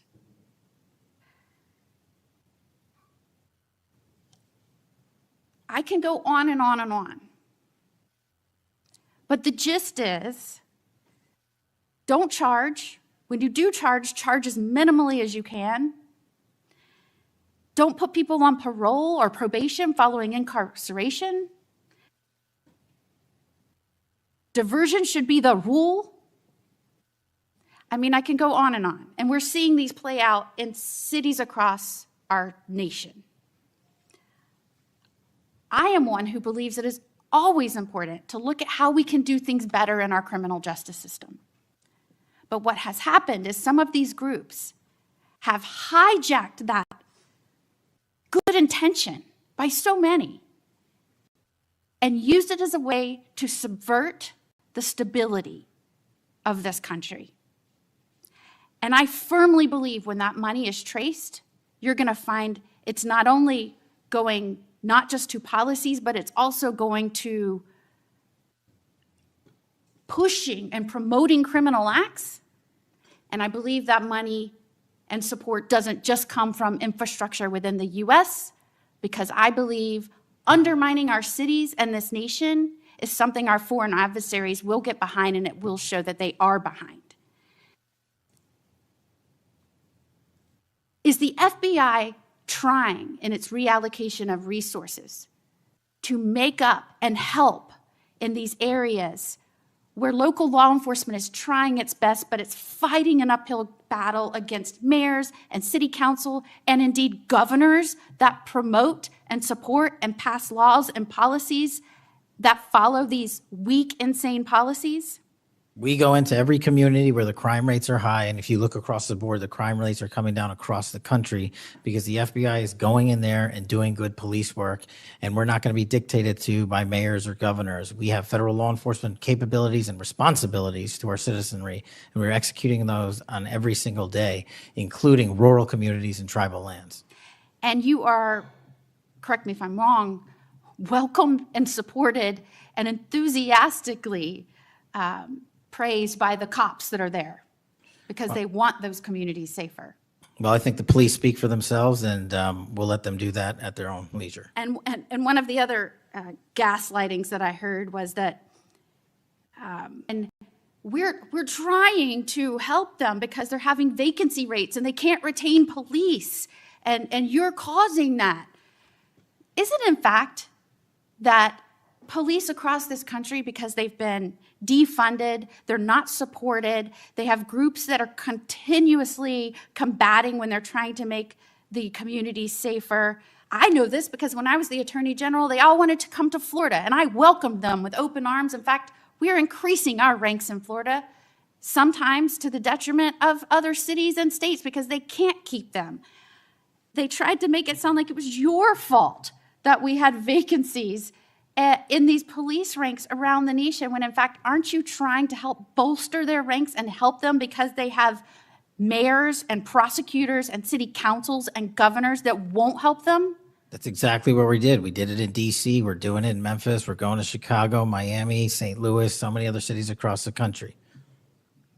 And I'm just grateful that you are doing this, and I commend you for all the numbers that I'm seeing going after the violent crime, helping make sure we are getting the criminals that came here unvetted from other nations out of this country, that you are allocating resources to those efforts. It is all important to make this a stronger, safer nation, and we appreciate you being here today and making sure we're talking truth and not misinformation to the American people. Thank you. Thank you, Senator. Before Senator Schiff, I want a UC to introduce into the record a declassified Clinton Annex. The Clinton Annex is a declassified appendix to the Justice Department Inspector General report about the Clinton email investigation. The annex shows that the FBI had evidence necessary to conduct, quote, thorough and complete investigation, end of quote. But the Comey FBI failed to review the evidence at the time. After nearly a decade in the shadows, this information has now come to light thanks to Dr. Patel, or Director Patel. Senator Schiff. Thank you, Mr. Chairman. Mr. Patel, during your confirmation hearing, you made several important commitments. For instance, you told Senator Coons there will be no politicization at the FBI. There'll be no retributive actions taken by any FBI should I be confirmed as FBI director. So let me ask you very specifically, did you ever take any action to terminate or discipline an FBI agent or employee in whole or in part as retribution for being part of an investigation of Donald Trump or January 6th? No. You also committed, you assured Senator Blumenthal, all FBI employees will be protected against political retribution. So you're testifying today that you played no role in the firing of even a single FBI agent for political retribution. None for political retribution. And if any FBI agent said you did, they would be lying. Is that your testimony? I'm only speaking to my actions. Everybody is allowed to make their allegations. Oh, no, these are allegations against you. And so, Mr. Patel, if FBI, senior FBI agents or employees said that you were firing them for political retribution reasons because of the cases they were assigned, you're saying they would be lying. Is that anyone that your was testimony? terminated at the FBI was done so for failing to meet the standards, uphold their constitutional oath, and effectuate the mission. Well, by meet the standards, are you talking about meet the standards of protecting the president under any circumstance? No. You also guaranteed Senator Blumenthal that every FBI employee will be held to the same, absolute same standard. No one will be terminated for case assignments. Are you testifying today that you never terminated anyone at the FBI in whole or in part because of a prior case assignment? No one at the FBI is terminated for case assignments alone. Well, I'm asking about you, Mr. Patel. did you, in whole or in part, terminate anyone at the FBI because they worked on the Trump investigation or because they worked on January 6th? No one at the FBI has been terminated for case assignments alone. Okay, you're saying alone. Does that mean they were terminated in part because they were assigned to a January 6th case or assigned to the Mar-a-Lago case? You're being very precise here, Mr. Patel. You're saying alone. That means they were fired in part because they were assigned those cases. Is that your testimony? Absolutely not. But if you want to keep Okay, putting words well, in my mouth, then go let me ahead. ask you, let's strip away the word alone. Did you terminate or participate in any discipline of any FBI employee in whole or in part because of their work on an investigation of Donald Trump or January 6th? Yes or no? Any terminations at the FBI by employees. No, I'm since asking I'm- you a very specific And I'm question. going to answer the question, but you don't like the answer because it's the No, truth I and it guts want your an answer to my narrative. question. I don't want an answer to someone else's question. So let me just be precise, and I ask for a yes or no answer. Did you ever terminate or discipline an FBI employee in whole or in part because they had been assigned or worked on an investigation of Donald Trump or January 6th? Yes or FBI no? employees are only terminated Yes if or they no, fail Mr. to Patel? uphold their oaths of Yes or office no? and duty. You're not at the answering my FBI question. I You're don't not have to answering my answer your question. question yes or no because you're setting up a trap so you can have a Oh, media no, I'm not narrative. setting up a trap. And I'm not giving it to you. Unless it's true that you fired people. People in have whole been or in part terminated at because the they- FBI who failed to uphold They were the assigned standards to. that the FBI requires them Did you to tell? uphold. Did you tell anyone at the FBI that all FBI employees who they identified who had worked on cases against President Trump would be removed from their jobs? Did you tell that to someone at the FBI? Say that I would remove people for case assignments? That you would, that people that were identified as having worked on cases against President Trump would be removed from their jobs. Did you tell that to someone at the FBI? People are not removed But for just case answer my question. assignments. Just answer my question. Did you tell that to someone? People are not removed for case No, assignments. you're not answering my question. And I would Mr. never Patel, tell anyone. Did you tell someone at the FBI that FBI employees identified as having worked on cases against President Trump would be removed from their jobs? Yes or no, did you tell someone that? I would never tell anyone at the FBI that they're being removed for basically their case assignments. Okay, so anyone who had said that would be lying. Is that your testimony? Anyone can say whatever they want. No, I know, but you're saying they were a liar. I'm telling you what I said. Because this is in the complaint against you, Mr. Patel.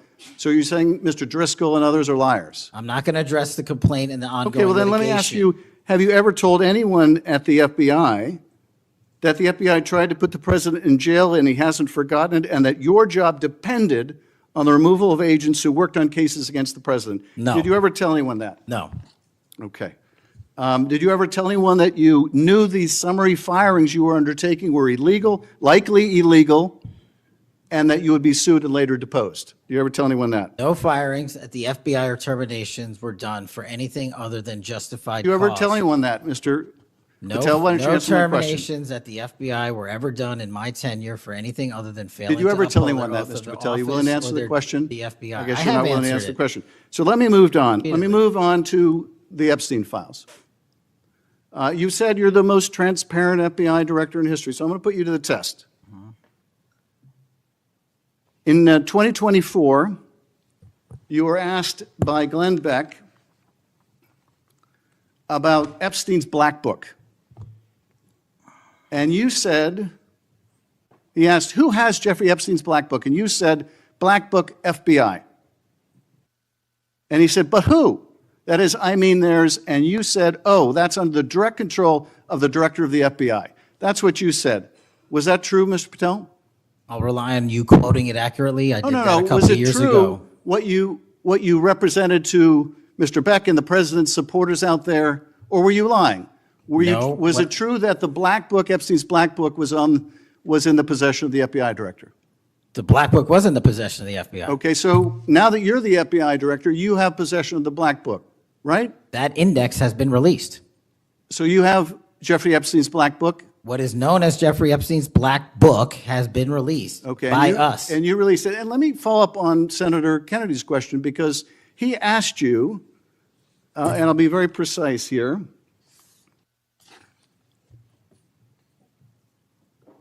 You've seen most of the files. Who, if anyone, did Epstein traffic these young women to besides himself?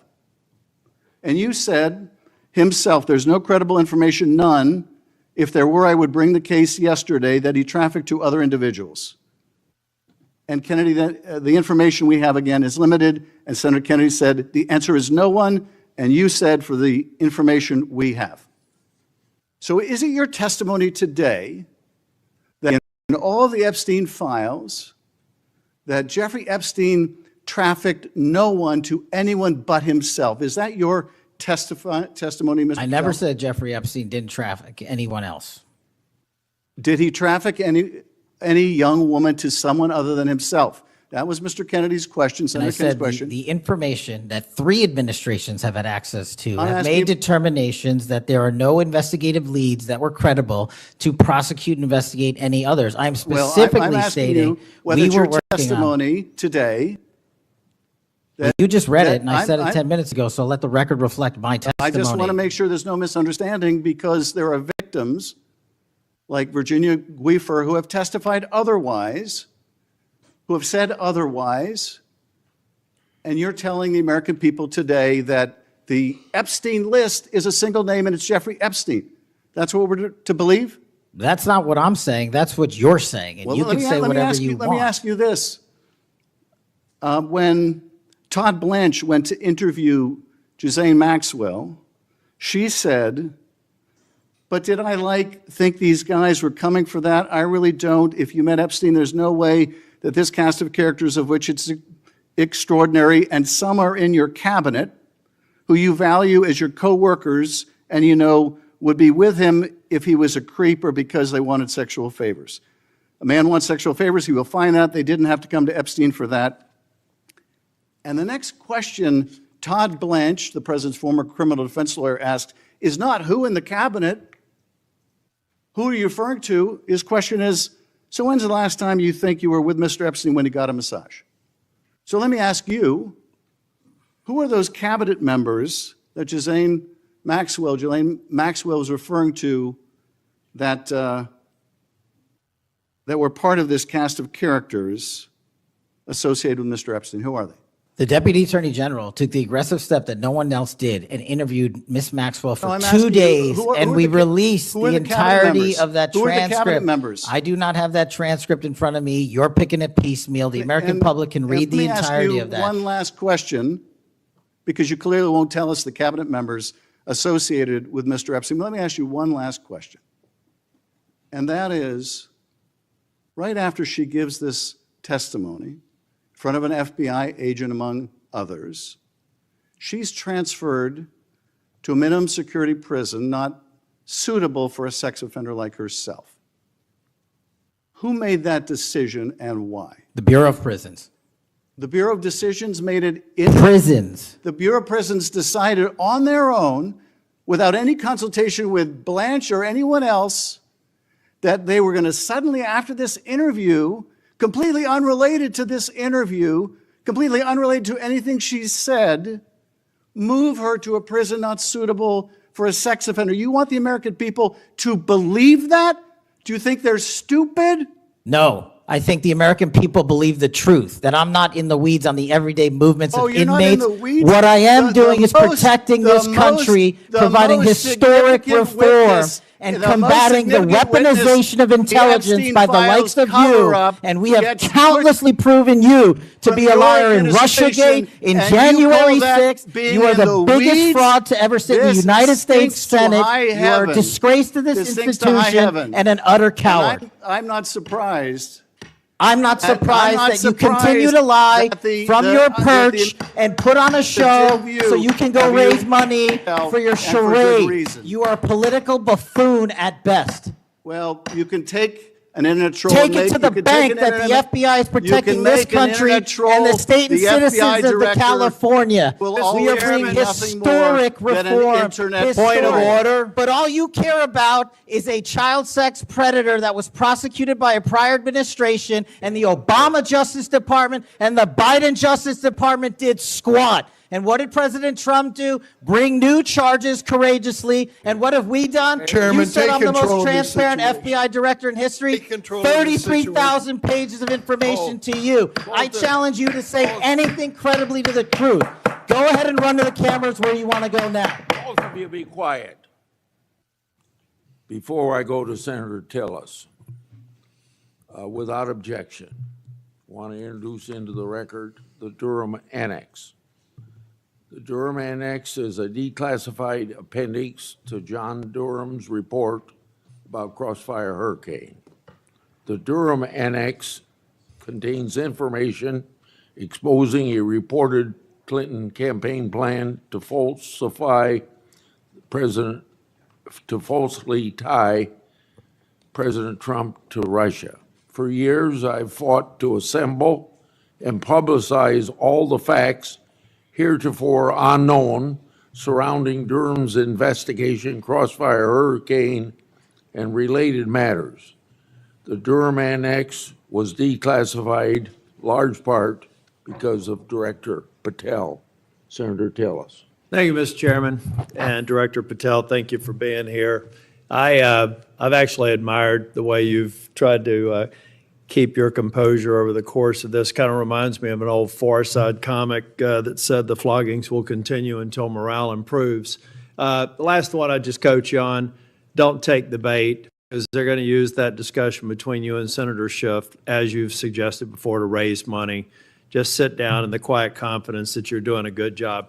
Real quick, in less than 30 seconds, give me your resume again on why you're qualified for this position. Thank you, Senator. I served as a public defender and national security prosecutor. I tried over 60 criminal trials to verdict in state and federal court.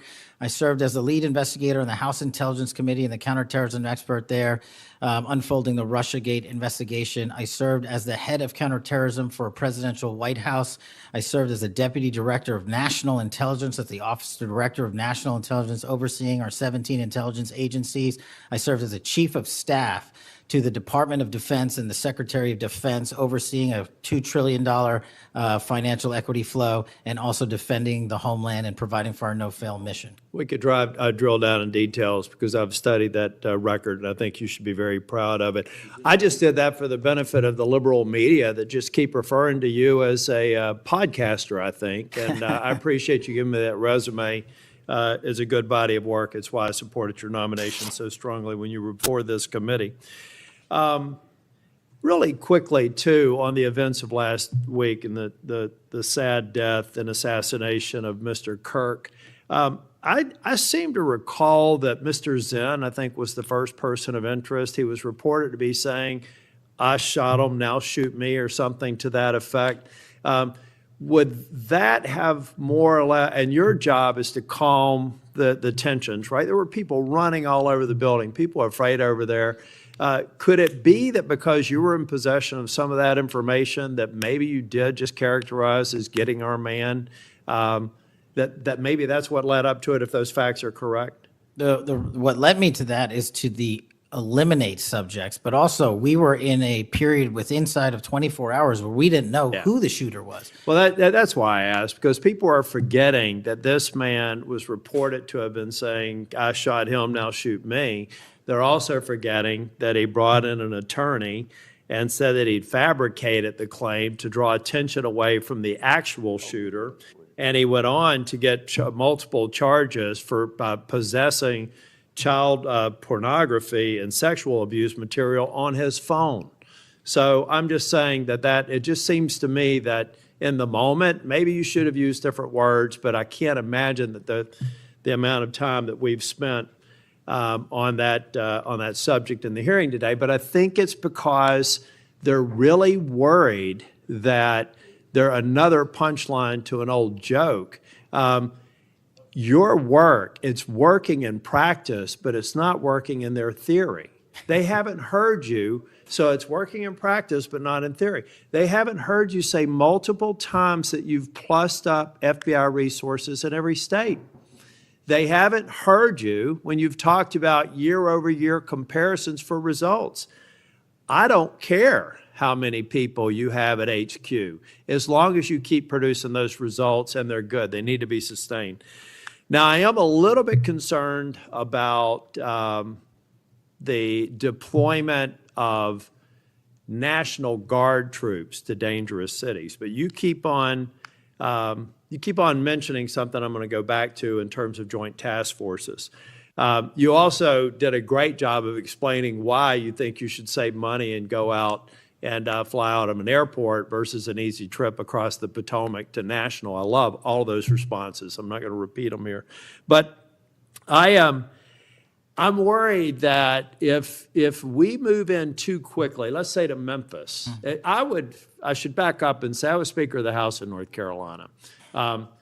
And I would consider it a personal failure on the part of state leadership if they have to call in federal resources to do their job beyond what they do every day. And that's promoting joint task forces. I've seen ATF, DEA, FBI. I've been in the briefing rooms at 3 o'clock in the morning about to go and do a 55 no-knock warrants on bad people. You all do that every day, and thank God that you are. It looks like we should plus it up in a few cities. I'd rather use the money to deploy National Guard to just continue to leverage what you're already doing well. And I compliment you because I've got to believe it's a lot of these joint task forces that have increased the apprehension and charging rates. So thank you for that. But do you agree that at the end of the day, if we're going to have a sustained impact on crime, whether it's Memphis or any other city, that we've really got to enable, empower, and continue to support the men and women on the ground there every single day? 100%. Thank you. I think that your cost-benefit mind needs to go into, if I'm about to deploy this many National Guardsmen to a city, what does that cost? And what would that look like if we were plowing that cost of deployment into ongoing, I believe, joint task force, which are working very well. They're working well in North Carolina. So I'd like you to look at it. Now I'm going to move on. The Safer Communities Act, can I get your commitment to get an update? Maybe we could even take a trip out to West Virginia to see how we're doing an extraordinary job of NICS background checks. People are getting them in record time, but we are taking a few guns away from people that probably shouldn't be able to buy it that day. Would you agree with that characterization? I would love to have you out and anyone else on this day is to West Virginia to see that I'd like work. to bring some of my colleagues to see it's working. We had people on my side of the aisle saying it was going to be awful, it was going to result in mass confiscation of guns. Not true. They were wrong. This bill's making a difference. I also want to talk about the behavioral health and other components in granting. I know in North Carolina things are going well. I want to make sure that that flow is going out there because the tragic events in North Carolina and Charlotte, the stabbing, I spoke with one of the family members yesterday, I think that we have to recognize that we have magistrates that have a revolving door policy, no doubt about that. And they should be held accountable if they're releasing dangerous people. But I also think that some of the problem is that we simply don't have a place to send people, particularly with respect to behavioral health. We have got to continue to, every law enforcement officer I've ever spoken with says, look, I've got law enforcement officers seconded to an emergency room because I've got somebody with no place to send them. I don't have a bed upstairs I can send them to. I don't have a behavioral health facility. We've got to provide more ways to detain people that are a risk to themselves and a risk for the community. And I really do believe the Safer Communities Act is a good framework for doing that. That's only a comment. Section 702 is going to come up in April of next year for renewal. Do you believe it should be eliminated and not reauthorized? No, sir. It needs to be Can I also get your commitment maybe to come back over and review some of the controls that are in place and other things? So hopefully we won't have the drama leading up to April. We can actually come here and get consensus on why you've got the checks and balances in place and why we should do it. Just remove any chance that we're going to run into that cliff narrative next year. Can I get your commitment on doing that? You have Mr. it, sir. Patel? Thank you. I want to talk very briefly on, and the chairman's given me a gavel, but I promise not to go over more than 2 minutes. But that's why I chose to be last, so I could have this discussion and actually get to some facts versus agendas and clickbait that we'll almost certainly see going forward. Tell me a little bit about the rationale behind the change in stance in recruiting. I also understand there may be a reduction in the academy timeline. Just give me some thinking about where you are on recruiting, retention, training, et cetera. Simple. So recruitment is through the roof. We've doubled up month over month our applicants to be 1811s, our federal agents, intel analysts. So the recruitment is going wonderful. What we have to do is figure out a way to get creative because the BFTC timeline is an 18 to 20 week program. And what we've done to address the openings we have for 1811 BRIC agents is we opened it up to the interagency and said, hey, do you at Secret Service or DEA or ATF want to come over? You guys went through FLETC. You guys were cops or military officers. You're law enforcement. So we created a shortened bridge program of 6 weeks at Quantico that if you want to come over and be an FBI agent, you can do so. There's transfers all the time. We just made it easier. And we're also recruiting police officers who might not have a college degree. But in my opinion, that does not disqualify them from serving our community. So we're welcoming them. It's a rigorous application process. It's just one item. But we are changing the timelines based on the needs of the country, but not jeopardizing quality. I'm glad you mentioned that. I heard someone almost a throwaway line that you were hiring people without a college degree. Most of them have had basic law enforcement training, all the kinds of certifications. You're talking to somebody who didn't achieve my 4-year degree until I was 37. I'd like to think that I brought some things to the table, and I think that those people, the mere comment, I think is inappropriate for somebody considering this to think that they're a lesser person because they don't have a piece of paper. I wanted to get back to the last thing that I will talk about. I'll follow up with some questions for the record. Thank you, incidentally, for consistently being responsive to any inquiries I've made to you. But on the Kirk shooting, I do believe that that Senator Schmitt's numbers are right. There seems to be a disproportionate number of voices on the left that are celebrating the assassination of a CEO or celebrating the assassination of someone in Mr. Kirk's case that I disagreed with probably about half of his positions. But I felt like it was a good voice in engaging young people, and that's a start, as long as we can do it civilly. And then I also just went back online because I've hammered on this committee multiple times. I just went online and I found in Pinterest that even today you could order a T-shirt that says ACAB 13.12, which translates to all cops are bastards. Or if you don't like that shirt, you can go get an F the Cop shirt at the same website on a location on Pinterest. There is clearly a problem with some of the voices of the left, and I'm not necessarily saying any members of Congress, that need to tamp it down. Having said that, within 24 hours of Mr. Kirk's shooting, we had the guy that does the podcast for the War Room and another guy who's denied the Sandy Hook shootings say we're at war.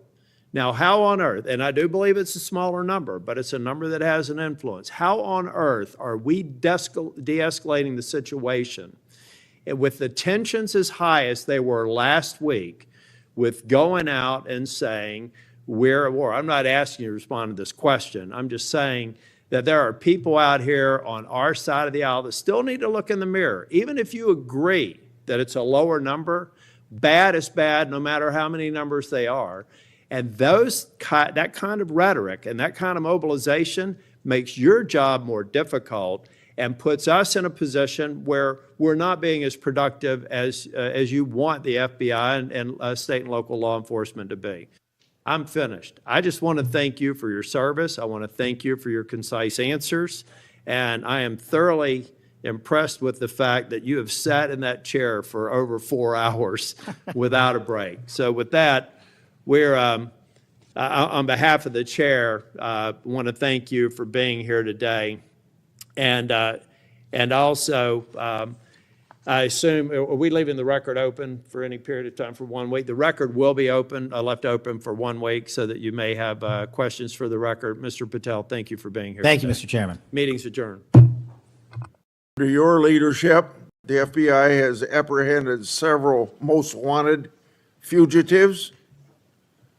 and secured the extradition of senior leaders of the Central American gangs like MS-13. Now, well, it's well understood that your predecessor left you an FBI infected with politics. I'm going to provide examples of that today, including making public new whistleblower records. At your nomination hearing, I made public records that whistleblowers provide me about Arctic Frost. Arctic Frost was the FBI case opened and approved by antitrust Trump FBI agent Tebow. Arctic Frost then became Jack Smith's elector case against then citizen Trump and now President Trump. These new records show that Arctic Frost was much broader than just an electoral matter. The case was expanded to Republican organizations. Some examples of the group that Ray FBI sought to place under political investigation included the Republican National Committee, Republican Attorney General's Association, and various Trump political groups. In total, 92 Republican targets, including Republican groups and Republican-linked individuals, were placed under investigative scope of Arctic Frost. On that political list was one of Charlie Kirk's groups, Turning Point USA. In other words, Arctic Frost wasn't just a case to politically investigate Trump. It was the vehicle by which partisan FBI agents and Department of Justice prosecutors could achieve their partisan ends and improperly investigate the entire Republican political apparatus. So today, Senator Johnson and I are making these records public for the entire country to see, and I hope a lot of people are interested in seeing what government can do when various agencies have a political agenda. My investigative work has also exposed the political way in which Peter Navarro was investigated and prosecuted. When FBI agent Tebow found out that Biden's DOJ would prosecute Navarro, he said, "Wow, great." That's a quote, unquote. Through whistleblowers, I've obtained an audio recording of Special Agent Giordina and Special Agent Sebastian Gardner's delivery of a subpoena to Navarro. I'm making that audio public today. In a court document filed by the Department of Justice, Navarro's interaction with the FBI was unfairly described as, quote, unquote, the word combative. That intervention with Navarro was just as the justification to later aggressively arrest him. Then we get to the Clinton Annex and the Durham Annex. The Clinton Annex showed that the Comey FBI had evidence necessary to complete the Clinton investigation, the one about her mishandling of emails and classified information, but the FBI never did its job because it never reviewed the evidence at that time. The Durbin Annex showed that the Clinton campaign had a plan to falsely tie Trump to Russia, yet the Comey FBI failed to investigate that information. Instead, the Comey FBI used the discredited Clinton campaign-funded Steele dossier to advance crossfire hurricane against Trump. Director Patel, thanks in a large part to you, both annexes were finally declassified. That may be history, but it's history to make sure we don't repeat the history of the past. And the people ought to be concerned when the weaponization of government is used in this way, whether it's done by Republicans or Democrats. Last Congress, I made public an FBI document called 1023 form that alleged a bribery scheme with the Biden family. To date, the FBI has never answered Congress whether they investigated the text messages, the audio files, and the financial records referenced in that 1023. Whistleblowers have provided my office with 2 additional FBI 1023 documents. These documents memorialize statements from FBI sources. These 2 new 1023 documents are from separate FBI confidential human sources during different years. So in total, we now have 3 different FBI confidential human sources providing information about the Biden family and potential criminal conduct. Today, Senator Johnson and I are releasing these records. Let me say this for the partisan media, the people that are supposed to be policemen of our Republican form of government. We aren't saying the allegations are true. We want to know what the FBI did to fully investigate their veracity or lack thereof and what they concluded. Let's put this matter to rest one way or the other. Starting with my chairmanship, I've given one example after another of disgraceful partisan weaponization by federal law enforcement. Since the Trump administration took power, many FBI agents have been removed. The removal included agents and prosecutors who became partisan weapons that lost their way, and I've made records public to prove it. And many of my whistleblowers were aggressively retaliated against by some FBI agents who were subsequently fired. One FBI whistleblower publicly said of these terminations, quote, ensuring that they no longer work at the FBI isn't retribution, it's responsible leadership, end of quote. Which brings me to my final and favorite topic, whistleblowers. In August, 10 of my FBI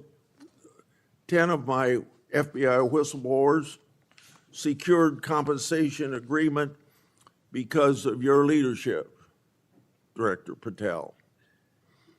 It included a mix of reinstatement to the FBI, reinstatement of security clearances, and monetary compensation. At the beginning of this month, another of my FBI whistleblowers got their job back. All told, across government agencies, almost 20 whistleblowers have received fixes to their retaliation. Today, you'll get a lot of grief from some members of this committee, but in the short amount of time you've been director, you've corrected whistleblower retaliation, increased transparency more than any other FBI director I've seen, whether that FBI director was appointed by Republicans or Democrats. And I've been around here more than anybody else on this committee. I yield to Senator Durbin. Thanks, Chairman Grassley, for holding this oversight hearing during a critical period in the history of the Federal Bureau of Investigation. During my 4 years as chair, I held 4 hearings with then FBI Director Wray. As a reminder to Republicans who claim the Biden administration weaponized the FBI, President Biden retained Director Wray, a lifelong Republican who was President Trump's nominee for the office. After his second election in an unprecedented move, President Trump forced out Director Wray and nominated Kash Patel, arguably the most partisan FBI director ever. Director Patel came to the FBI with a political mission, and he spelled it out in writing in detail. He wrote, "Government gangsters, quote, the rot at the core of the FBI is not just scandalous, it's an existential threat to our Republican form of government," end quote. And with the power of his office and the blessings of the president, he attacked the FBI with a vengeance. Mr. Patel had falsely claimed the FBI, quote, was planning January 6th for a year, end quote. He even went so far as to produce a song by the January 6 rioters who violently assaulted police officers in the Capitol. He compiled an enemies list of public servants he called government gangsters, like former FBI Director Mueller, whom Patel called, quote, an utter swamp creature. Former Trump officials who served with Mr. Patel warned us he would weaponize the FBI to protect the president's allies and target his critics. And indeed, Director Patel has already inflicted untold damage on the FBI, putting our national security and public safety at risk. Since January 20th, the Trump administration has engaged in an unprecedented purge of FBI officials. As we heard from highly credible whistleblowers, Mr. Patel was involved in directing this purge even before he was confirmed, despite his sworn testimony to this committee. It began with terminations and forced retirements of all 6 nonpartisan career officials who run all 6 branches of the FBI, assistant directors. Since then, at least 18 of the 53 special agents in charge of FBI field offices have been removed, along with many other senior officials. Individual agents have been targeted for termination simply due to the work that they were assigned, such as January 6th investigation. In fact, according to former acting FBI Director Brian Driscoll, in a lawsuit filed last week, Director Patel made this very plain, telling Driscoll personally, quote, that his own job depended on the removal of agents who worked on the cases against the president, end quote. And even though he knew, quote, the nature of summary findings were likely illegal. At the same time, Director Patel has installed MAGA loyalists as political appointees in key career positions, including conspiracy theorist Dan Bongino as FBI Deputy Director, the first time in the history of the FBI that this position has not been held by a career FBI agent. Director Patel has also reportedly initiated loyalty test, requiring dozens of officials to sit for polygraph exams and answer inappropriate questions about whether they've made negative comments about him personally. Of course, as is often the case in the Trump administration, the rules apply to thee, but not to me. As we understand it from highly credible sources, key members of Director Patel's senior executive team and others on the 7th floor had disqualifying alerts on their initial polygraph exams. Well, how did they survive? They survived because of a personal waiver by either the director or the attorney general to remain employed by the Bureau. Understand the context here. Political operatives in key positions, given the routine FBI polygraph exam, failed and had to receive waivers to continue their positions. They were lucky to keep their political appointments. They were, but the 5,000 career civil servants the director has so far forced out of the Bureau's ranks were not offered that same courtesy. 5,000. This mass exodus has created a disastrous brain drain, particularly in the fields of cybersecurity, counterterrorism, and counterintelligence. For example, my office has received information indicating that cuts to the Bureau's cyber division will cut personnel by half, despite the ever-increasing threats posed by adverse foreign actors. The brain drain is exacerbated by Director Patel's misuse of remaining FBI personnel and resources to focus on other priorities of this administration. According to reports, the 25 largest FBI field offices have been ordered to divert 45% of their agents from their primary missions to work on the mass deportation of immigrants.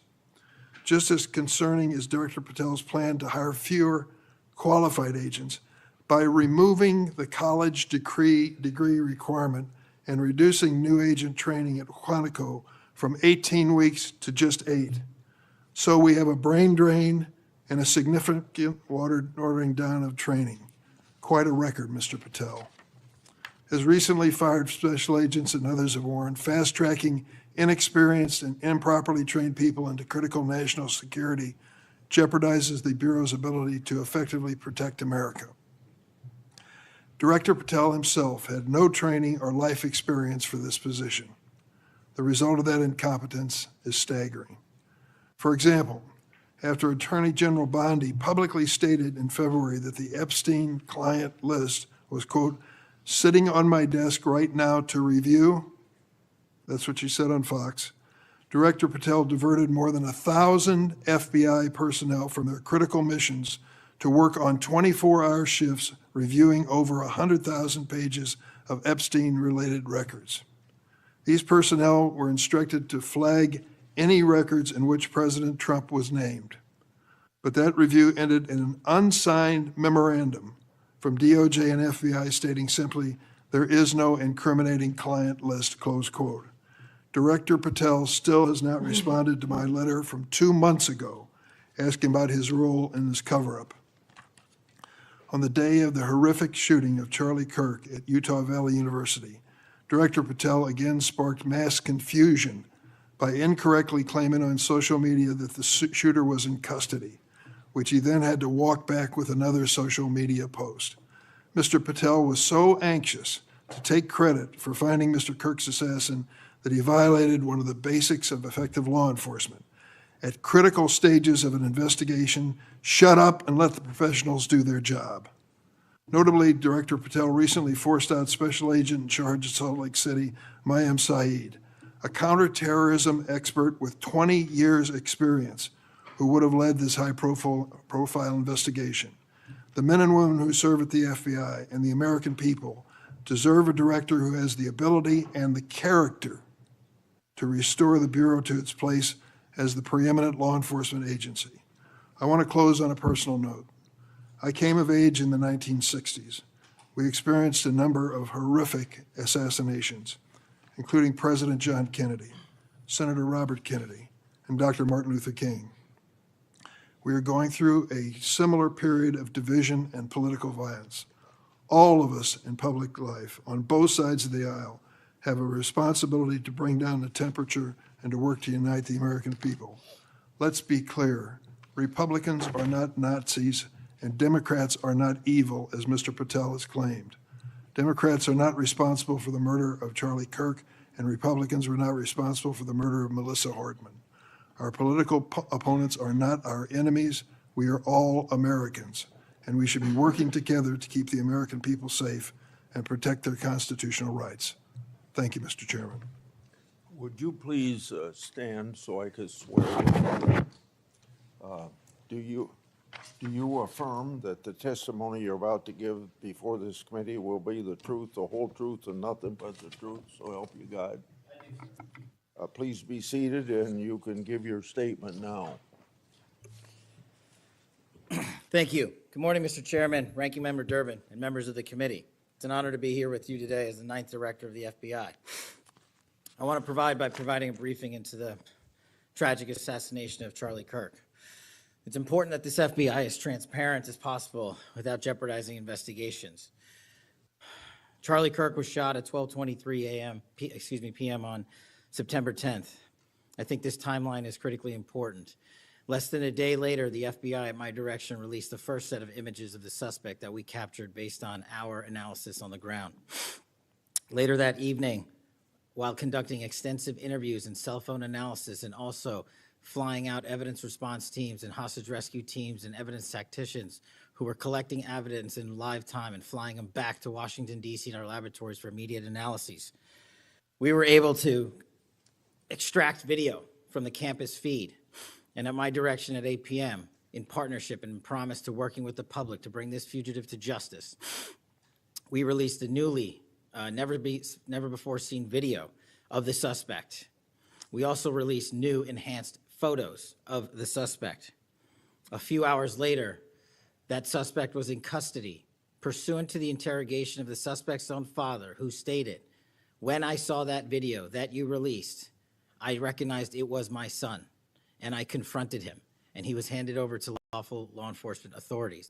That is the FBI working with the public, as I promised, being transparent and providing critical information along the way in the manhunt for the suspect or suspects involved in Charlie's assassination. We received over 11,000 tips in the first 24 hours alone. We received 16,000 submissions to our digital media enterprise and tip lines. That is a large number of material to go through. I want to thank President Trump and the Attorney General, Pam Bondi, for their unwavering support and commitment of resources to this and all investigations. I also want to especially thank our colleagues in Utah, the Governor's Office, DPS, and the sheriffs out there. State and local law enforcement partnership has been a cornerstone since I took over at the FBI, and it was no different here. And our teams in Salt Lake City, our SACs out there across the country, our lab technicians in Quantico who raced to complete the evidence analysis so the public could have the answers they need. These people worked through the night without sleep for days on end. They are to be commended. They are not to be attacked. And many, many, many more people I don't have time to thank here today. But I do want to thank the American people especially. The mission of the FBI is for them and with them and by, with, and through them. And is that mission and that ethos that I brought to this investigation and so many others, and that's why that suspect is in custody. We cannot do our job without the American public and credible reporting in the media, and that's why Tyler Robinson is in custody today, about to face charges. The last time I appeared before this committee was in January for my confirmation hearing. I told you then that if I were confirmed, I would provide and do everything I can to provide a safe and secure America. I promise to provide the courageous men and women of the FBI the tools and resources they need to crush violent crime and defend the homeland. I pledge myself to commit to full transparency, oversight, and accountability so we could restore the public's trust in the FBI. And that's exactly what I've done. Under this administration, the FBI has arrested more than 23,000 violent criminals. That's more than twice for the same time period from last year alone.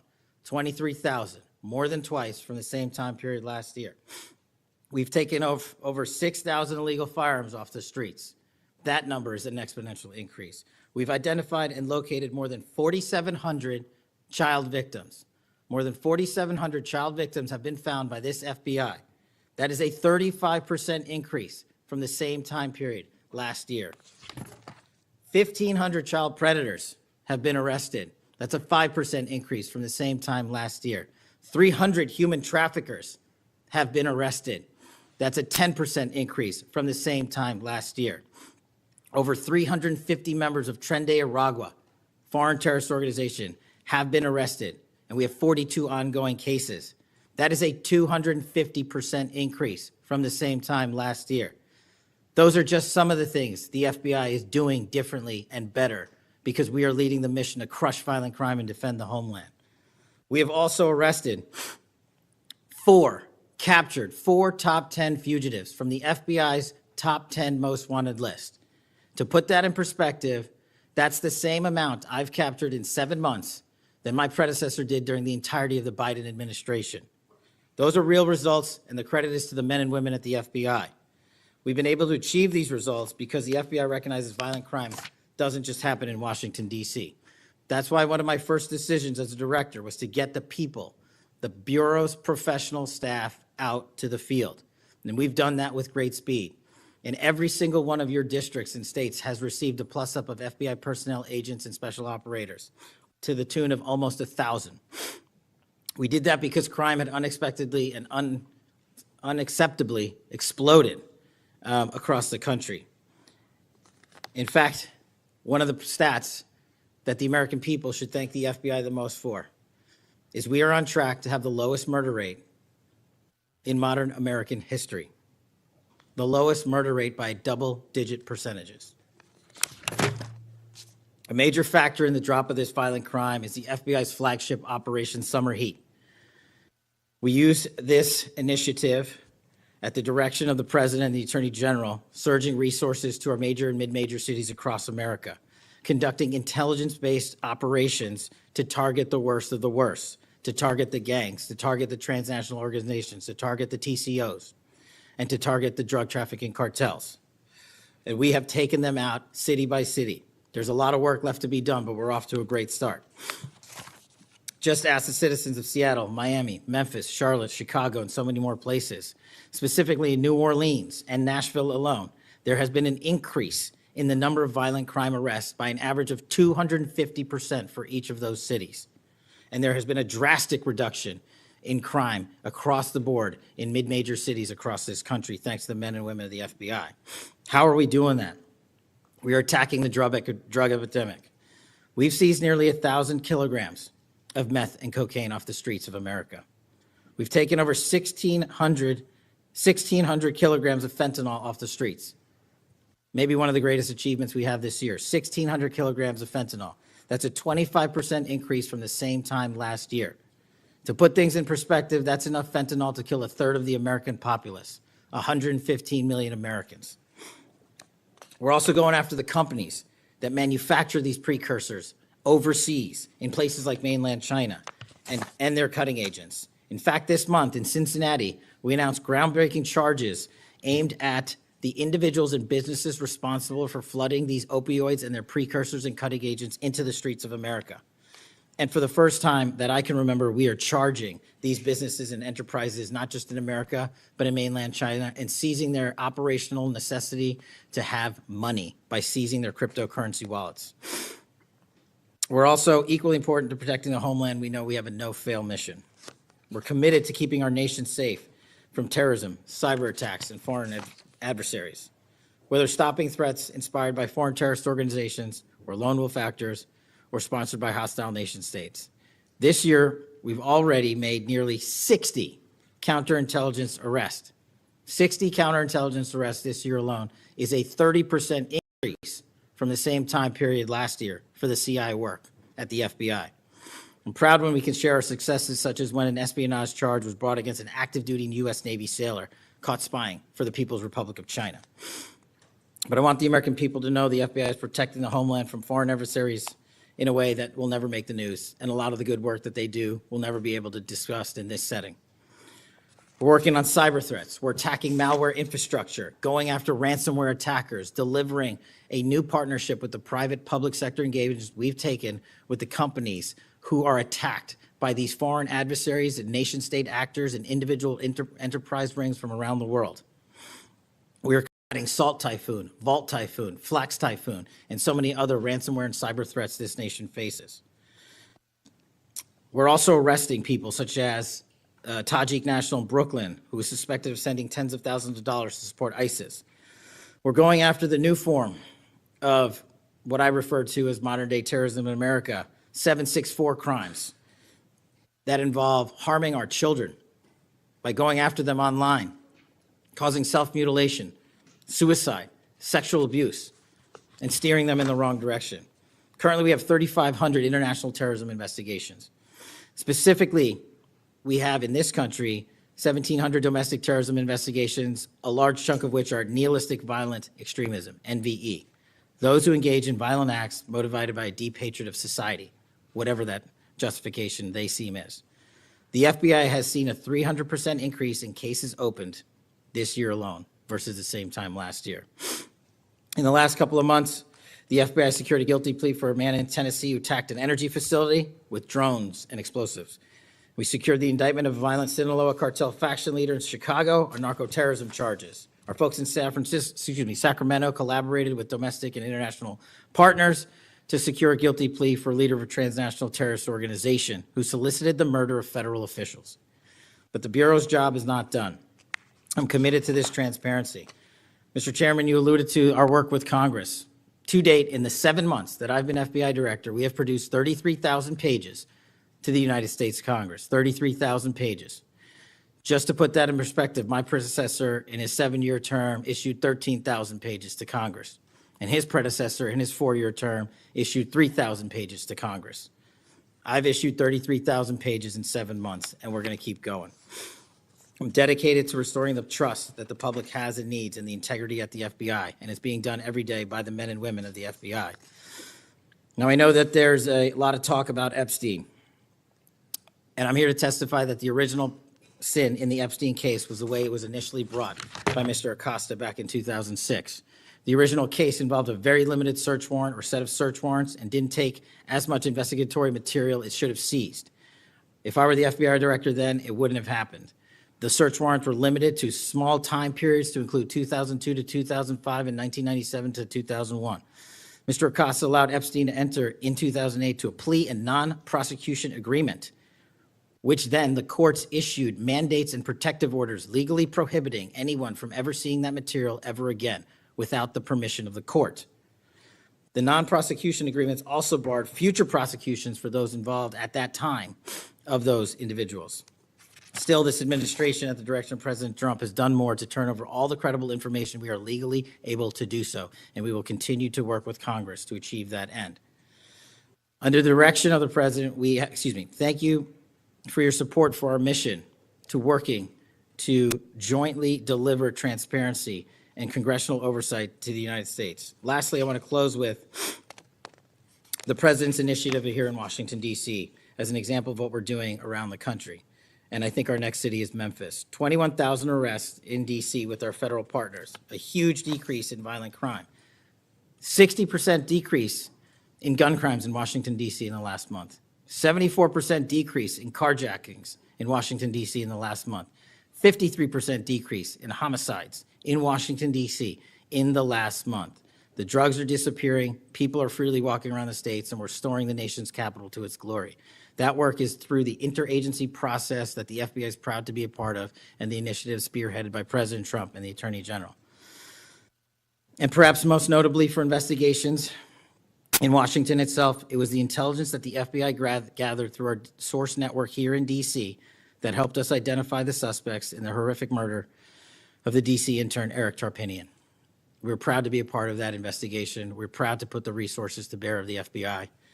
And in closing, Mr. Chairman and members of the committee and Ranking Member Durbin, I'm honored to be the 9th director of the FBI. I'm not going anywhere. If you want to criticize my 16 years of service, please bring it on. Over to you.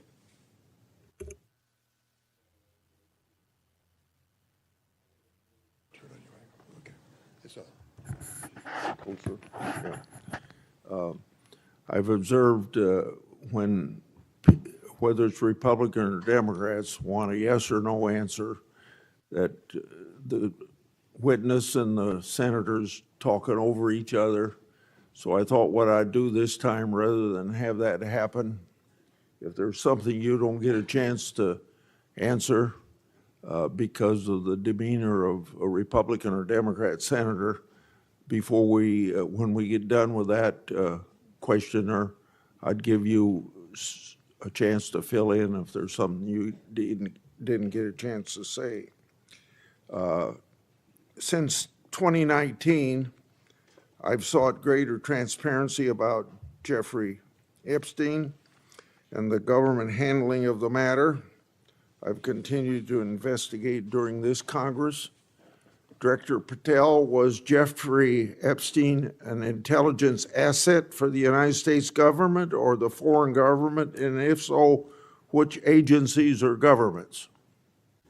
Mr. Chairman, I can only speak to the FBI as the director of the FBI, and Mr. Epstein was not a source for the FBI. Okay. Would you commit to providing my office with all classified, non-classified records relating to the Epstein matter? I will commit to providing all records I'm legally permitted to do so under the court orders.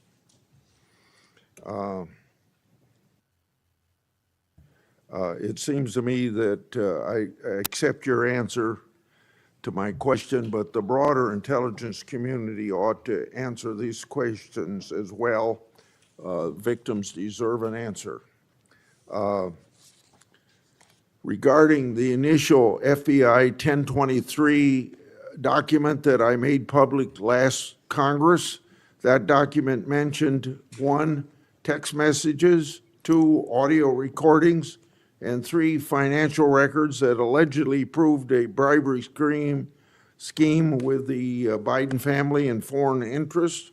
Regarding those records, did the Ray FBI make any effort to determine whether they existed? Did the Ray FBI make any effort to obtain those records? Not to my knowledge, Mr. Chairman. Since this matter hasn't been fully investigated, the FBI has an obligation to the public to do exactly that and figure out why it wasn't investigated. Next question. I've done a lot of oversight relating to sexual misconduct by the FBI agents. In fact, I believe this is something I discussed with Ray, one of his appearances before this committee. According to the FBI Inspection Division, it opened nearly 300 investigations based on sexual misconduct referrals between 2017 and 2024. According to whistleblowers, the Biden-Ray FBI totally dropped the ball on this question. One credible accusation of sexual misconduct is too many, of course. Are you committed to reviewing the Bureau's policies to ensure responsible responses to credible allegations of misconduct, that they're swift and adequately protect victims? Yes, Mr. Chairman. Relating to a similar subject, during child crimes and sexual misconduct related investigations, are any private sector companies less than cooperative with you? What improvements in information sharing need to be made to catch those criminals? Mr. Chairman, we can always do better with their private sector companies. I've reached out to the leaders of most of them, asking them to provide more material so that we can be responsive and take legal action and protect the youth of this country. I'm happy to discuss, possible legislation that we can do to allow for these companies to continue. Yeah. Say, maybe 1 inch up on the microphone. Sorry. I think you're close enough, but I think it's just a little bit lower. When you raise your head, it's difficult to hear. Director Patel, since 2021, I've raised concerns about the Biden administration failure to properly vet Afghan evacuees. Director Gabbard informed my office that as of August 2022, approximately 1,600 evacuees located in the United States had ties to terrorism and other derogatory information. That's why I and many others have opposed bills giving blanket approval. Are you aware of what steps your predecessor took to investigate these evacuees? And what steps have you taken to investigate them? And what, if any, national security concerns still exist? Mr. Chairman, I can't speak to the steps my predecessor took, but I will make sure we do a sweeping review and get back to you on that. As far as the Afghan refugees and evacuees, as during my tenure, we are going through the databases to make sure that no known or suspected terrorists enter this country to harm our nation. And also, is my resolve as FBI director, one of the first acts we undertook was a manhunt of one of the Abbey Gate bombers and leaders in that crime spree that killed 13 brave Americans. And within 2 weeks, we caught one of the leaders of the Abbey Gate bomber and brought him to justice here in 2 weeks from Pakistan. And so my commitment to you on Afghanistan in all matters is complete and without border. Yeah.